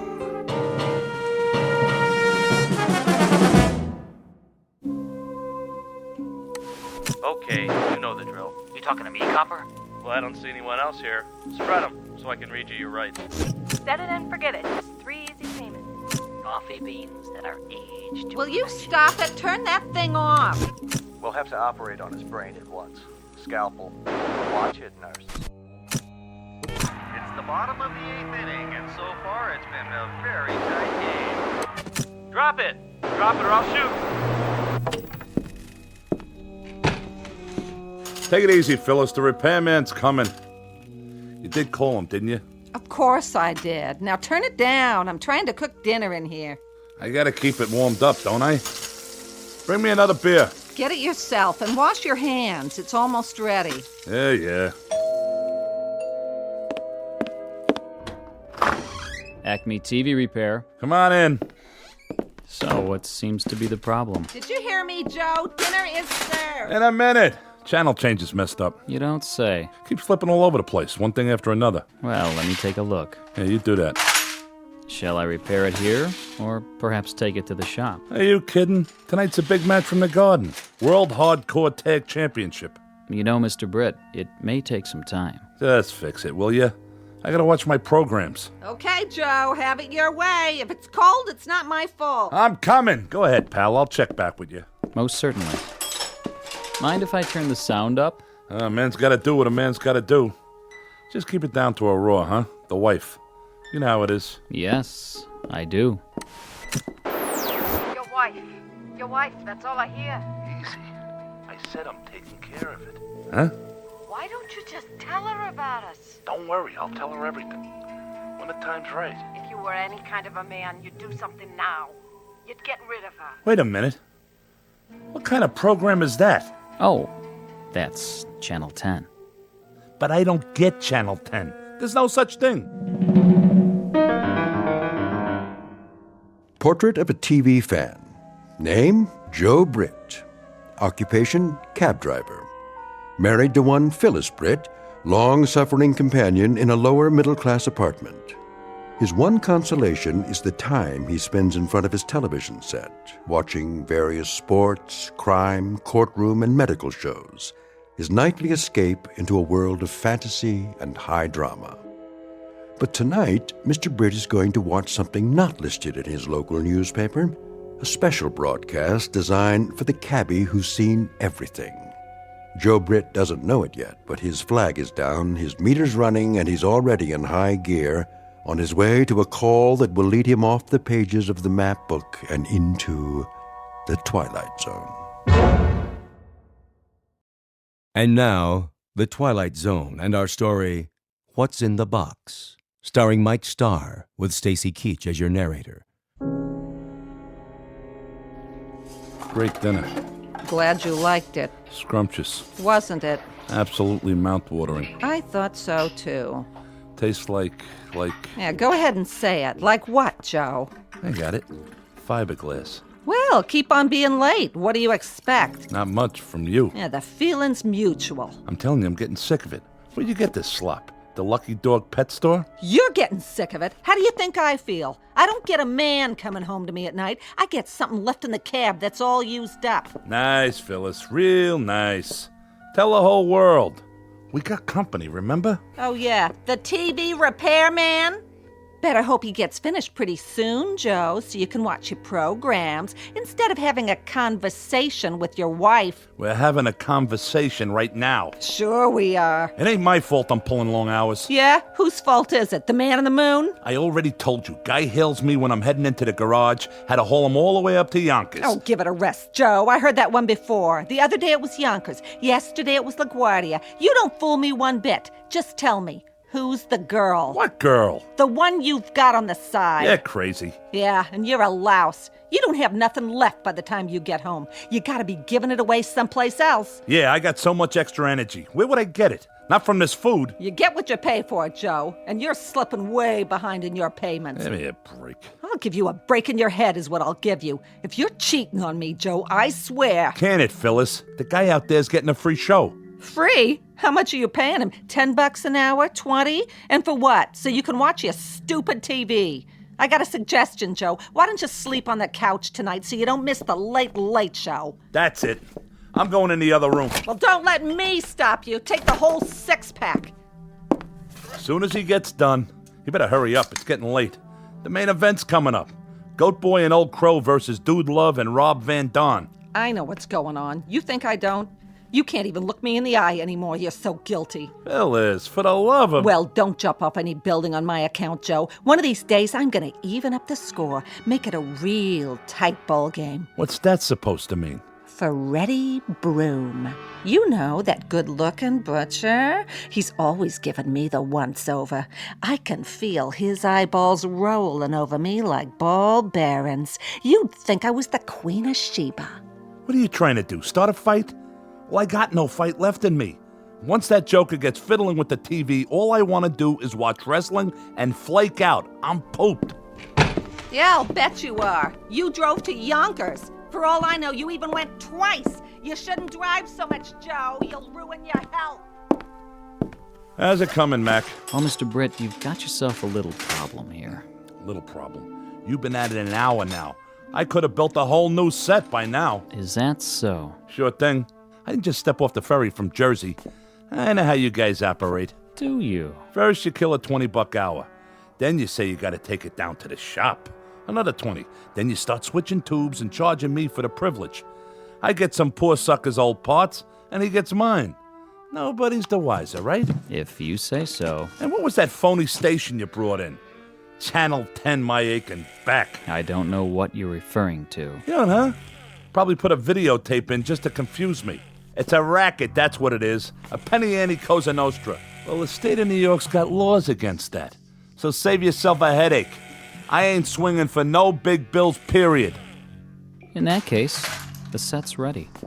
What? You heard me. The set's ready. No charge for my services.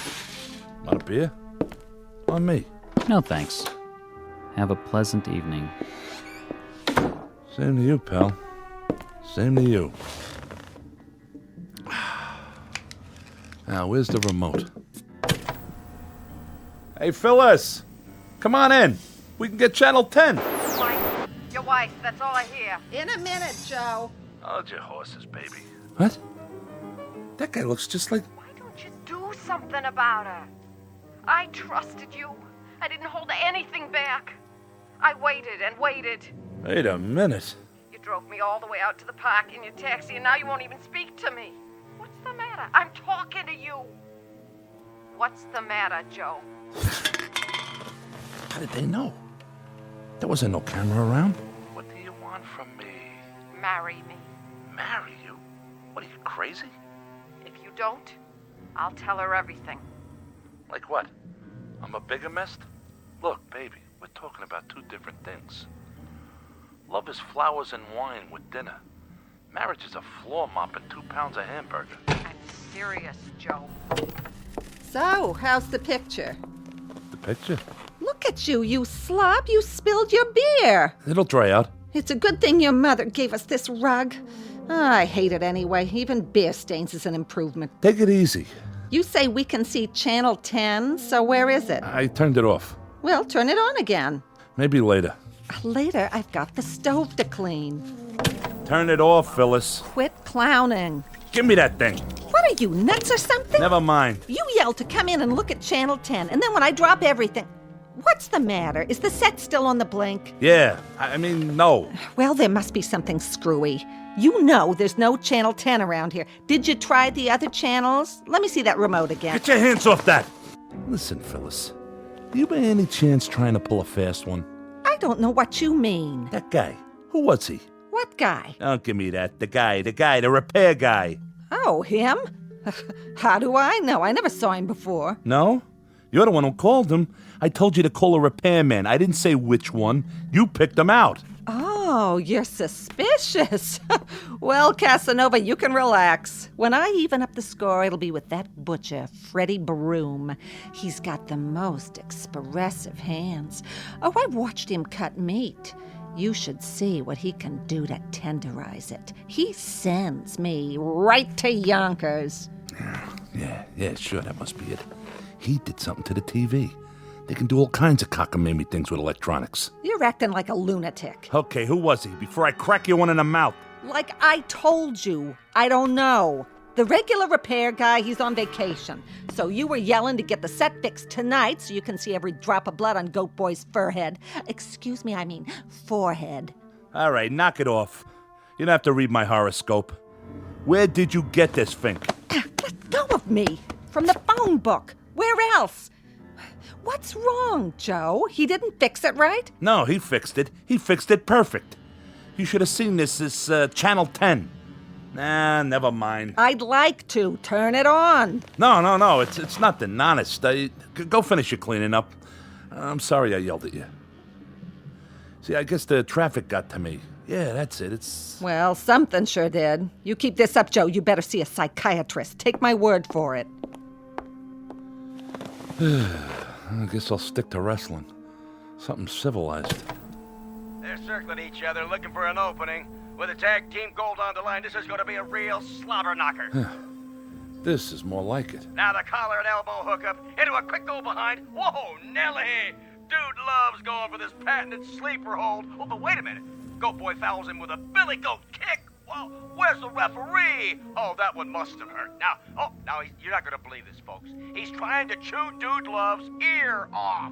Come on, ref. This is a Pier 6 brawl. Now all 4 men are outside the ring on that hard concrete floor. Break it up. Oh, somebody's got to stop these behemoths before... Great dinner. Glad you liked it. Huh? Scrumptious. Wasn't it? Absolutely mouth-watering. I thought so, too. What is that? Tastes like... Yeah, go ahead and say it. Like what, Joe? I got it. Fiberglass. No, Well, keep on being late. What do you expect? Not much from you. Yeah, the feeling's mutual. I'm telling you, I'm getting sick of it. Where'd you get this slop? The Lucky Dog pet store? I don't believe this. How do you think I feel? I don't get a man coming home to me at night. I get something left in the cab that's all used up. Nice, Phyllis. Real nice. Tell the whole world. I don't believe it. If she sees this... Hey, wait. Can't breathe. Ow! Ow!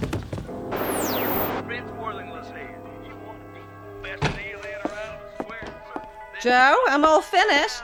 Let's watch something together for once. Even your wrestling, for a while at least. Joe? Joe! Talk to me, Joe!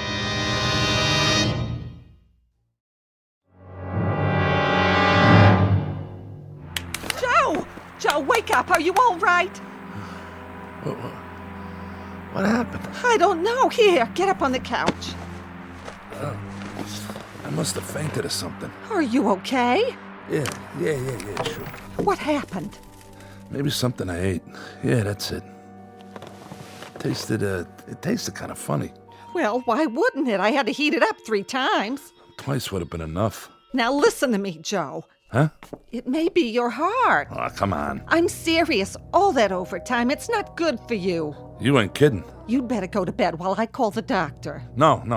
There's nothing wrong with me. Sure, Joe. You just keeled over for no reason. It's the television. What? There's something screwy with the TV. Are we on that again? Phyllis, I got something to ask you.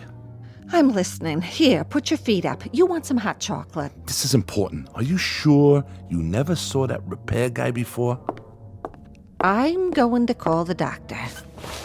Come here. Sit down. I told you I got something important to talk about. All right. What is it? Phyllis, what would you say if I told you that I saw myself? Oh, Joe, please. I'm serious. Wearing my regular clothes, just like I look right now. I'd say you looked in the mirror. I do that all the time, and I don't like what I see either, but it's nothing to faint about.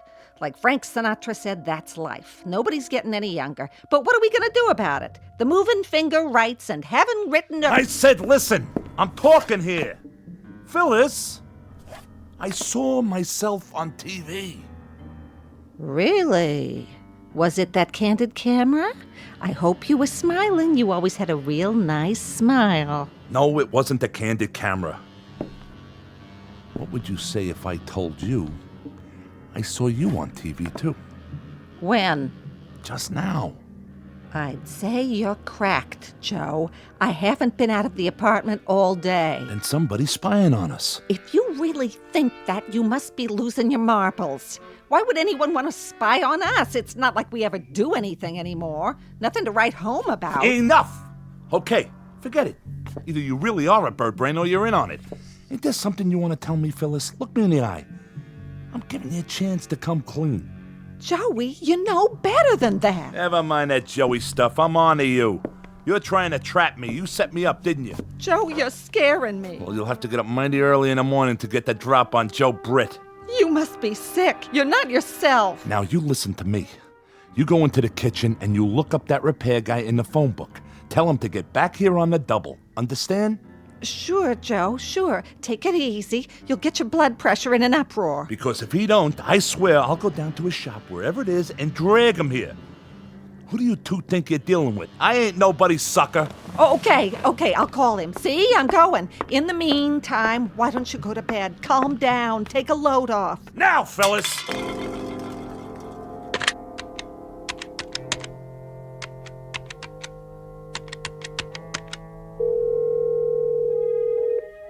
Hello? This is Mrs. Britt. Yes, I think you'd better get over here right away. Calm down, she says.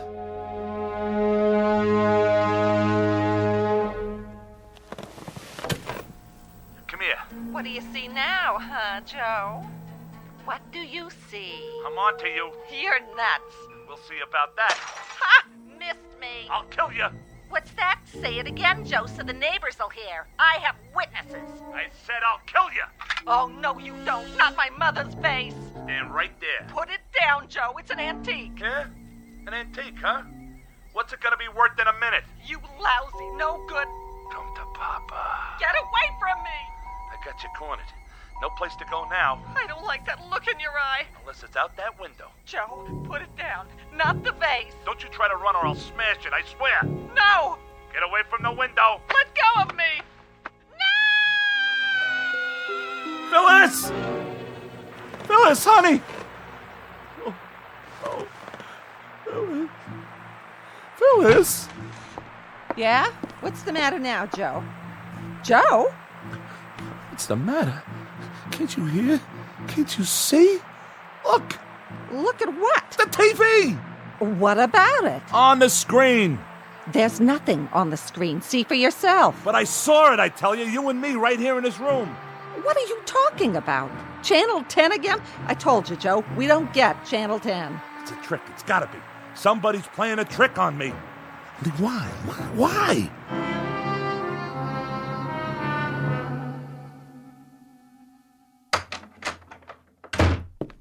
Dr. Saltman, how is he? I've given him a sedative. I'll also leave you a prescription for some tranquilizers. Is that all he needs? We'll just have to wait and see. Of course, it might be wise to seek more expert advice. I'm a family doctor. Psychiatry's not my specialty. However, his condition could turn out to be relatively simple.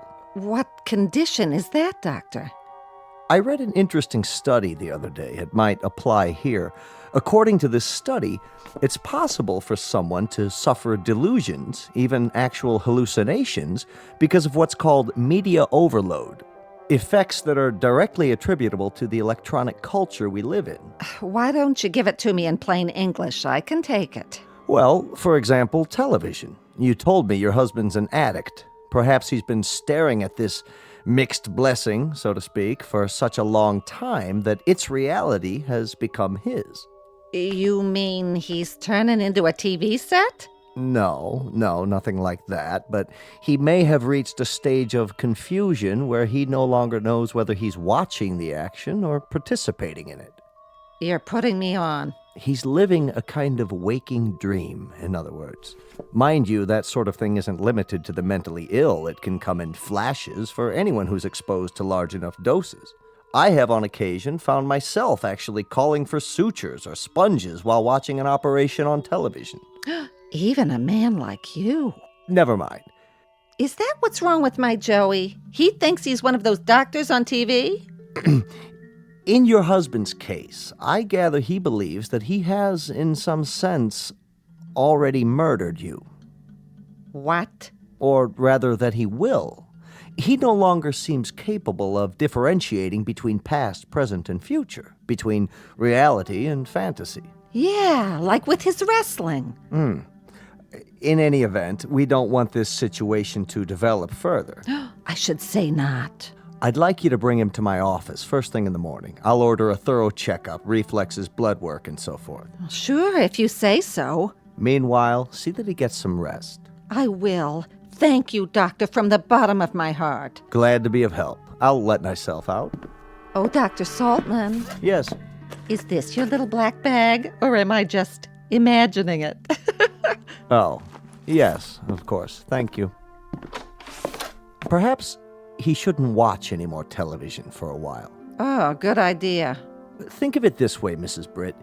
If you gaze into the abyss long enough, the abyss may begin to gaze into you. Isn't that the truth? Good night, and sleep well. Can you beat that? I wonder if I stare into the frigid air long enough, I'll turn into cold cuts. Wouldn't that be something, though? We'll get back to our movie in a minute. Vince Worthington's here. You say you want dependable transportation? You need a second car so the little woman can get out of town on the weekend? Wouldn't that be something? Well, tell you what I'm gonna do. We'll get back to the news in a minute. You see this little baby right here? I'm gonna give it to you for nothing down. That's right, nothing, zero, not a penny. Walk in and drive it off with just your good name, a smile on your face, and the number where your little wifey can be reached while she's out of town. Come in your birthday suit. What do I care? How's that for a bargain? Oh, what's the use? That guy's on every channel. I might as well turn in. Phyllis? Hold your horses, Joe. Phyllis! I said keep your pants on. I'm just turning out the lights. Phyllis, where are you? Phyllis, where are you? Help! Hold on, Joe. I'm coming.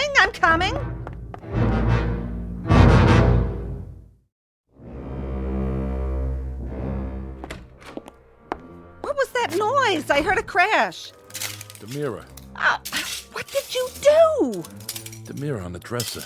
I looked in it, and I saw this room.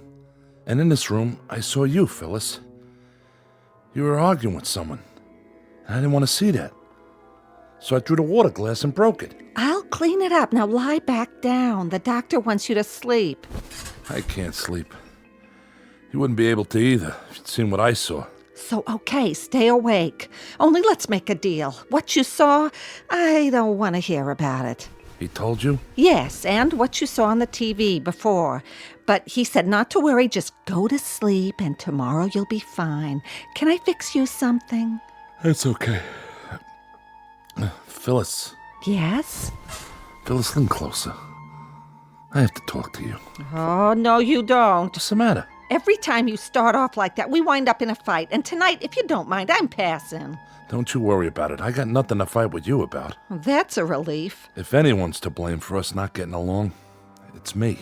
Well, what do you know? The doctor shot some sense into you.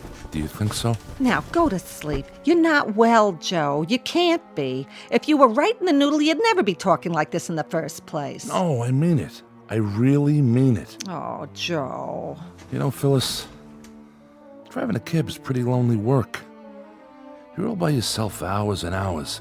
And in between times, people are yelling at you to slow down, hurry up, take Madison Avenue, don't take Madison Avenue, turn right, left, stop, go. And on top of all of that, they think I'm cheating them. Would you believe it? No, they don't. Who says that? So when someone finally comes along and smiles at you, calls you mister, well, maybe you go all to pieces and think the moon and the stars are your own private property, at least for the night. It feels like spring. And you act like a first-class donkey, kicking up your heels like you were 17 or 18. See what I'm saying? No. There ain't no point in drawing you a picture. I guess you get the message. Maybe you better spell it out for me.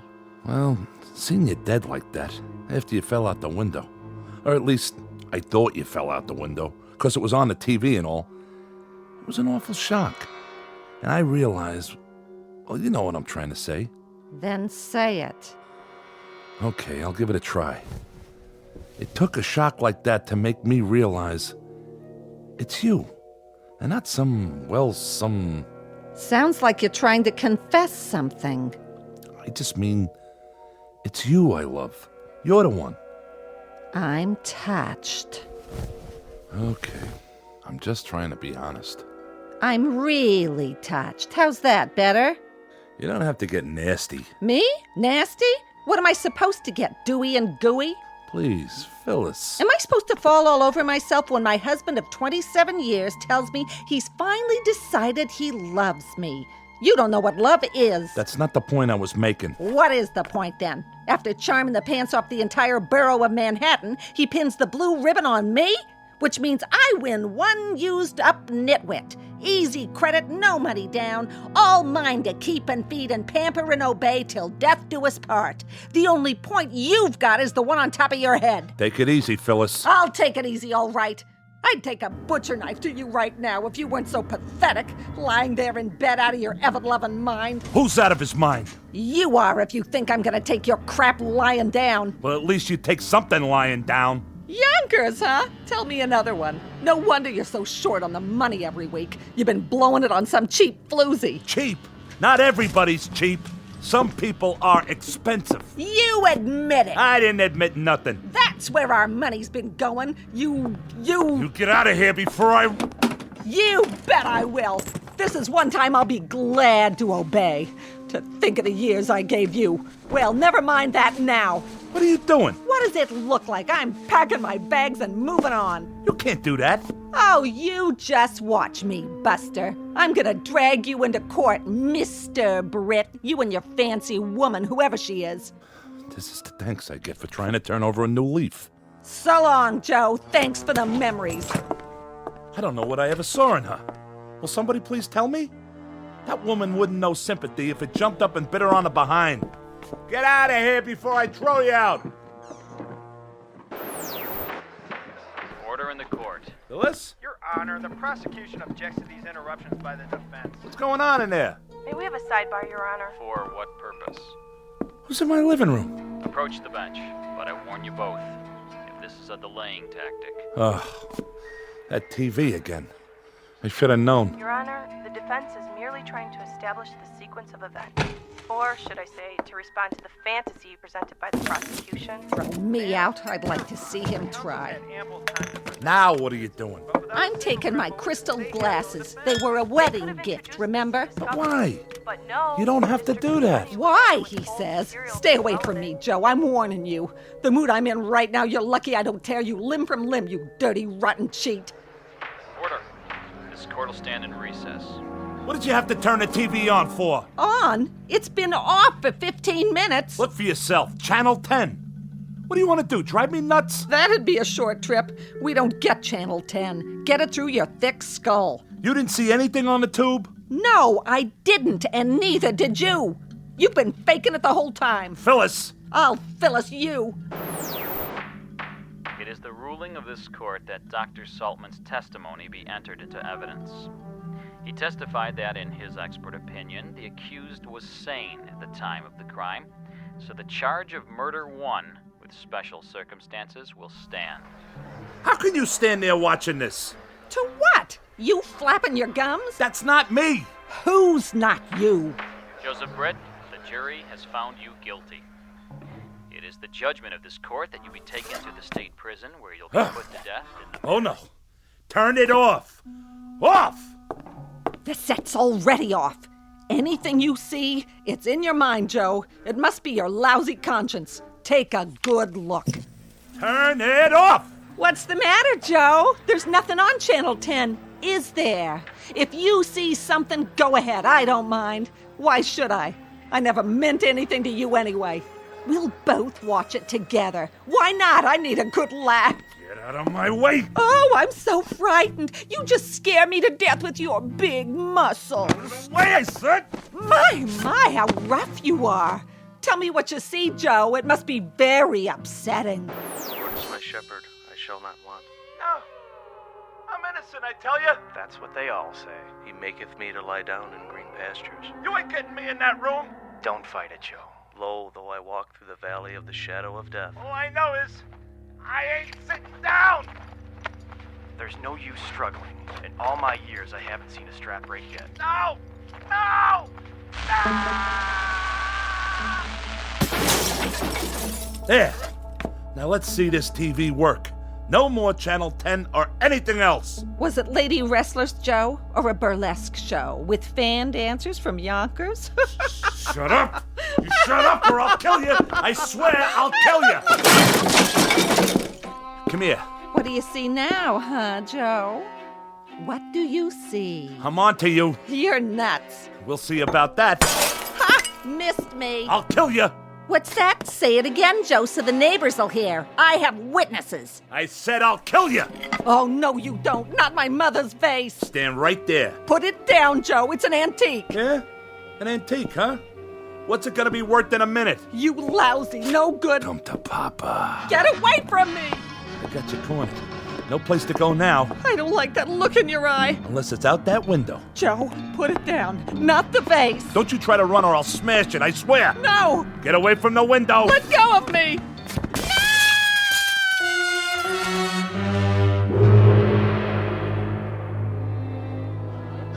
You have the right to remain silent. Anything you say can and will be used against you in a court of law. If you can't afford an attorney... What happened? My wife and I were having an argument and then... Keep walking. Get in the squad car. You ain't gonna give us any trouble now, are you? That's him. That's the man. I saw him push her. They were fighting. Stand back, folks. All right, break it up. Break it up. Party's over. Excuse me, Mr. Britt. You. The repairman. You started the whole thing. Fix your set, okay? What did you do to my TV? It's your fault. Your fault. All right, move along. Oh, Mr. Britt, I can use you for a reference, can't I? You will recommend my services if anyone else should need their set repaired, Mr. Britt?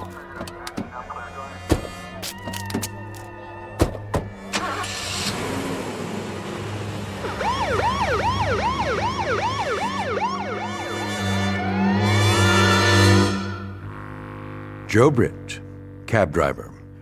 Also a two-bit Romeo and star of Channel 10, who made his television debut just in time for the new season. But the series was cut short.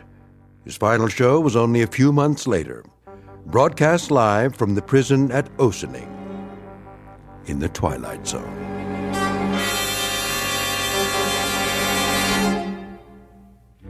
More from the Twilight Zone after this. Hello, I'm Stacy Keach. I hope you're enjoying this edition of the Twilight Zone radio dramas. To learn more about this series, be sure to log on to our official website at twilightzoneradio.com. You'll find special discounts on our Twilight Zone audio collections, listings of our radio stations, links to other websites, and a photo gallery of our recording studio and some of our stars in action, plus ways to contact us with questions or comments about the show. And for a limited time, when you log on to twilightzoneradio.com, you can send in for a free CD of the show. So be sure to visit us at twilightzoneradio.com.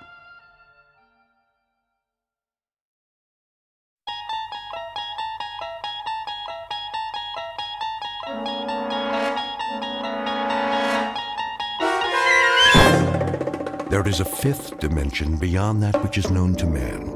It is a dimension as vast as space and as timeless as infinity. It is the middle ground between light and shadow, and it lies between the pit of man's fears and the summit of his knowledge. This is the dimension of imagination. It is an area which we call the Twilight Zone.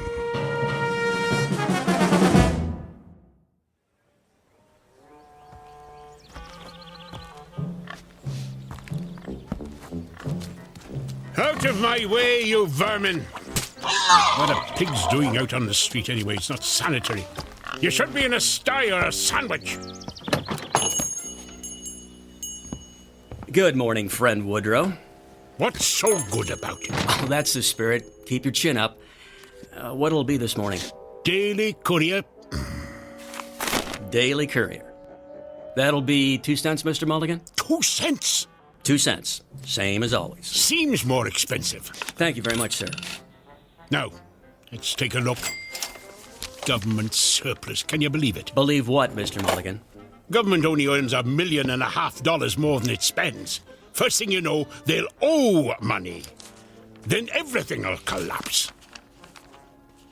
Inventory predicts every 100th man will own a horseless carriage someday. Oh, that's all we need. I already know what the newspaper says, Mr. Mulligan. You don't have to read it back to me. You read it? Of course. My copy? Not your copy, Mr. Mulligan. My copy. I wouldn't dream of tampering with your Daily Courier. I can assure you no human hands have touched that newspaper. Well, except for the printers, of course. I should think not. At least some people still have standards. Not like Mr. Beaumont, the butcher. You know how much he's charging for steak? Well, why don't you tell me, like you do every morning round about this time? 17 cents a pound! What do they think we are? Millionaires? I don't know. 17 cents seems a fair price to me. I really don't know what you have to complain about, Mr. Mulligan. Things aren't so bad. Hello? You were saying? The only customers you've had in your store this morning are me and this here pig. Thank you for the overpriced newspaper, Mr. Swanson. Always a pleasure, Mr. Mulligan. Get out of my way! Out of my way!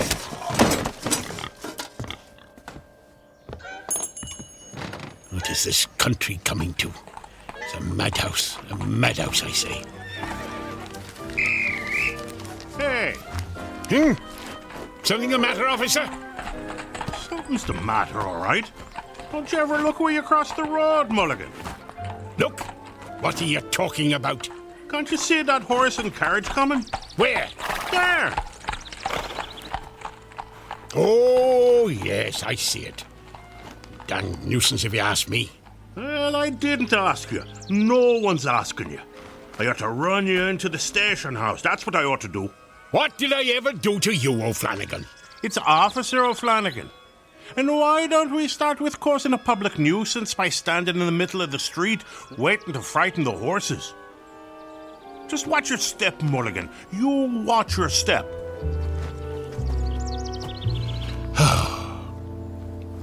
Just watch your step, Mulligan. Some time to live in, this is. Steak at 17 cents a pound. Hats, $1.95. And that lady in the advertisement for Nelson's buggy whips.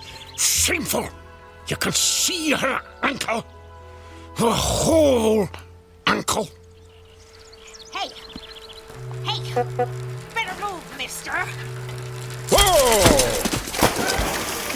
Hey, get off the street! You're gonna get run over! You wanna get yourself killed? You crazy fool! Don't you know the speed limit's 8 miles an hour? Remember what I said about watching your step, Mulligan. Or you just might fall in a horse trough.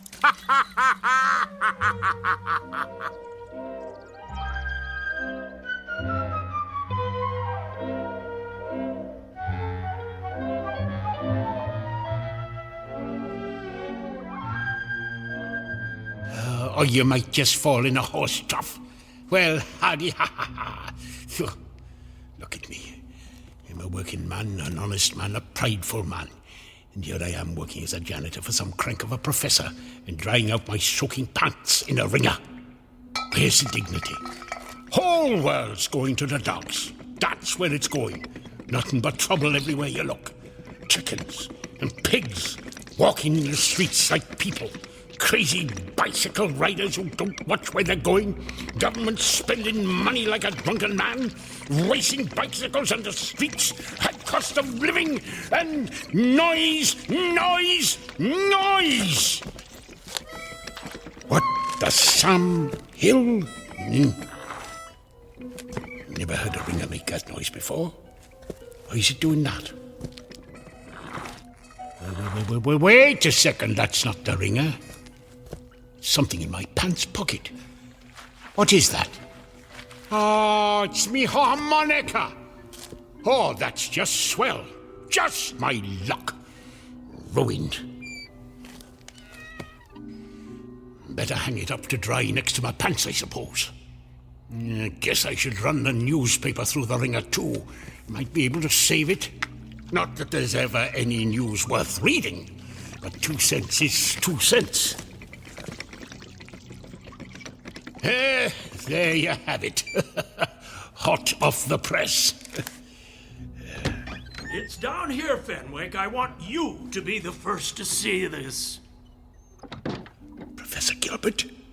Oh, can't let him see me without my pants on. Here it is, Fenwick. Well, what do you think? Why, it's astonishing, Professor Gilbert. I've never seen anything quite like it. Me either. What the heck is that thing anyway? So this is it, Professor. Yes, Fenwick. I call it the Helmet of Tomorrow.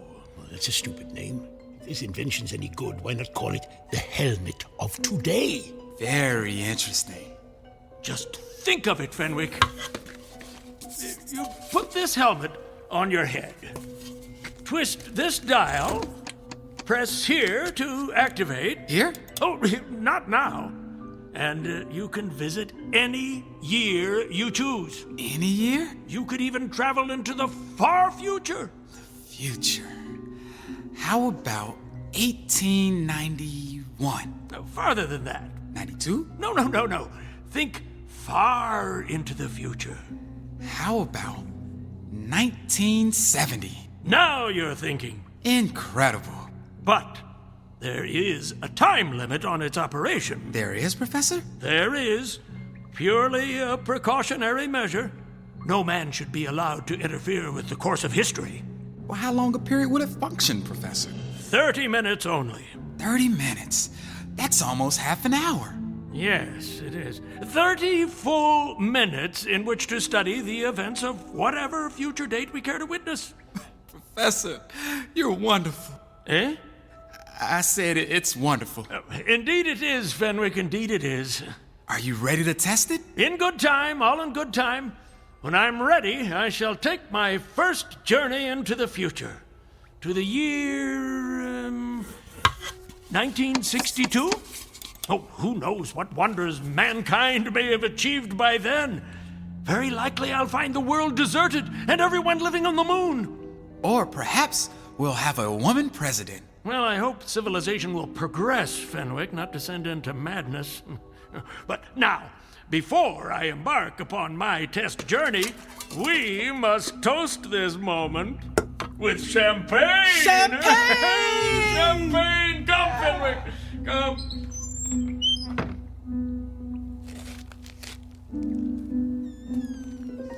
A time helmet. Now that makes sense. A device that gives you a chance to find a time where there's a little peace and quiet. Oh, let's take a look at this thing. How did the professor set the date? This dial thingamajig here. What year did he say he wanted to visit? 1962? No, that's still too close. Only 72 years off. And a man might live 72 years if he doesn't get hit by a bicycle. Now, me, I want to go beyond a man's lifetime. How about 2000? No, a little further. 2015. No, not that far. Maybe a few years earlier. Now, it's called the helmet of tomorrow, so I suppose I wear it on my head like this. What's that? What did I do? Hey! What the heck? I'm on fire! I'm on fire! Water! Got to find some water! Help! Water! Water! Help! Water! Help! Help! Mulligan? Mulligan? In the name of all that's decent, put some pants on! Help! Help! Help! Mulligan?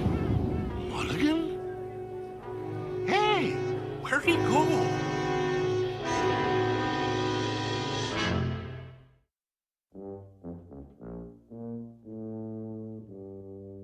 This is our hero, Mr. Woodrow Mulligan, a disgruntled citizen of a small town called Harmony, New York, circa 1890. Complete with the high cost of living, bicycles that exceed the speed limit, and horses pulling carriages with reckless abandon, not to mention an oink-oink here and a cluck-cluck there. Mr. Mulligan, a rather dour critic of his times, is shortly to discover the import of the old phrase, out of the frying pan and into the fire, said fire burning brightly in the Twilight Zone.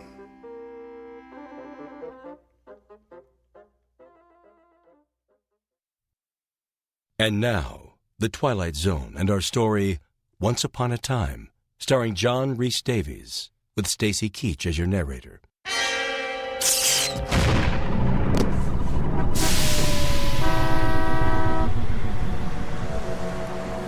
Hey!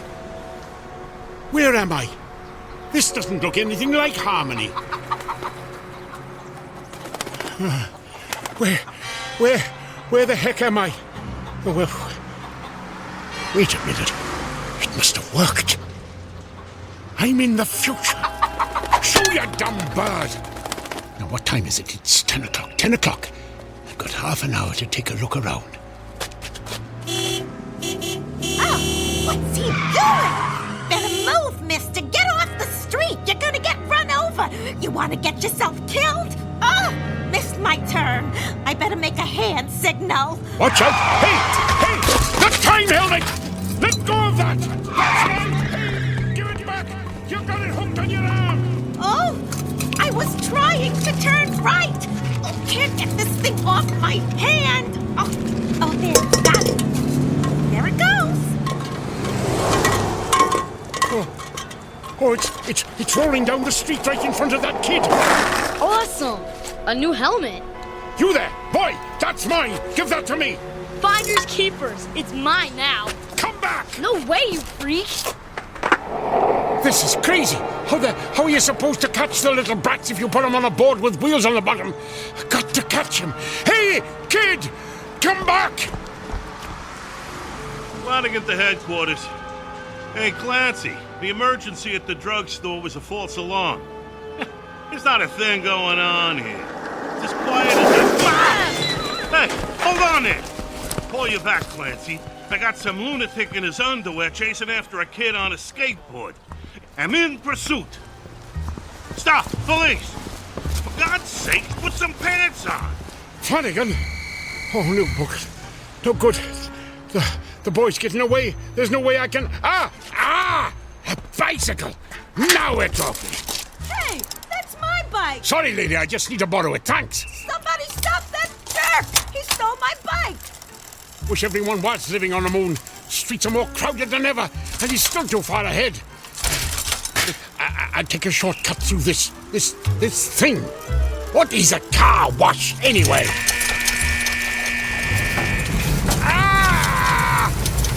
You're getting all wet. What the blazes is this thing I'm in?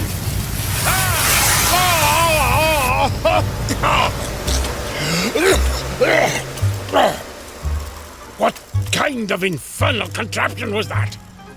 Come out of there! Oh, not again. That's the boy. He's going inside that store. At least the sign says it's a store. It's more like a palace than any store I ever saw. Oh, look out, you people! Here I come! Hey, watch out! Hey! Who closed the doors? Somebody help! I'm gonna crash! I'm gonna crash! I got through. Do they have invisible doormen in this century or something? Hey, kid, give me that helmet back, you little thief! Take it. It's stupid anyway. Catch. Whoa! Whoa! Whoa! Whoa! Whoa! Oh. I got it. And it's not damaged. I can go home. I can go home again.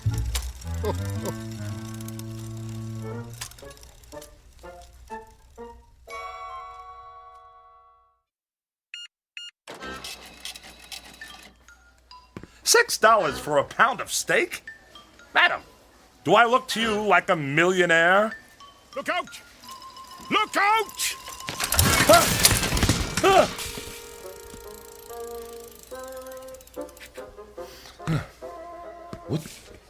What just happened? The helmet! Oh no, it's broken. And it's 9:45. I've only got 15 minutes left. How am I going to get back now? Get back, sir?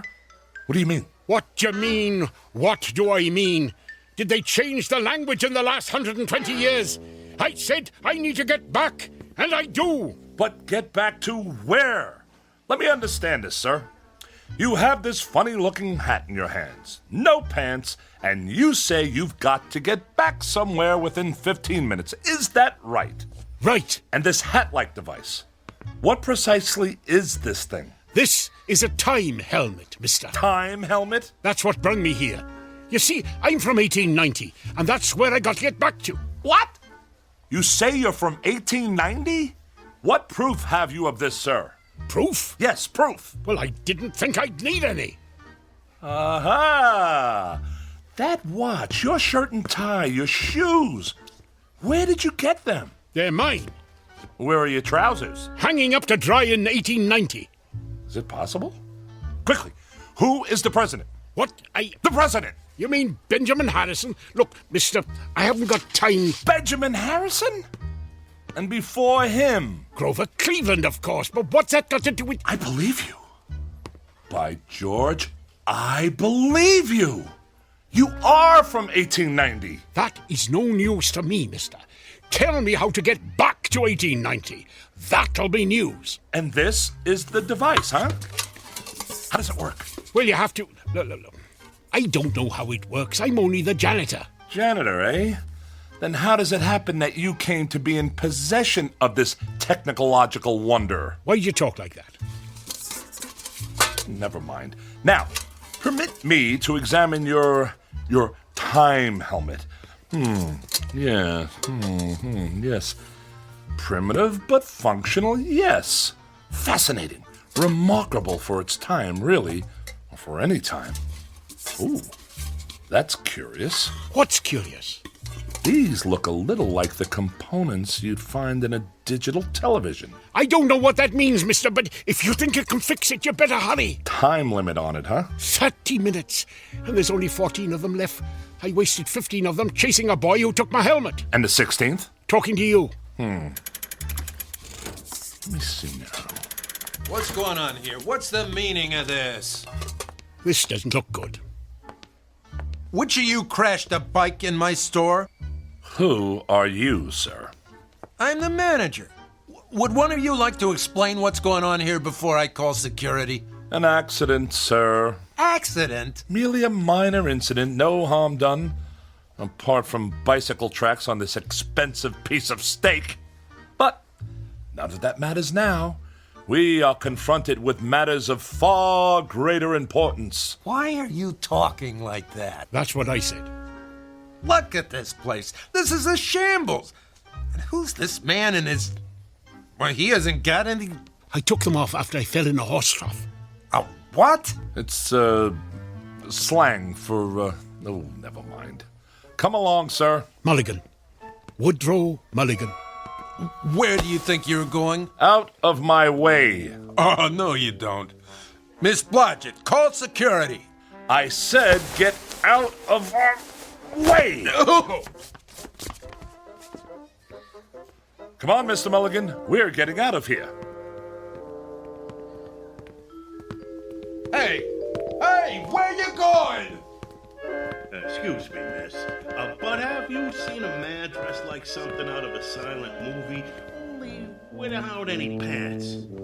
Oh, that policeman, he's after me. Why? Some kind of generational grudge. Don't ask me. Get behind me. What? I said stand behind me. Excuse me, sir. Have you seen... I haven't seen anyone, officer. I didn't say anything yet. I haven't seen anyone because, I'm blind. Oh, I'm sorry. My mistake. Hey, if you're blind, where's your... No dogs allowed in the store. Uh-huh. Well, just watch it, that's all.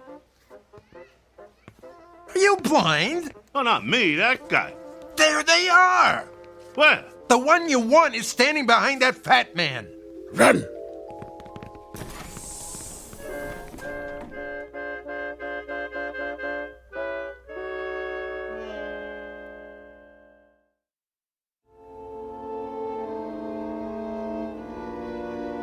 What's the time, Rollo. My name is Rollo, and the time is, almost 9:50. Sorry, madam. I guess you still need pants in the 21st century, huh? Not in Europe, I believe, but in this country it's still considered polite. Lend me a coat, will you, Rollo? Oh, of course, here. Excellent! The home entertainment department. We should find the replacement parts we need here. Keep watch, this'll only take a moment. It'll have to. Take a look out. I want to address the typical American worker. Howdy. Now, you listen to me. I'm listening. I'm going to ask you something. Yes? Do you think it's right that your hard-earned money winds up in the pockets of those people who are quite capable of working but prefer to be a drain on our society? Heck no. But those dummies in Washington say it should. I say, wise up. Hold on a second. Hey, Rollo. This fella says I should wise up. That's probably good advice. Who said that? This fella here in the window. That's TV. Who's TV? TV? Television? Oh, you wouldn't believe me if I told you. Trust me, you're not missing anything. Can you fix it? The television? The time helmet! I'm certainly going to try, sir. Try? Oh, this is useless. Give me the helmet. No, wait! Where are you going? I don't have a lot of time to take in the sights, but I'm pretty sure I saw a repair shop around here. Over there.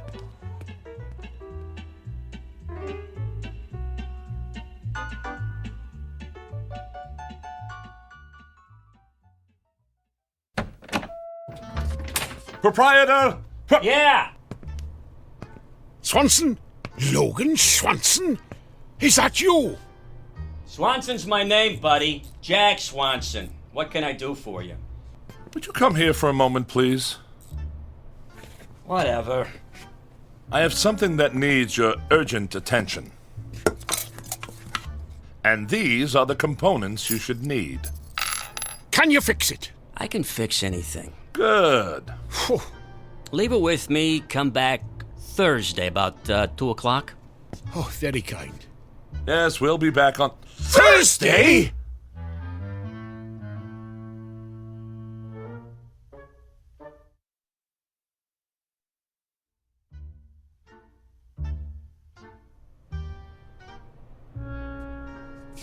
You don't understand. This man must get back to 1890. 1890? That's right. You're in the wrong block, pal. This is only 1600. No. You don't understand. You see, this device here is a time helmet, and this man here, Mr. Woodrow, is from the year 1890. What are you, some kind of nut? Look, I'm a scientist, young man. Young man? I'm 38. If you'll just lend me those tools, I'll... Hey, don't touch the tools. But this is... Don't touch. Do not touch the tools. I can't stress that enough. I'd let you sleep with my wife if I had one before I let you touch my tools. Mr. Swanson, do you mind if I read your newspaper? Knock yourself out, pal. Does that mean yes? Yeah, that means yes. We barely have 10 minutes to get this man back to his, time continuum. Now, if you'll let me demonstrate, it's a straightforward but delicate operation. All we want is this soldered to that... Don't touch! Do not touch the tools, will you? Can you see that sign? I can see it, yes. It says we do not accept checks. Yeah, well, I'm going to replace it with another sign that says, Don't touch the tools. Right. Excuse me. What? Who is this? That's the president. This is the president? Uh-huh. Of America? That's right. I have been away for a long time. Can we return to the subject at hand?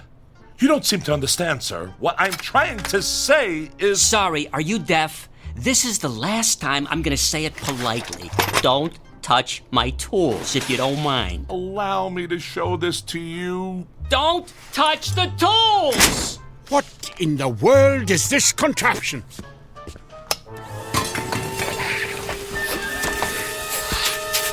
What did you say? I'm trying to explain to you that the... Don't yell at me! I don't like to be yelled at, okay? Get it off me! Get it off me! What are you doing with that, Mulligan? It's trying to eat me! It's not trying to eat you, it's... Wait a moment. Oh, Rolo, what is this monster? It's not a monster. It's a vacuum cleaner. Everybody has one. Everybody has one of these? Yes. Vacuum cleaners are used for simple... Cleaning their vacuums. Yes, I get it. You people are strange, allowing something like this indoors. What if it gets loose and attacks a child? Now look, Mr. Mulligan. If you want to get this helmet fixed in time, just sit down quietly, please. Now, how are we getting along, Mr. Swanson, was it? Not too good. I'm not sure what I'm looking at here. You're sure this isn't for making those fancy European coffees? No, sir. This is a very scientific piece of equipment. What we're trying to do here is help... I don't understand. What is that little thing in there? Oh, well, that is a transition... Where did he go? Mr. Mulligan! Where are you? I think he just walked into that upright freezer. Hey, ask him if the light goes off. What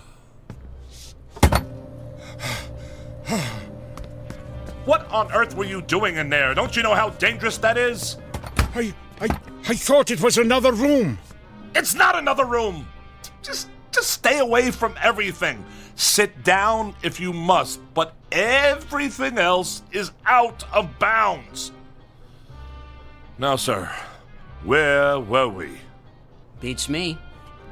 Yes, and I wanted to draw your attention to this node over here. Don't touch my tools if you don't mind. You see, I'm merely trying to point out to you that in order to facilitate... Don't point with my tools, please! Would you allow me to please make this clear to you? All we have is... Don't you understand? I assure you I do understand. This happens to be mine. Oh, just a moment. What now? Now, where's he going? Stay here. Stay here? I work here. Why would I be anywhere else? Just keep working. The clock's ticking. Yeah, it's ticking, because I fixed it.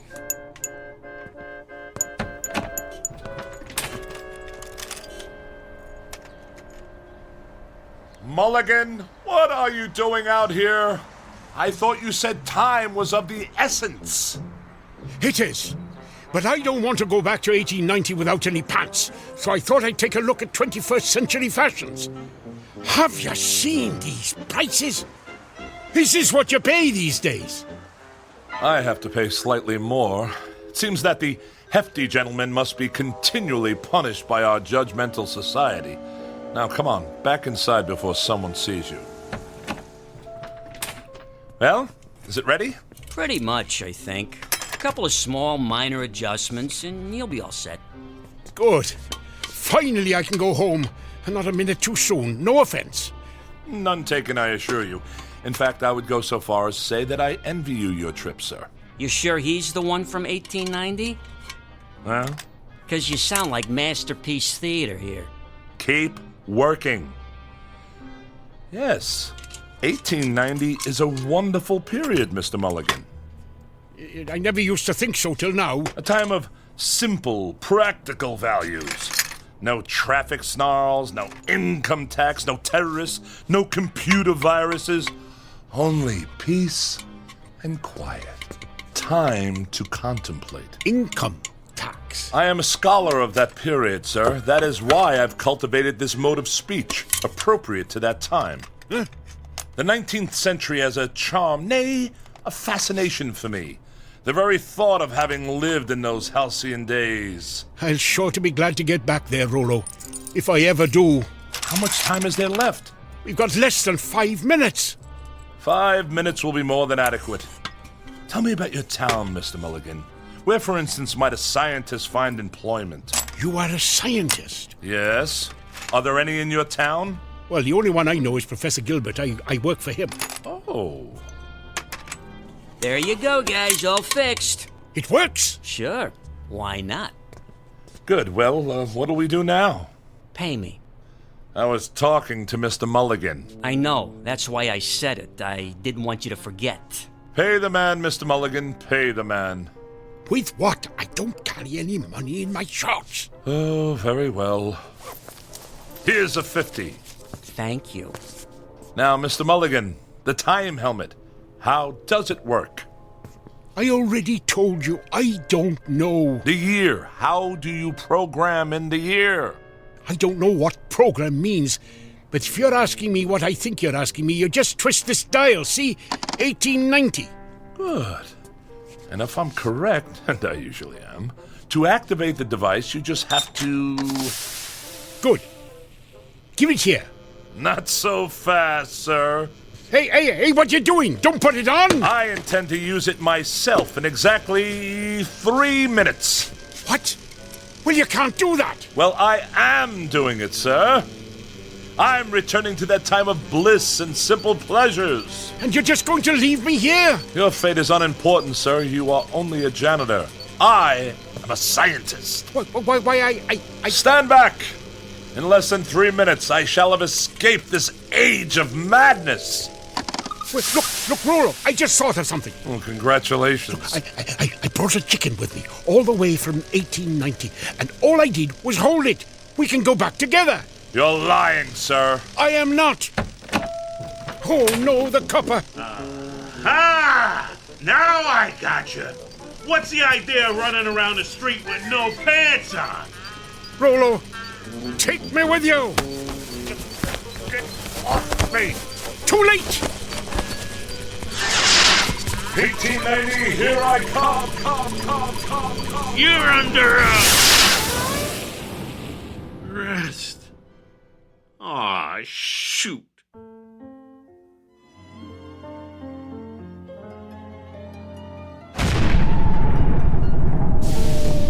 Mulligan? Where in the name of St. Pat did you spring from? I'm back. I'm back! For pity's sake, man. You're still not wearing any pants. Officer O'Flanagan, you are a sight for sore eyes. Ho, ho! Ho, ho! 1890. Charming. Charming.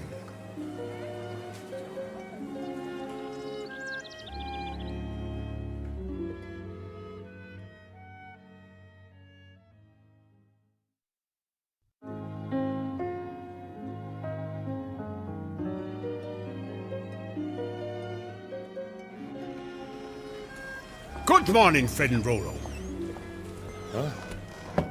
I said good morning. What's good about it? Got up the wrong side of the bed this morning, eh? Every side is the wrong side. I didn't sleep a wink last night. No? No, my mattress feels as if it's stuffed with rocks. And I've had indigestion ever since I've arrived here. This food is terrible. Well, not today, it's not. Today I got us some steak for dinner. 17 cents a pound, can you believe it? How can they sell it so cheap? I don't know and I don't care. Well, suit yourself. But I like 1890. It suits me. Look at this laboratory. It's ancient. It hasn't any equipment at all. Listen, I can even get a tune out of my harmonica now. Stop that! Darn noise! I don't know why I ever came to work here. I don't know why I ever wanted to live here, this barbaric, primitive wilderness. What an utter fool I was to think I'd be happy living in 1890. Of all the dull, miserable, impossible periods of time, this one takes the prize. No sanitation, no facilities, no spring mattresses, air foam pillows, or electric blankets. Oh, sheesh. This guy is worse than my mother-in-law. No comforts, no frozen canapes, no microwave meals, no swimsuit edition of Sports Illustrated. You know what, Rollo? I think you'd be happier some other place. Or maybe some other time.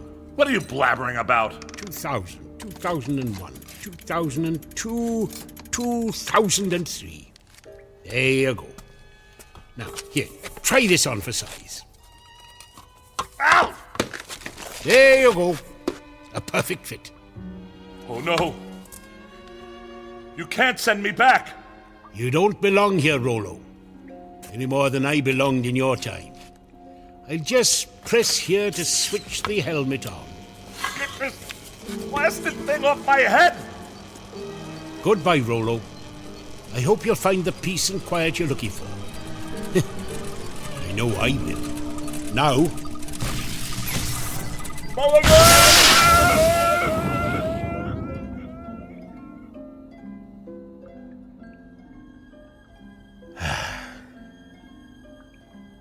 Silence. Just what I was looking for. Well, this laboratory won't clean itself, unless Professor Gilbert invents something.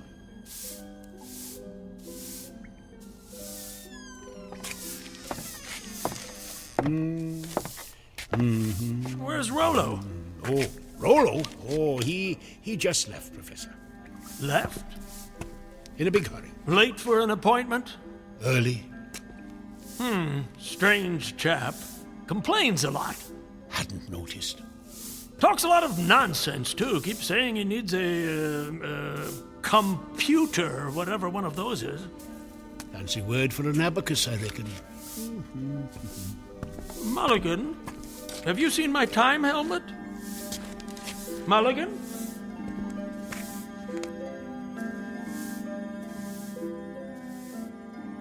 To each his own. So goes another old phrase to which Mr. Woodrow Mulligan would heartily subscribe. For he has learned, definitely the hard way, that there is much wisdom in a third old phrase which goes as follows: stay in your own backyard. To which it might be added, and if possible, assist others to stay in theirs. Via, of course, the Twilight Zone.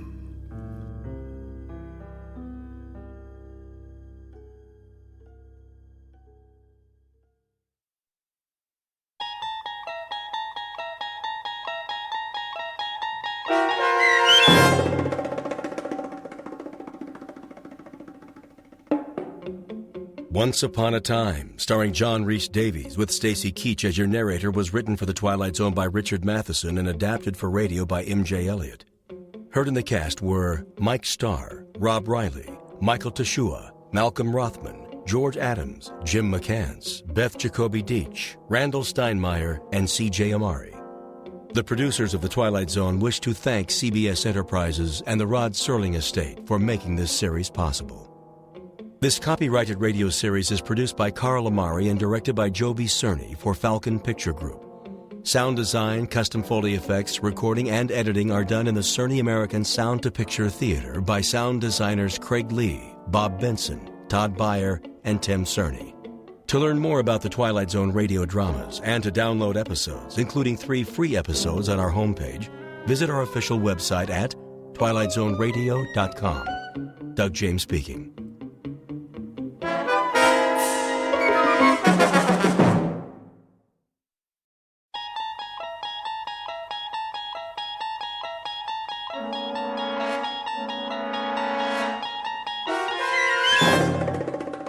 There is a 5th dimension beyond that which is known to man. It is a dimension as vast as space and as timeless as infinity. It is the middle ground between light and shadow, between science and superstition. It lies between the pit of man's fears and the summit of his knowledge. This is the dimension of imagination. It is an area we call the Twilight Zone.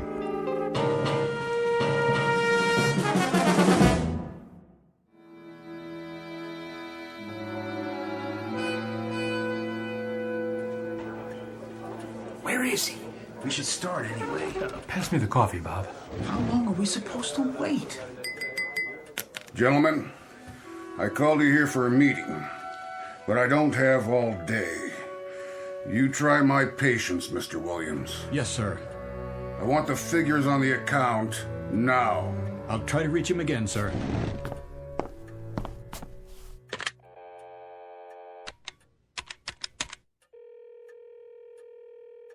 Put me through to Jake Ross's secretary. Yes, I'll hold. Williams, we're still waiting for your Mr. Ross. I'm trying to get him now, sir. Is this Jake's office, Joni? Yeah, I'm fine. Mr. Williams! I know he's out to lunch, but there was a conference called for 2 o'clock and it's 2:30. Yes, Mr. Mizrell's office. Where is he? All right, then check. Tell him to get his keister back here fast.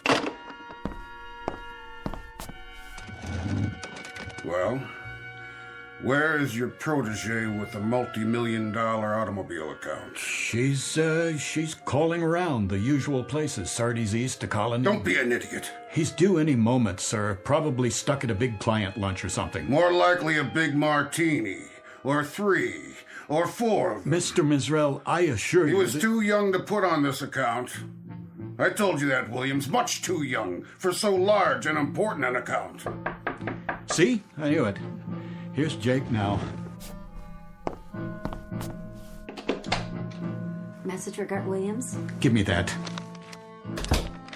We have been here now for 34 minutes, Mr. Williams. This is a note from Jake Ross. Would you be so kind as to share its contents with us? I can tell you the sense of it very quickly, Mr. Mizrell. It's Jake's resignation. He's moving to another agency. And he's taking the automobile account with him. That account represented a gross billing of millions of dollars a year. And how many times have you promised it to me? This is as much a shock to me as it is to you, Mr. Mizrell. Don't con me. It was your pet project, yours. And it was your idea to give it to that little college greenie. Get with the program, Williams. Get with it, boy. I'm sorry. So what's left? Not only has your pet project backfired, but it sprouted wings and left the premises. I'll tell you what's left for us in my view. A deep and abiding concern about your judgment. Please. This is a push business, Williams. A push business. Push and drive, but personally hands-on. You don't delegate responsibilities to little boys. I don't feel well. You should know that better than anyone else. I have to leave now. It's a push all the way, all the time, right down the line. Hey, you don't look so hot. What's the matter with him? Why don't you just shut your mouth, fat boy? And who precisely are you addressing? Who do you think, you ugly, bloated, self-important old...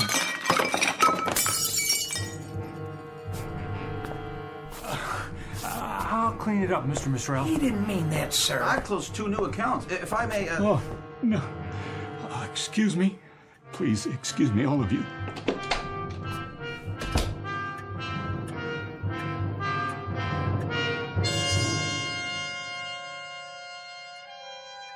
This is Gart Williams, age 38, a man protected by a suit of armor all held together by one bolt. Just a moment ago, someone removed the bolt, and Mr. Williams' protection fell away and left him a naked target. He's been cannonaded this afternoon by all the enemies of his life. His insecurity has shelled him. His sensitivity has straddled him with humiliation. His deep-rooted disquiet about his own worth has zeroed in on him, landed on target, and blown him apart. Mr. Gart Williams, ad agency exec, who in just a moment will undertake a desperate search for survival in the Twilight Zone. And now, back to our story from the Twilight Zone. A Stop at Willoughby, starring Chelsea Ross, with Stacy Keach as your narrator.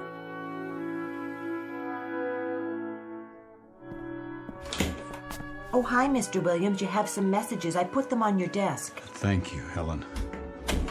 Are you okay, boss?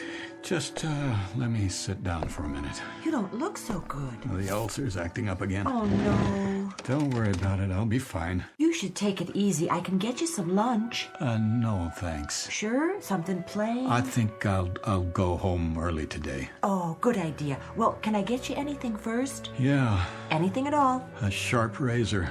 What? And a chart of the human anatomy showing where all the arteries are.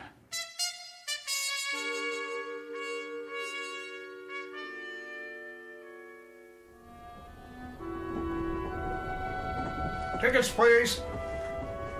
Ticket? Oh, right here. How are you tonight, Mr. Williams? In the absolute pink. Cold winter this year. Seems to get darker earlier than it ever has. That's the way of the world. The rich get richer and the days get shorter. Isn't that the truth? Here's your ticket. Enjoy the ride. Tickets, please. It's a push business, Williams. A push business. You gotta get with it, boy. A push business. Push. Got to get with it, boy. You got to get with it. Got to get with it. That's enough. Is anything wrong? What? Oh, no. I was just thinking out loud, I guess. Oh, I was afraid you were speaking to me. Not at all. Sorry. It is a boring commute, isn't it? It's easy to doze off. Yes, it is. All that darkness outside. You can barely see the landscape. To tell the truth, I never paid much attention to it. But, well, now that you mention it. I used to read, but I got motion sickness. So now there's nothing to do but wait for the next station, and the one after that, and I don't even know where we are at the moment. I can't see any lights. What's the next stop? I've lost track. That's funny. It is? Lost track? Oh. At least we're not off the track. Not yet, anyway. Give it time. Oh, I suppose we could be anywhere. Wait, do you hear that? Hear what? What's happening?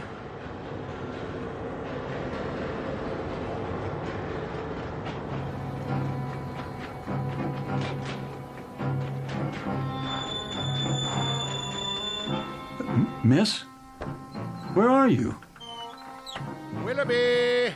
This stop is Willoughby! What do you mean, Willoughby? Where's Willoughby? That's Willoughby, right outside. There's no place called Willoughby on this line. I've taken this train hundreds of times. Where's the woman I was talking to a minute ago? Woman, sir.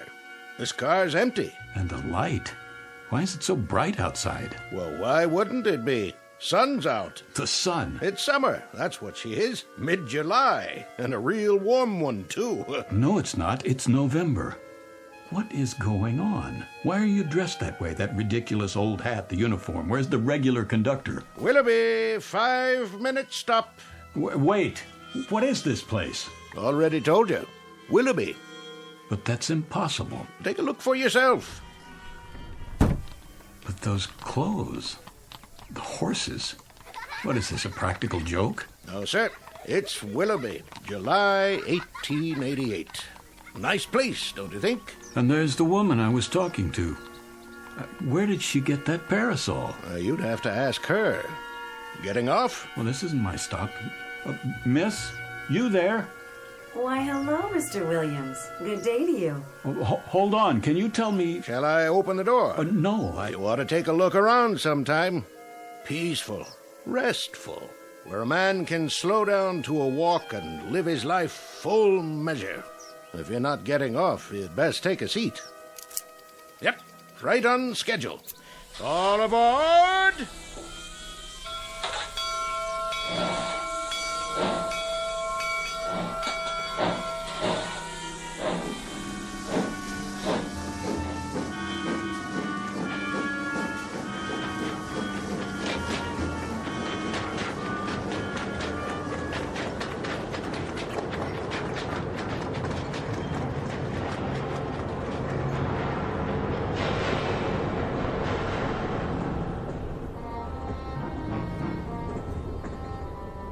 Miss Port Saugatuck.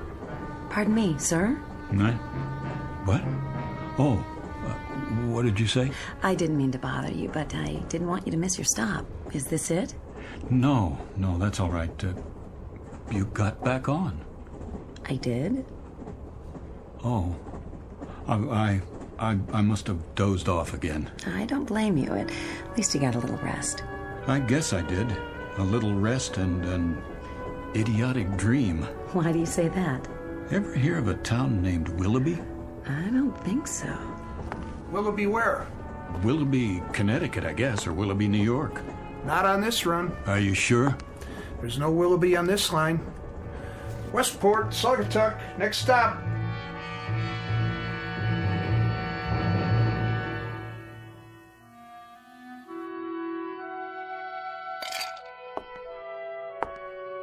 Hello, Gart. Jane? I didn't hear you come home. That's all right. I figured you'd notice sooner or later.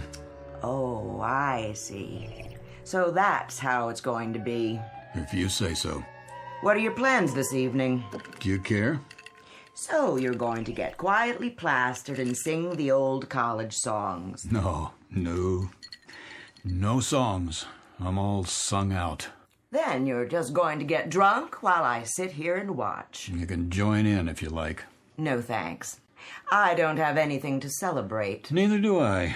It was just one of those days. I guess it was. How would you know? Bob Blair's wife phoned. She said he'd been in a meeting with you. You got hysterical or something. She called to find out how you were. They were all very solicitous, all the boys at the meeting. The kind of free-flowing compassion that spells relief for everybody because it means I'm the victim, not them. That's a big word with you, isn't it? Victim. Pour me another drink, will you, Jane? Would you spare me your little homilies for once and just give me a simple, honest answer? Did you throw away your job this afternoon? Did you wreck your entire career? It appears not. Mr. Mizrell phoned before I left the office. And? He has found it in that giant, oversized heart of his to forgive me. Forgive you for what? What's the difference? That gracious, somewhat obese gentleman will allow me to continue in his employ simply because he's such a human-type fella. Real people person. And one small additional reason. If I were to go to a competitive agency, I might take a lot of business with me. Go on. That's it. That's all of it. I'm tired, Janie. I'm tired and I'm sick. Then you're in the right ward. We specialize in people who are sick and tired. Gart, I'm sick and tired of a husband who lives in a permanent state of self-pity. A husband with a bleeding heart sensitivity. He unfurls like a flag whenever he decides the competition is too rough for him. Some people aren't built for competition, Janie, or big, pretentious houses they can't afford like this one, or rich communities they don't feel comfortable in. Comfortable? Let me get this straight. You're not comfortable here? That's the one thing. Country club memberships that they wear like a badge of status. And you would prefer... I would prefer, if anyone cares, a job, any job at all, Where I could be myself. And who's that? You know, where I wouldn't have to climb on a stage and go through a masquerade every morning at 9 and mouth all the dialogue and play the executive and make believe I'm the bright young man on his way up, because I'm not that person, Janie. You've tried to make me that person, but it isn't me. You're right. It isn't. It isn't me at all. And I'm not very young. I'm a soon-to-be old, very uncompetitive, rather dull, quite uninspired, average type of guy with a wife who has an appetite that won't quit. And where would you be if it weren't for my appetite? I know where I'd like to be. And where is that? A place called Willoughby. A little town I chartered inside my head. A place I manufactured in a dream. An odd dream, a very odd dream. Willoughby. It was summer, very warm. The kids were barefoot. One of them carried a fishing pole. Oh, please. And the main street looked like a Currier and Ives painting. Bandstand, old-fashioned stores, bicycles. I've never seen such serenity. It was the way people must have lived 100 years ago. Crazy dream. Gart. You should have seen it, Janie, this Willoughby.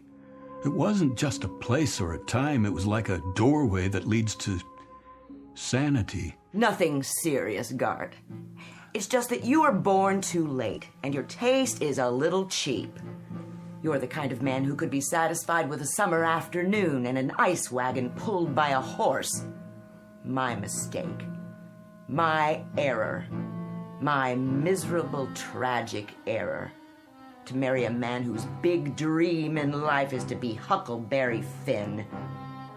That's what you want, isn't it? Something like that. A place, a time, where a man can live his full measure. And what does that mean? I don't know, but I'd like to find out. It's what that conductor said. A place where a man can live his full measure. That's where I'd like to be.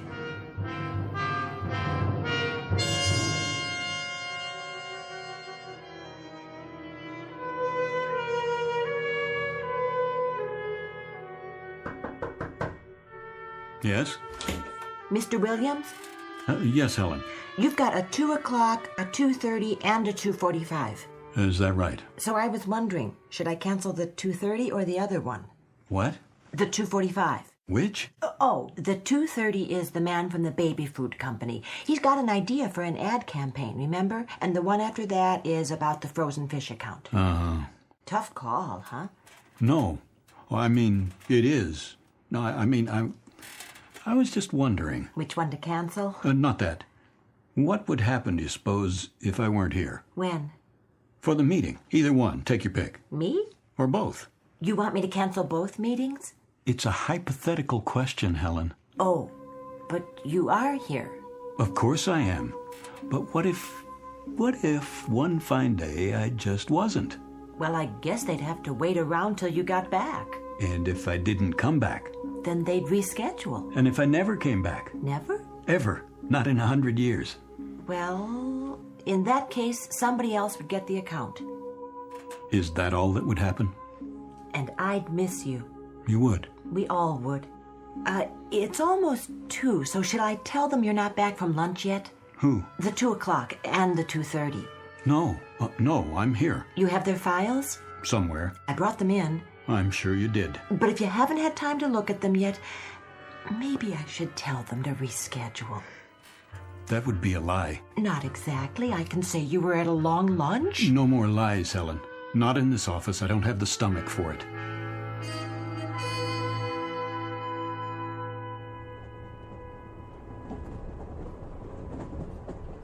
Hello again. It's you. Please, have a seat. You look like you caught up on your sleep. Feeling better? Oh, tolerable. And you? No complaints. It is a bit of a grind, though, isn't it? These long commutes. Well, actually, I only take this train for the scenery. Some view. Mm-hmm. The scenic route. I feel like miles and miles of pitch-black fields. You can't even see the towns. So there's nothing much to do but grin and bear it. It's an opportunity. It is? For conversation. Do you know I've never spoken to another soul on this train? They're all so wrapped up in their own melodramas. Misery loves company. So, we might as well be miserable together while we're sitting here. Has to be more interesting that way. Did you ever... What? It's silly. But did you ever want to get off at a stop where you've never been before, just to see what it would be like? Which stop are you thinking of? No, I don't know. It doesn't matter. Pick one and see what happens. Well, you'd be on your own. Nobody waiting. No car. I wouldn't mind. There's nobody waiting for me anyway. Would you? Not anymore. Forgive me. Did I say something wrong? Oh, it's just a... This is going to sound strange. I didn't mean to get personal. I think we're having the same dream. What? Well, sharing the same fantasy in a way. Remember the last trip when I dozed off? We spoke and I asked you about the next stop. I was afraid you'd miss your station. You see, I dreamed we came to a station I'd never seen before. You got off as if you lived there. I saw you outside walking around. In the dark? It was a bright summer day. I'm beginning to like this dream. And did you get off the train so we could have an adventure? That's the problem. I wanted to, but I didn't. Why not? I wish I knew. Willoughby. What did you say? Well, last week you asked me about a town called Willoughby, Mr. Williams. Oh, yes. I looked it up. No such place as far as I could see. You're sure? Every old timetable I could find. Nothing with that name. Not even close. Thanks anyway. Where did you hear about it? Oh, I must have dreamed it. Probably did. Old-fashioned name. Sounds nice, though. It does, doesn't it? Nice place to visit, maybe. Don't know if I'd like to live there. You never know. No, you don't. Take it easy now, Mr. Williams. Next stop, Stamford. Stamford, next stop. Is that the name of it? Willoughby? It was. You know, it seems familiar. They used to have different names, these towns, a long time ago. It could be you read about it in a book. It could be we both did. I don't have much time to read. It's almost as if I'm remembering something. Don't tell me you believe in past lives. That's nonsense. No, it's not that. But the name does sound familiar, and I do like the sound of it. I do too. Willoughby. Willoughby.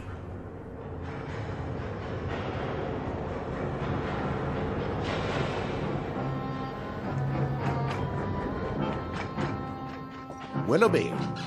What did you say? Next stop, Willoughby. The woman who was sitting there. Woman, sir? In that seat. Where is she? No other fares in this car, sir. But it was only a minute ago. Good day to you. Day? All out for Willoughby!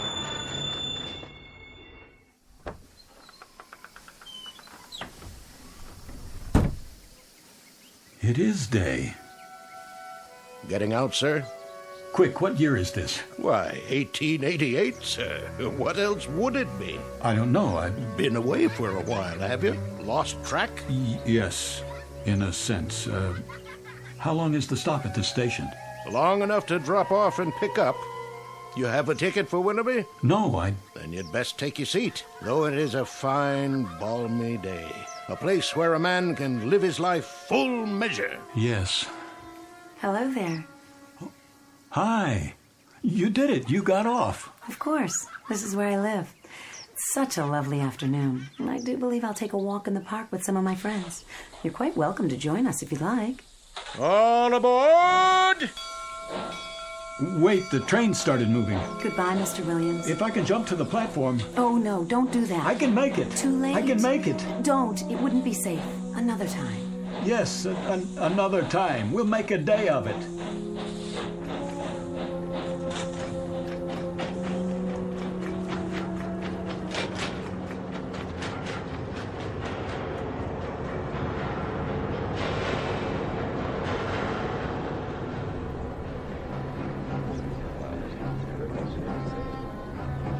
All these people. A full car, Mr. Williams. Always is this time of day.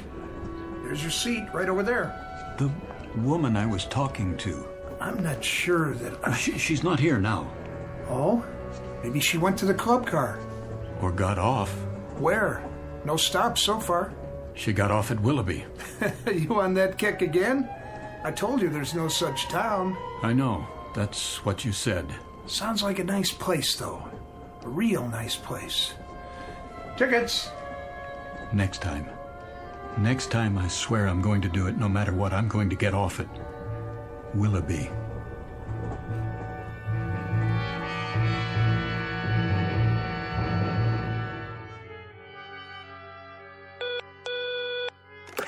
Yes, Ellen.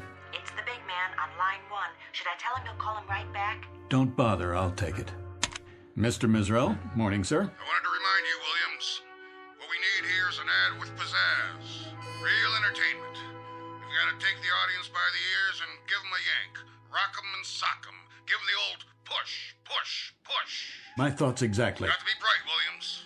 Bright with patter, hipness, and the whole thing push, push, push, push. That's what the client wants. I'm working on it. Tomorrow morning, I'll need at least a preliminary storyboard. You know what I want. A solid format with some pops for the product, leading up to one big pop at the finish. And not just any pop this time. Light, color, explosions. I see it as a field artillery attack. We shell the audience with mortar fire, lay down some tactical air support, and establish a beachhead in their cerebral cortex. Then we send in ground troops and occupy the territory. There.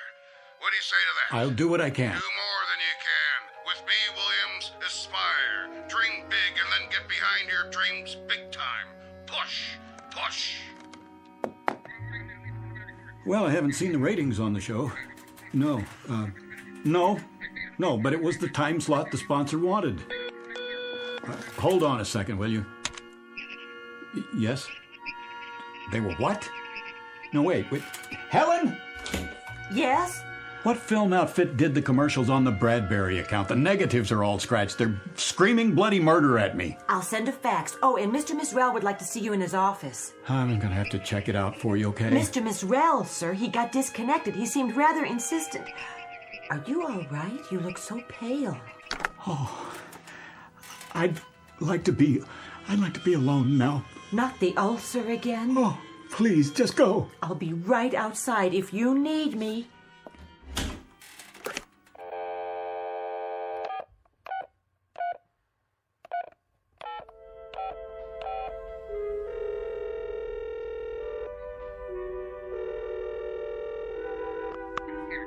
Janie, this is Gart, honey. Stay there, will you? Things are going to be different from now on, you'll see. I just want you to stay there. I'm coming home. Janie, please listen. I've had it, understand? I can't go on for another day, another hour. This is it. I've got to get out of here, Janie. Janie, help me, will you? Please? Please help me. Janie? Janie?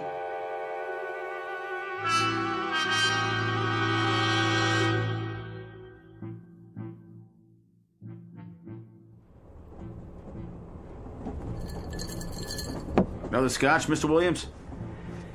No, thank you. Pretty empty in here today. Well, that's because it's too early. Most people don't hit the club car till after work. Wait till the commuter run. They'll line up like kids in a candy store. I bet they do. You going home early today, Mr. Williams? Yeah, my wife's waiting for me. Oh, she is, huh? That's nice. At least I think she is. You call her and tell her? That I did. I just hope she got the message. Oh, I bet she did. Gonna take her out for dinner and everything? If she's there. Well, if she's not, you can just kick back and watch the game. Have the place to yourself. You win either way. That's right. I'm the winner, not the loser. That's the way to look at it. Let me ask you something. You know that woman? Which one? She rides the train the same time I do. Except today because I'm running ahead. Uh-huh. What does she look like? Well, she wears an old-fashioned long dress and she carries a parasol. In here? Oh, no. No, I'm sorry. Not in here. That's not what she wears on the train. Only in Willoughby. Willoughby? Where's that? That's just it. I don't know. Oh, forget about it. I don't know what I'm talking about. I just thought she might have come in here. Just till she gets to her stop. Not many women in here today. So I see. You okay, Mr. Williams? A1, top drawer. See you next time. Sure thing. If there is a next time. Oh, you changing schedules? I might take some time off. Good deal. Vacation, huh? That's right. A vacation, a long one.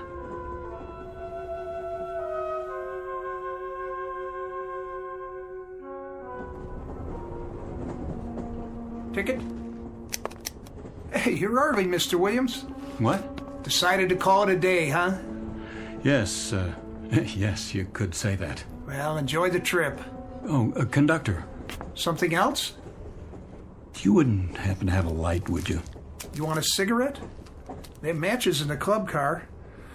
No worse than a drink, I guess, if that's your poison.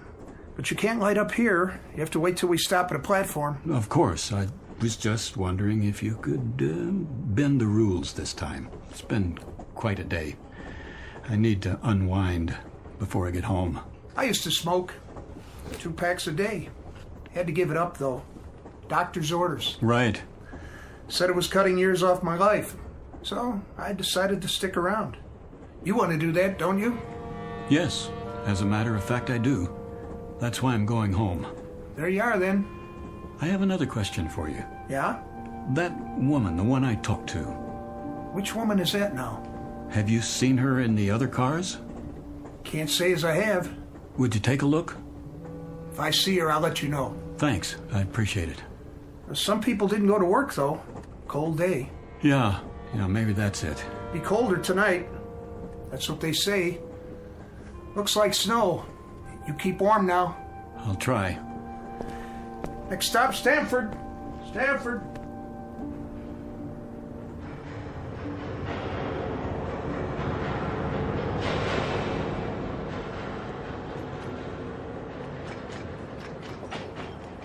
Willoughby, next stop.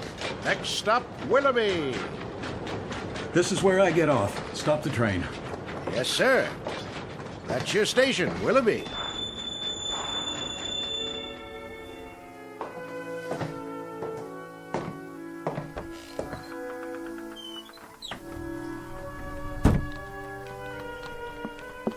Need a hand with your baggage? I don't have any. Nothing at all?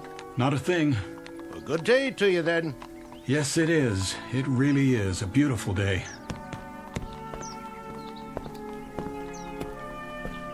All aboard!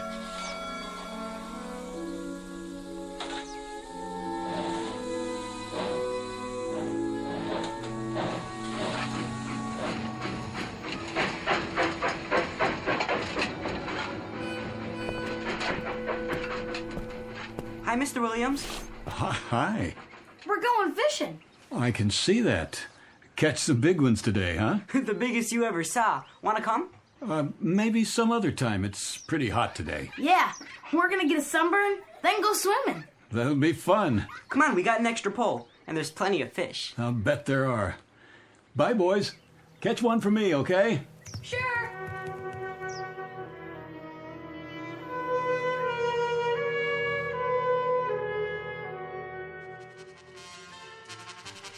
Such a lovely day. Too nice to stay indoors. I want to hear the band. Yes, the band. I love the sound.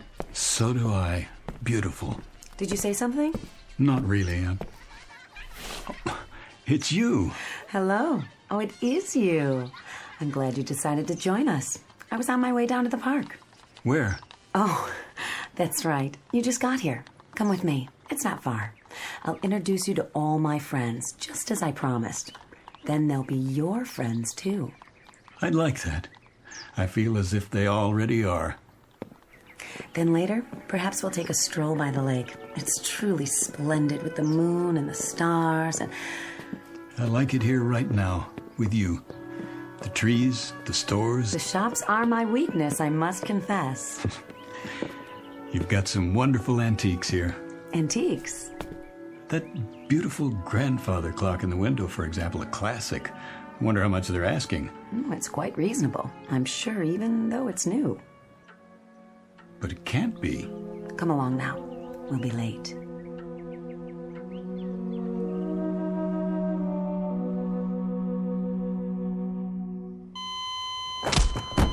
Again. Again. It's no use. There's no pulse. It's a crying shame. He wasn't very old. You say he just jumped off the train?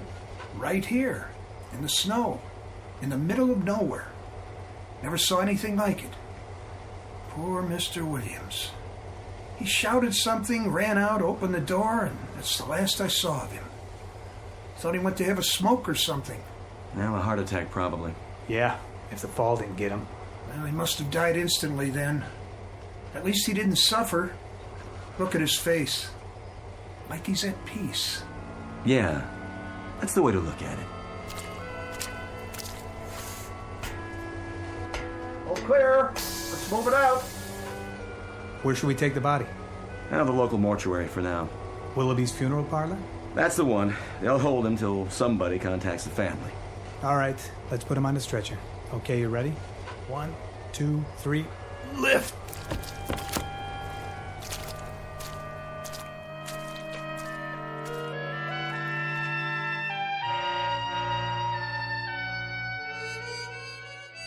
Mr. Gart Williams, who withstood the slings and arrows that come with life in the fast lane for as long as he could bear them, and eventually sought respite for his torment in the only place left open to him, under a gravestone, who climbed onto a world that went too fast for him and then finally jumped off. Mr. Gart Williams, who might now tell us what really awaits us in the great beyond, because this too is very much a part of the Twilight Zone.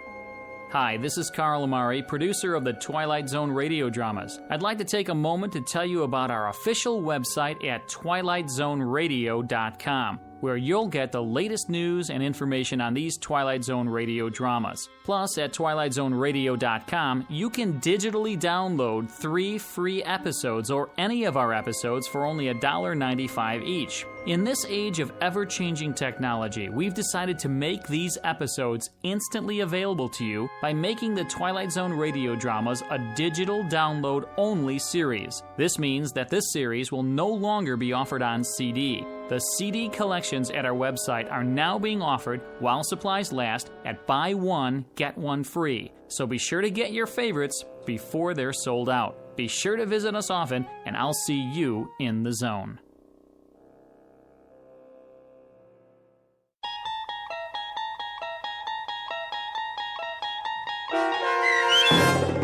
A Stop at Willoughby, starring Chelsea Ross, with Stacy Keach as your narrator, was written for The Twilight Zone by Rod Serling and adapted for radio by Dennis Etchison.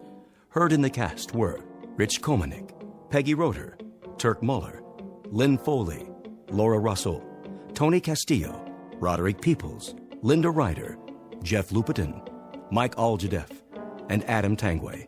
To learn more about the Twilight Zone radio dramas and to obtain audio cassettes and CDs of these programs, visit our website at twilightzoneradio.com. This copyrighted radio series is produced and directed by Carl Amari and Roger Wolski for Falcon Picture Group. Doug James speaking.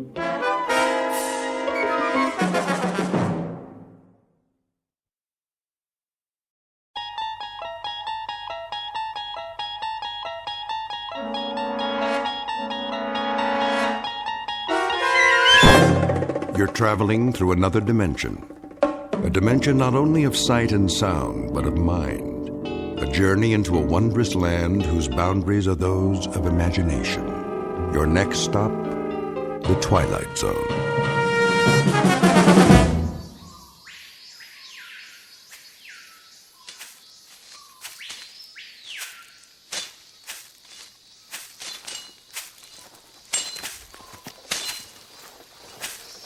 Go on. What is wrong with you? We are behind schedule. The jungle is too thick, Clemente. Use your machetes, all of you. We have used them. Now they are dull. Then sharpen them. The burros need water. He's right, Ramos. If we lose another animal, we cannot make it. Very well. Make camp here. Alto. We rest.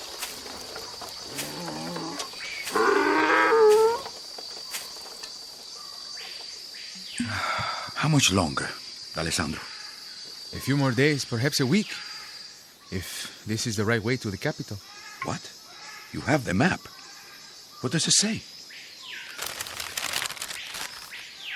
We are here by the mountains. We should go around, through the lowlands. No, that is too far. We must strike the Cruz now, before his army comes looking for us. Don't worry, Ramos. We are not worth hunting. You say that to me? I speak the truth. Look around. What do you see? Men of destiny. Oh? And how many are we today? The campesinos support us. They give us food, shelter. That is because we are the ones who march. We are the point of the spear. When we strike, they will follow. But only if we succeed. The jungle is full of rebels. They will come out of their caves to join us. First, we must survive. The way through the mountains is difficult. Cristo and Tamar are loyal. And Garcia. And what of the others? If they go back to their wives, we are alone. A teacher and a dreamer. Your words are strange to my ears, Javier.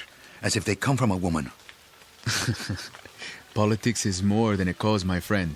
It is a strategy. When a bridge is weak, it must fall. Remember the history of our land. The earth is ripe with the blood of other rebellions. We will not fail. There is no shame in it. We can take up arms again when the time is right. This is our moment. Not this year, Ramos. And perhaps not next year either. That is still too soon. But sooner or later, the crops will fail. The people will rise up, and we will show them the way. Now, the bellies are full from the harvest. They are not ready. Listen to your fear. You yourself taught me that the people rally behind a leader. A brave leader who knows no fear. Only a fool is without fear. I am not a fool. I'm a man. More will come. They will leave their villages and march with us, 10,000 strong. The Cruz's guard will not fire on us. They are our brothers. And how many brothers do we have here? 11? 12? Turn back now, my friend, before it is too late. Too late? Hear me well, because this, I swear, 1 week from now, we take the capital.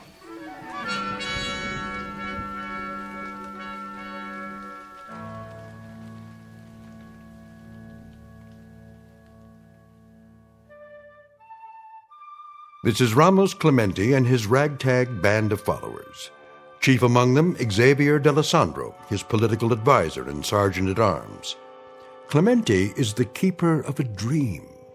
Once he walked behind a mule as it plowed someone else's land, looked up at a hot Central American sun and pledged the impossible. He vowed that he would lead his people against the tyranny that put the ache in their backs, the lines in their faces, the anguish in their eyes.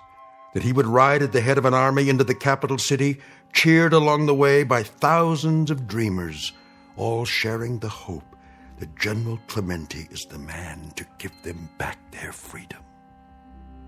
A noble dream, or an illusion. If the latter, it would be an honest mistake.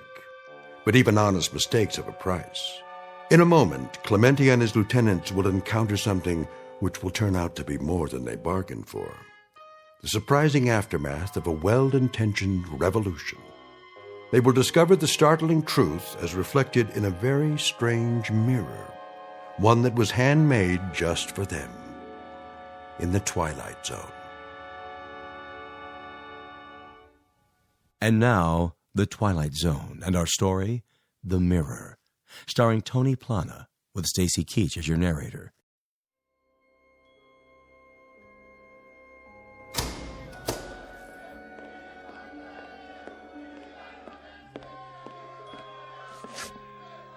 Do you hear that?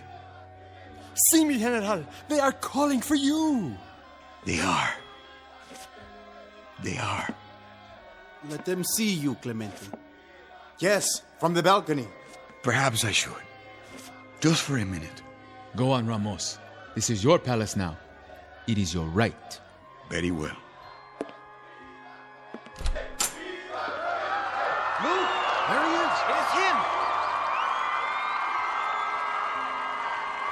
my countrymen, a new day. I promise you the time has come. The president has fallen.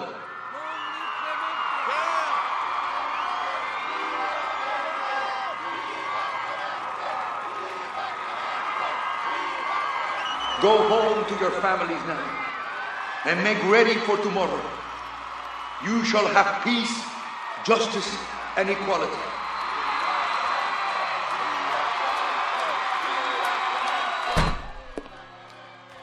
Do you hear? Viva Clemente! That is me. Viva, viva, viva! A toast! Yes, with some of the Cruz's precious wine. The glasses.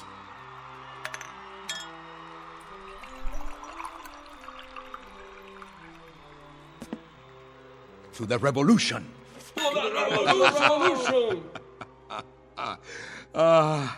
So do you know? Do you know why I laugh? I laugh because there is so much feeling inside of me. I didn't know in the beginning. I didn't know when this moment came how I would react to it.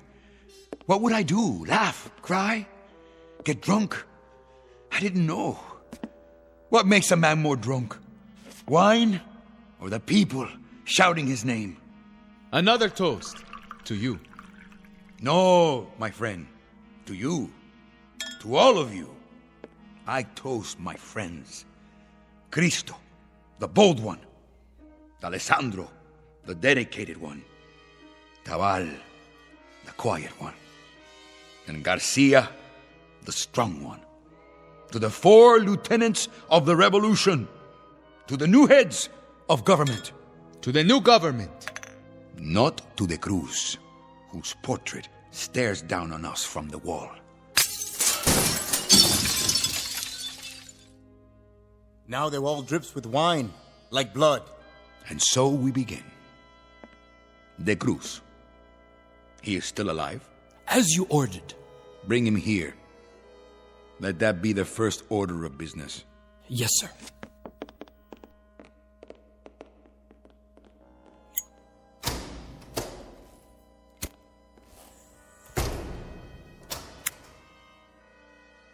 You will have to find another picture for the wall. Yes. One of yourself, perhaps? Oh, no. We will find something. There. In the corner.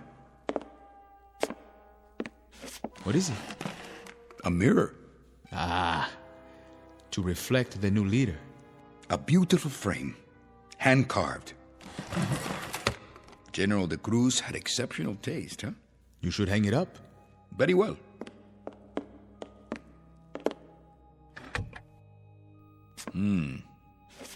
I look tired. Old. It has been a long day. Do you know, Alessandro, 1 year ago, this was the face of a peasant.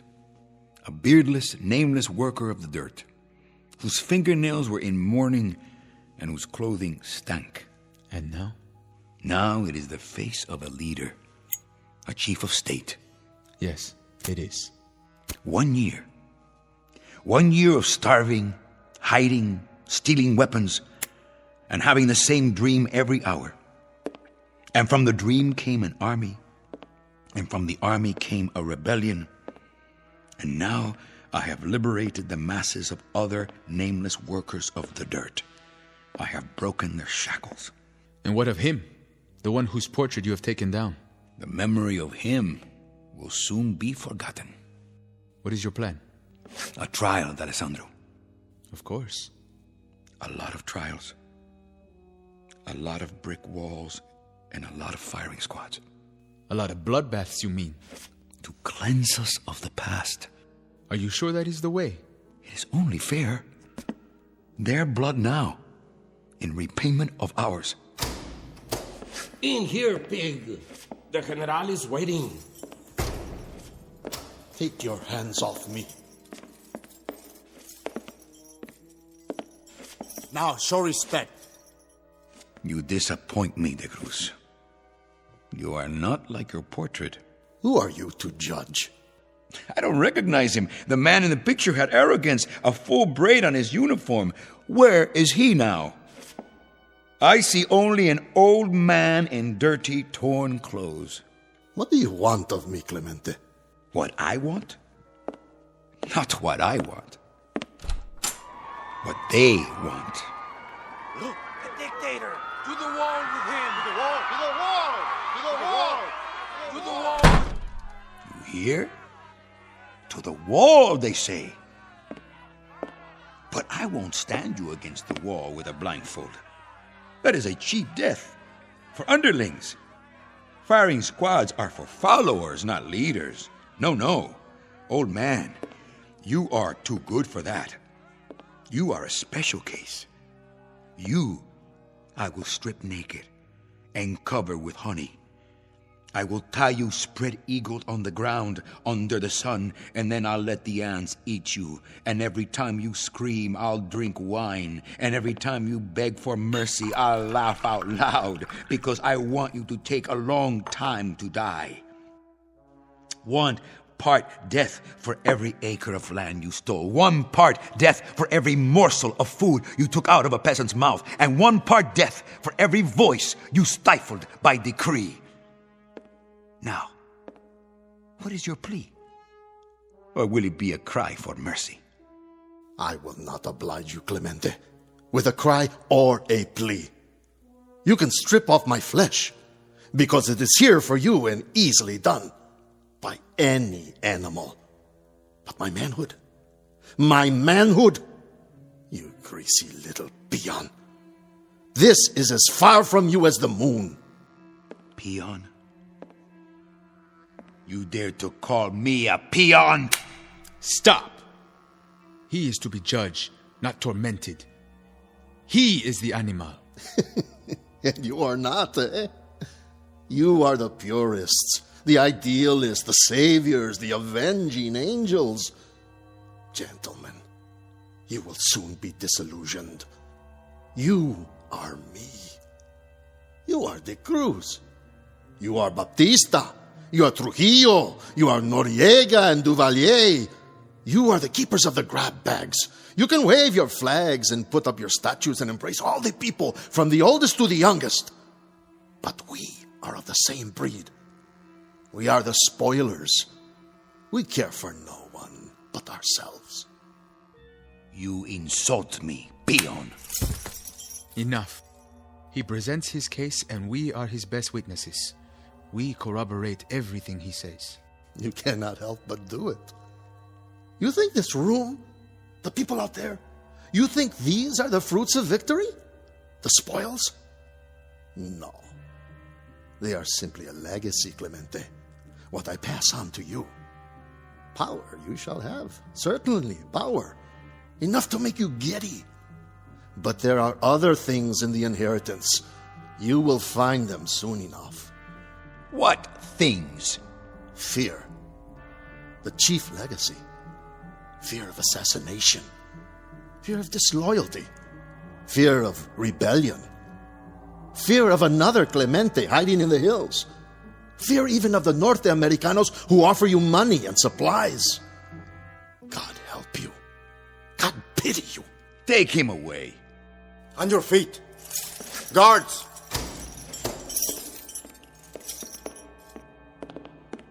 I see you have found my mirror. It is mine now. Then it will serve you well. An old woman brought it to me 10 years ago when I first took power. She said it was magic. She said, by looking into it, I could see the faces of my assassins. She spoke the truth. That is why I took it down. That's right. Look deep, General Clemente. Find out who your enemies really are. You will see them there, in that mirror.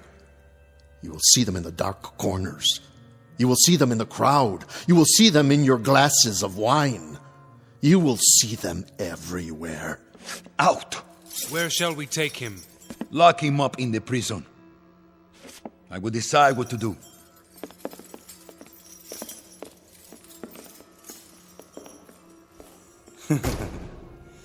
Assassins, come out wherever you are. Come on, assassins. Come out of the mirror. Yes, a joke. A stupid, ignorant joke. Assassins in the mirror.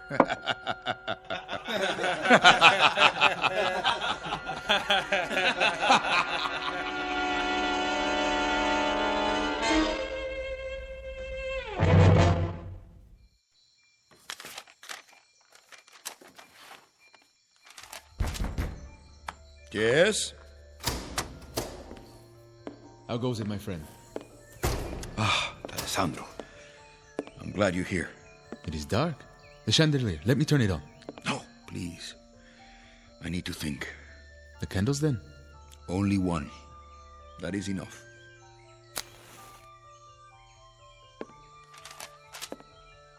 More plans, eh? For the new regime? Come to the windows, Alessandro. Look outside.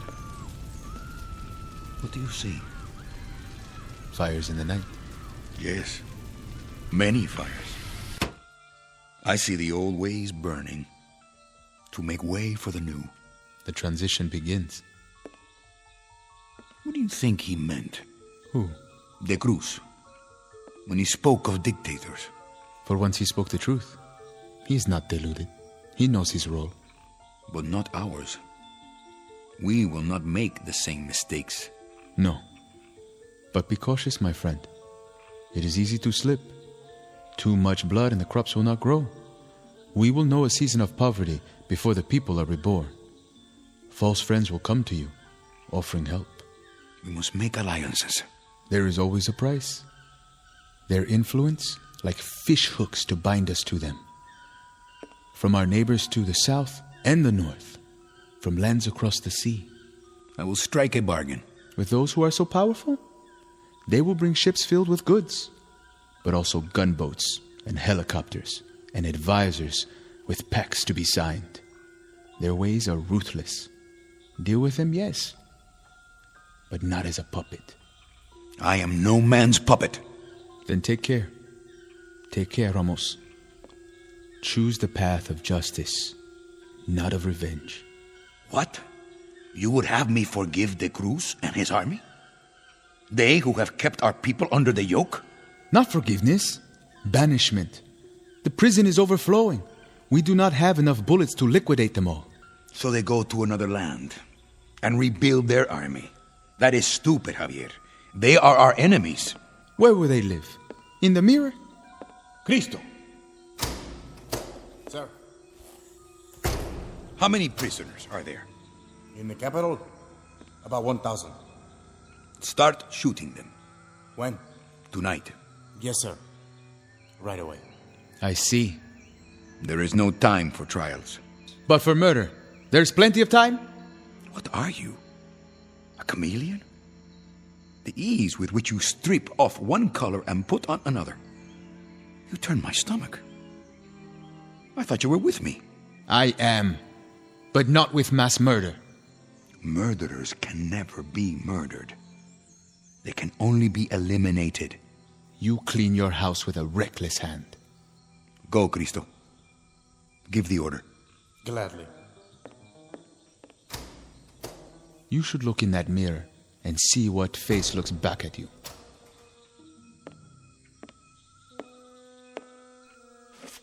A magical mirror, he said. A mirror that reflects the faces of my assassins. How intriguing. Isn't that intriguing, D'Alessandro? I had no idea that you believed in such... What are you doing? What am I doing? I saw it. Where is it? What? The submachine gun. You need to rest. You have been awake too long. Tomorrow we will go into the fields, the villages, meet with the people. D'Alessandro, the dedicated one, the moralist. I was the arm of the revolution, but he was the heart. What are you talking about? I saw you with a weapon, cradled in your arms. Then you cocked it, ready to shoot me in the back. Where are you hiding it? Ramos, listen to me. You're not making sense. A man can believe his own eyes. I saw you in the mirror with the gun. I should have known. What gun? Ramos, you sound demented. I should have known. Of all of them, it would be you. It would have to be you, D'Alessandro. What are you doing?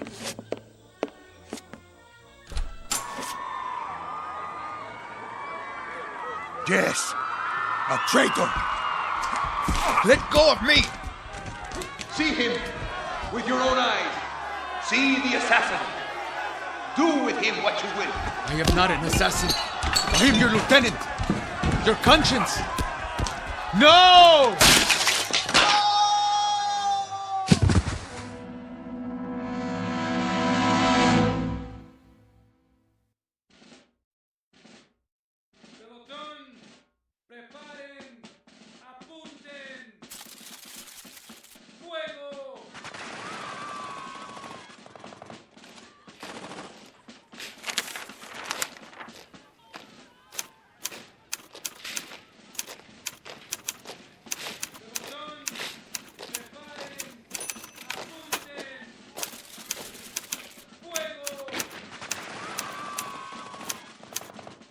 Work with that noise.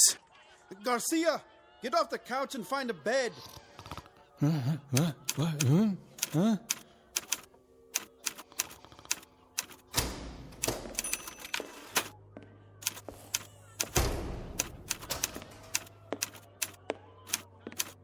Did you hear that? Here, Garcia. He had too much to drink last night. The palace is stocked with the finest brandy. Not that. Outside, in the courtyard. Ah, the firing squad. We've already killed off hundreds. That sound, better than a swig of brandy. What were you before the rebellion, Cristo? Why do you ask that? Don't tell me. Did you work in a stockyard? You seem to enjoy the butchery. It is a fiesta. Then why do I not hear laughter?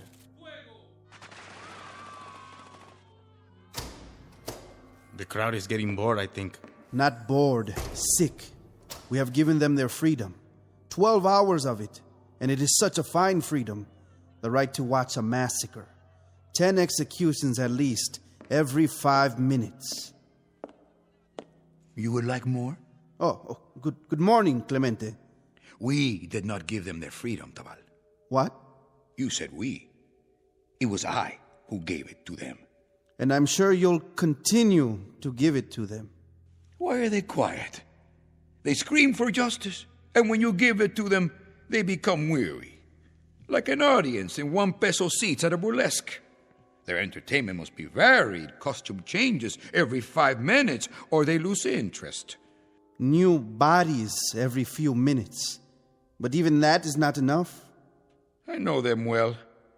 You fill their stomachs and it empties their brains. They have cheap tastes and short memories. Clemente. Something to say, Tabal?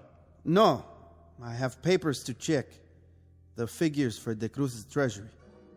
Is there nothing more? Something that sits heavy on you?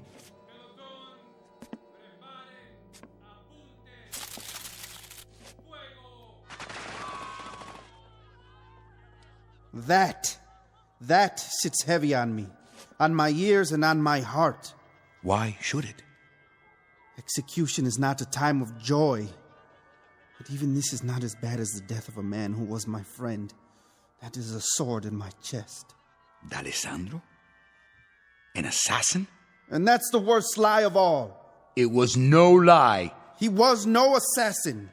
What? What's the matter? What's going on? Oh. Still at it out there, huh? Yes, until their work is done. Good morning to you, Senor Garcia. How handsome you look in the mirror. What do you see there? I see only a tired soldier. A man who needs a change of clothes. Is there a bathtub? Many. Take your pick. Oh, I'll go then. And that is all? You don't see any assassins in that mirror? No. I see nothing but my ugly face. Even an assassin might be better.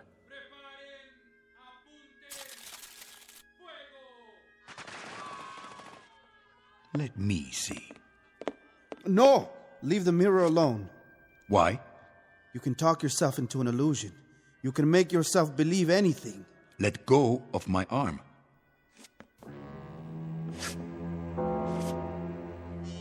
What is that? Two men. With knives. Tabal. And Garcia. What is it, Ramos? That mirror needs to be cleaned. A trick of the light? Did you think you saw something? No. I saw nothing. Sometimes, if you stare at nothing too long, it begins to stare back at you. Tabal, you and Garcia go over to the prison. Yes? Looking on the Cruz. Then report back to me. Report what? His health? Do as I tell you. See that he's properly guarded. Yes, sir. Do you have a message for the Cruz? What sort of message? Should I tell him that he was right about the fear? That there are assassins under the bed and in the shadows and all around the room? Tabal, you have both your freedom and your life. But you have them through my sufferings. Don't throw them away. Of course not, General. Cristo, get me the prison. Sir? On the phone. Here, I'll do it.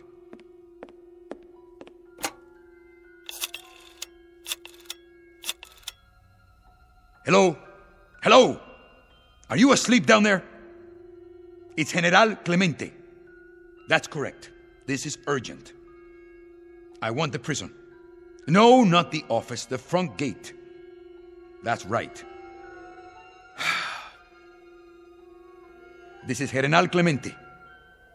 2 men will arrive there in a few minutes. They are spies and should be shot on sight.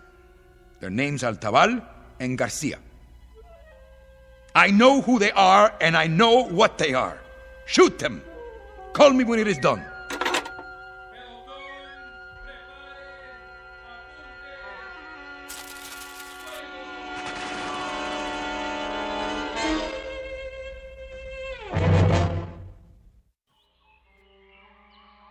Move the bodies out. Yes, sir. Right away. I think maybe I'm still asleep. I wish you were, and me as well. Did you ever have a dream that... never mind. Go ahead, say it. A dream where you try to wake up, but you cannot. You mean a nightmare? And do you wonder? What? Well, if I hadn't joined Clemente, well, I would be home now with my woman, my little ones. I would be in the fields working the crops. I think now that it wasn't so bad. But it was. Half of your vegetables, your livestock, to the state, that is no way to live. No. Still, I do not like this slaughter. Nor do I. I guess it isn't ours to know. What do you mean? Clemente, he has his reasons. I am not an educated man. The ways of politics are hard to understand. Clemente is not educated. But the Alessandro was. A very smart man. A lieutenant, like us. Closer than that. And now we are 3. Clemente will need us even more. Garcia, listen to me. Watch your back. Huh? Clemente has not slept in 3 days. But he sees. Not with his eyes, with his mind. And what he sees is dark and strange. Like a house of many doors, and behind each door is more darkness. And the way into that house is the mirror. What? A piece of glass? The glass reflects what is before it. When Clemente stands and looks, he sees the doorways of his mind. I do not fear an old woman's gift. We are his lieutenants. Yes, like the Alessandro. Come, we will report on the Cruz. And then we must make a plan.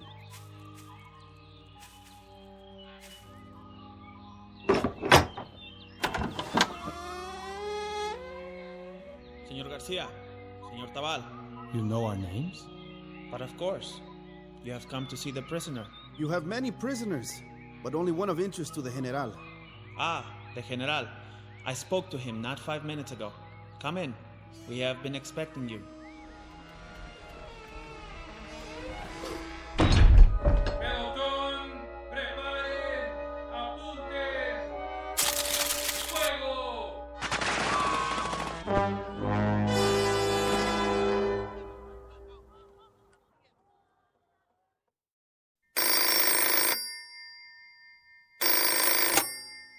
Clemente, are they there? Good. Tell me when it is done. The prison? You have any complaints? None. You are sure? Why should I? A pie cut into 2 pieces is better than one cut into 5. A drink of wine? Pie? But we do not speak of pie. Do we? These are the lives of friends. Are you sure? They were very close to me. Very close. You know that. Alessandro, Garcia, Tabal. They were like brothers. Or so it seemed. That is what I don't understand. How is it that they can change so? And even more curious, how can I crush them underfoot like ants and feel nothing? Men cannot be brothers and assassins. No. They must choose. It is to be expected. When a man has power, he has enemies. And now, you have enemies. Enemies, yes. I understand that. But are all my friends to be my enemies? From now on, Ramos, you have no friends. You have only followers and competitors. This is the breakdown of your world. You must live with it. And how do you classify yourself, Cristo? Myself? I am a follower, General. For how long? That is a strange question. For how long will you be a follower? Until some quiet moment when my back is turned? Oh, no. Only until that moment when you prove to me that you cannot lead. Only until the moment when I think that perhaps... Perhaps what? That perhaps I am stronger than you. You'll be eaten by worms before that moment comes. Besides, if my back is turned to you, I will see you in the mirror. As I do now. What is it? What do you see? Only you. At the desk. Holding out a glass of wine. Of course. Here is a glass for you. Now you pour it. Take a drink. It will make you feel better. But you poured it before. I saw you in the mirror. Your eyes are tired. Go ahead. It will help you sleep. It will help me sleep. But for how long, Cristo? How long will I sleep after drinking it? For all eternity? Why did you do that? What did you put in the glass? A powder? You point a gun at me? Only at traitors. But there is no reason. I have a desire to live out my life. I am allergic to poison. You have gone crazy. Mark your words carefully, Cristo.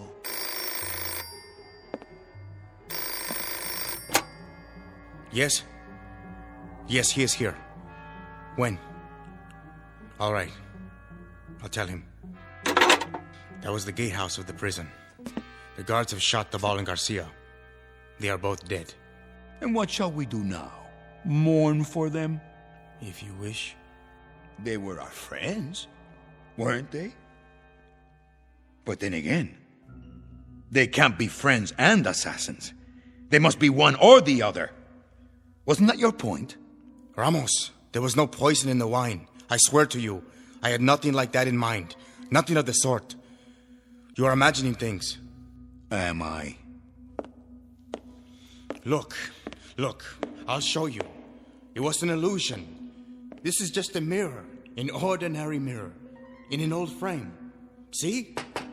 It's only glass, polished glass. I'm looking into it. I see myself and you behind me, nothing else. You are raising the gun and pointing it because you've let yourself see things that are not there. You've let yourself... Ramos! Ramos! What have you done? Only what I had to do. A terrible mistake. Now, you will be very lonely. You will be all alone. You have just killed a better man. A better man. Ramos. General, I heard a shot. Lieutenant Cristo shot himself accidentally. But how? Did you hear what I said? It was an accident. Now get out of here.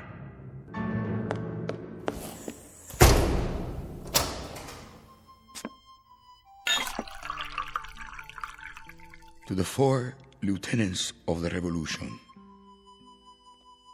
to the new heads of government, to the Alessandro, the dedicated, Tabal, the quiet, Garcia, the strong one, and to Cristo, the bold one.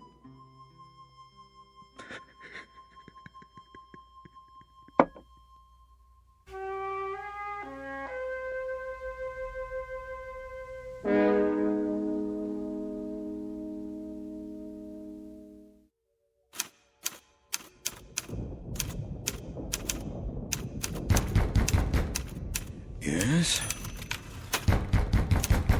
Yes? Someone to see you, sir. Who? The Holy Father. What would a priest want with me? Libos. General? It's all right. Yes, sir. I'll be outside. General Clemente. I'm Father Thomas. So? You will forgive me, General, but this must be said now. What must be said? The executions. The people are appalled. That is no concern of mine. Is this what we are to expect from the new regime? I have my enemies, Father. That is your answer? You may tell the people that as long as I have enemies, the executions will continue. They will go on 24 hours a day, 7 days a week, and if this disturbs them, then what? Then let them do something about it. Let them starve in the mountains, as I did. Let them hide in caves. Let them raise an army out of the dirt. If there is one among them strong enough to make a new rebellion, let him try. But let him be prepared for a year of suffering, and let him learn how to lead. General Clemente, the victory is not so sweet, is it? Now you are learning. Instead of the flavor of wine, it has the taste of ashes. I had a dream, Father. I had such a dream. And they were all a part of it. Cristo and Tabal and Garcia and Alessandro. Why did they turn against me? You ask me for the answer? Where else can I turn? To this mirror? Look to what is in yourself. But I can't stand this. I can't live this way. I'm frightened. Morning till night, I hold my breath. I look over my shoulder. I keep looking back to see what is there. I will live the rest of my life running from death. Why? Why do I have so many enemies? This is the story of all tyrants, General Clemente.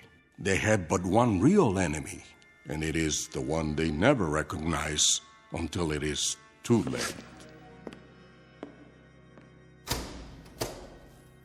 God be with you.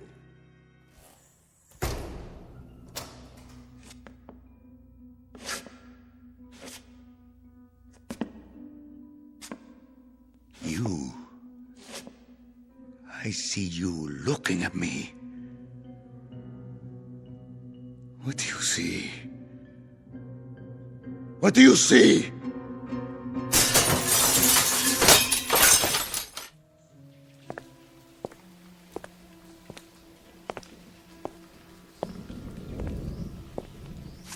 Keep an eye on him. What did you say, priest? The General. He's not well. General Clemente is a great man. He might have been. He may be yet. He needs our help. I will remember him in my prayers. God be with you, my son.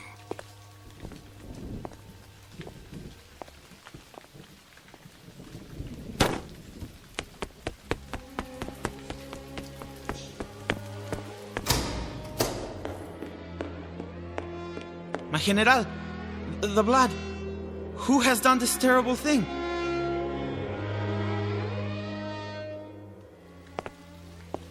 The last assassin. And they never learn. They never seem to learn.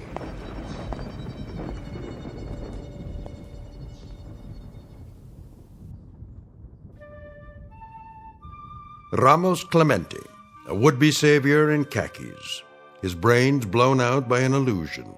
A mirage dangled before the eyes of all ambitious men, no matter how they begin. The most vulnerable are the dreamers, when they allow fear and paranoia to make them murderers. Which is not to say that ideals are an illusion, only that revolution requires more than songs and slogans. Courage helps, as does character, a touch of luck, and something along the lines of superhuman strength, whether it be found here or in the Twilight Zone.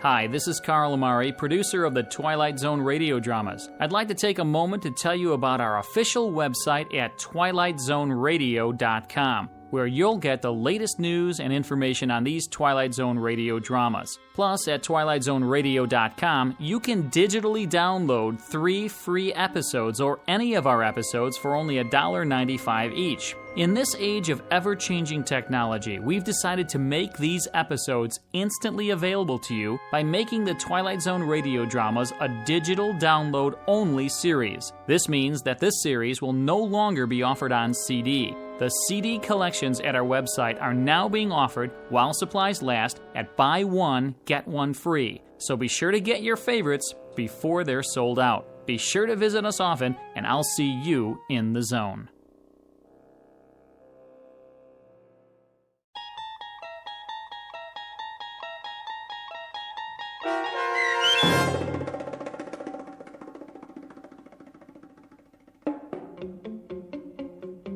The Mirror, starring Tony Plana with Stacy Keach as your narrator, was adapted for radio by Dennis Etchison and written for The Twilight Zone by Rod Serling. Heard in the cast were Tony Sancho, Rick Vargas, Eddie Martinez, Tony Castillo, Ricardo Gutierrez, Ivan Vega, Florentino Mitchell, Arturo Montemayor, and Oliver Adalpi. The producers of The Twilight Zone wish to thank CBS Enterprises and the Rod Serling Estate for making this series possible. This copyrighted radio series is produced and directed by Carl Amari for Falcon Picture Group and Westwood One. Sound design and custom Foley effects for The Twilight Zone by Cerny American Creatives Bob Benson, Craig Lee, Matt Sorrow, Tim Cerny, and Todd Beyer. To learn more about The Twilight Zone radio dramas and to contact us, visit our official website at twilightzoneradio.com. This is Doc James speaking.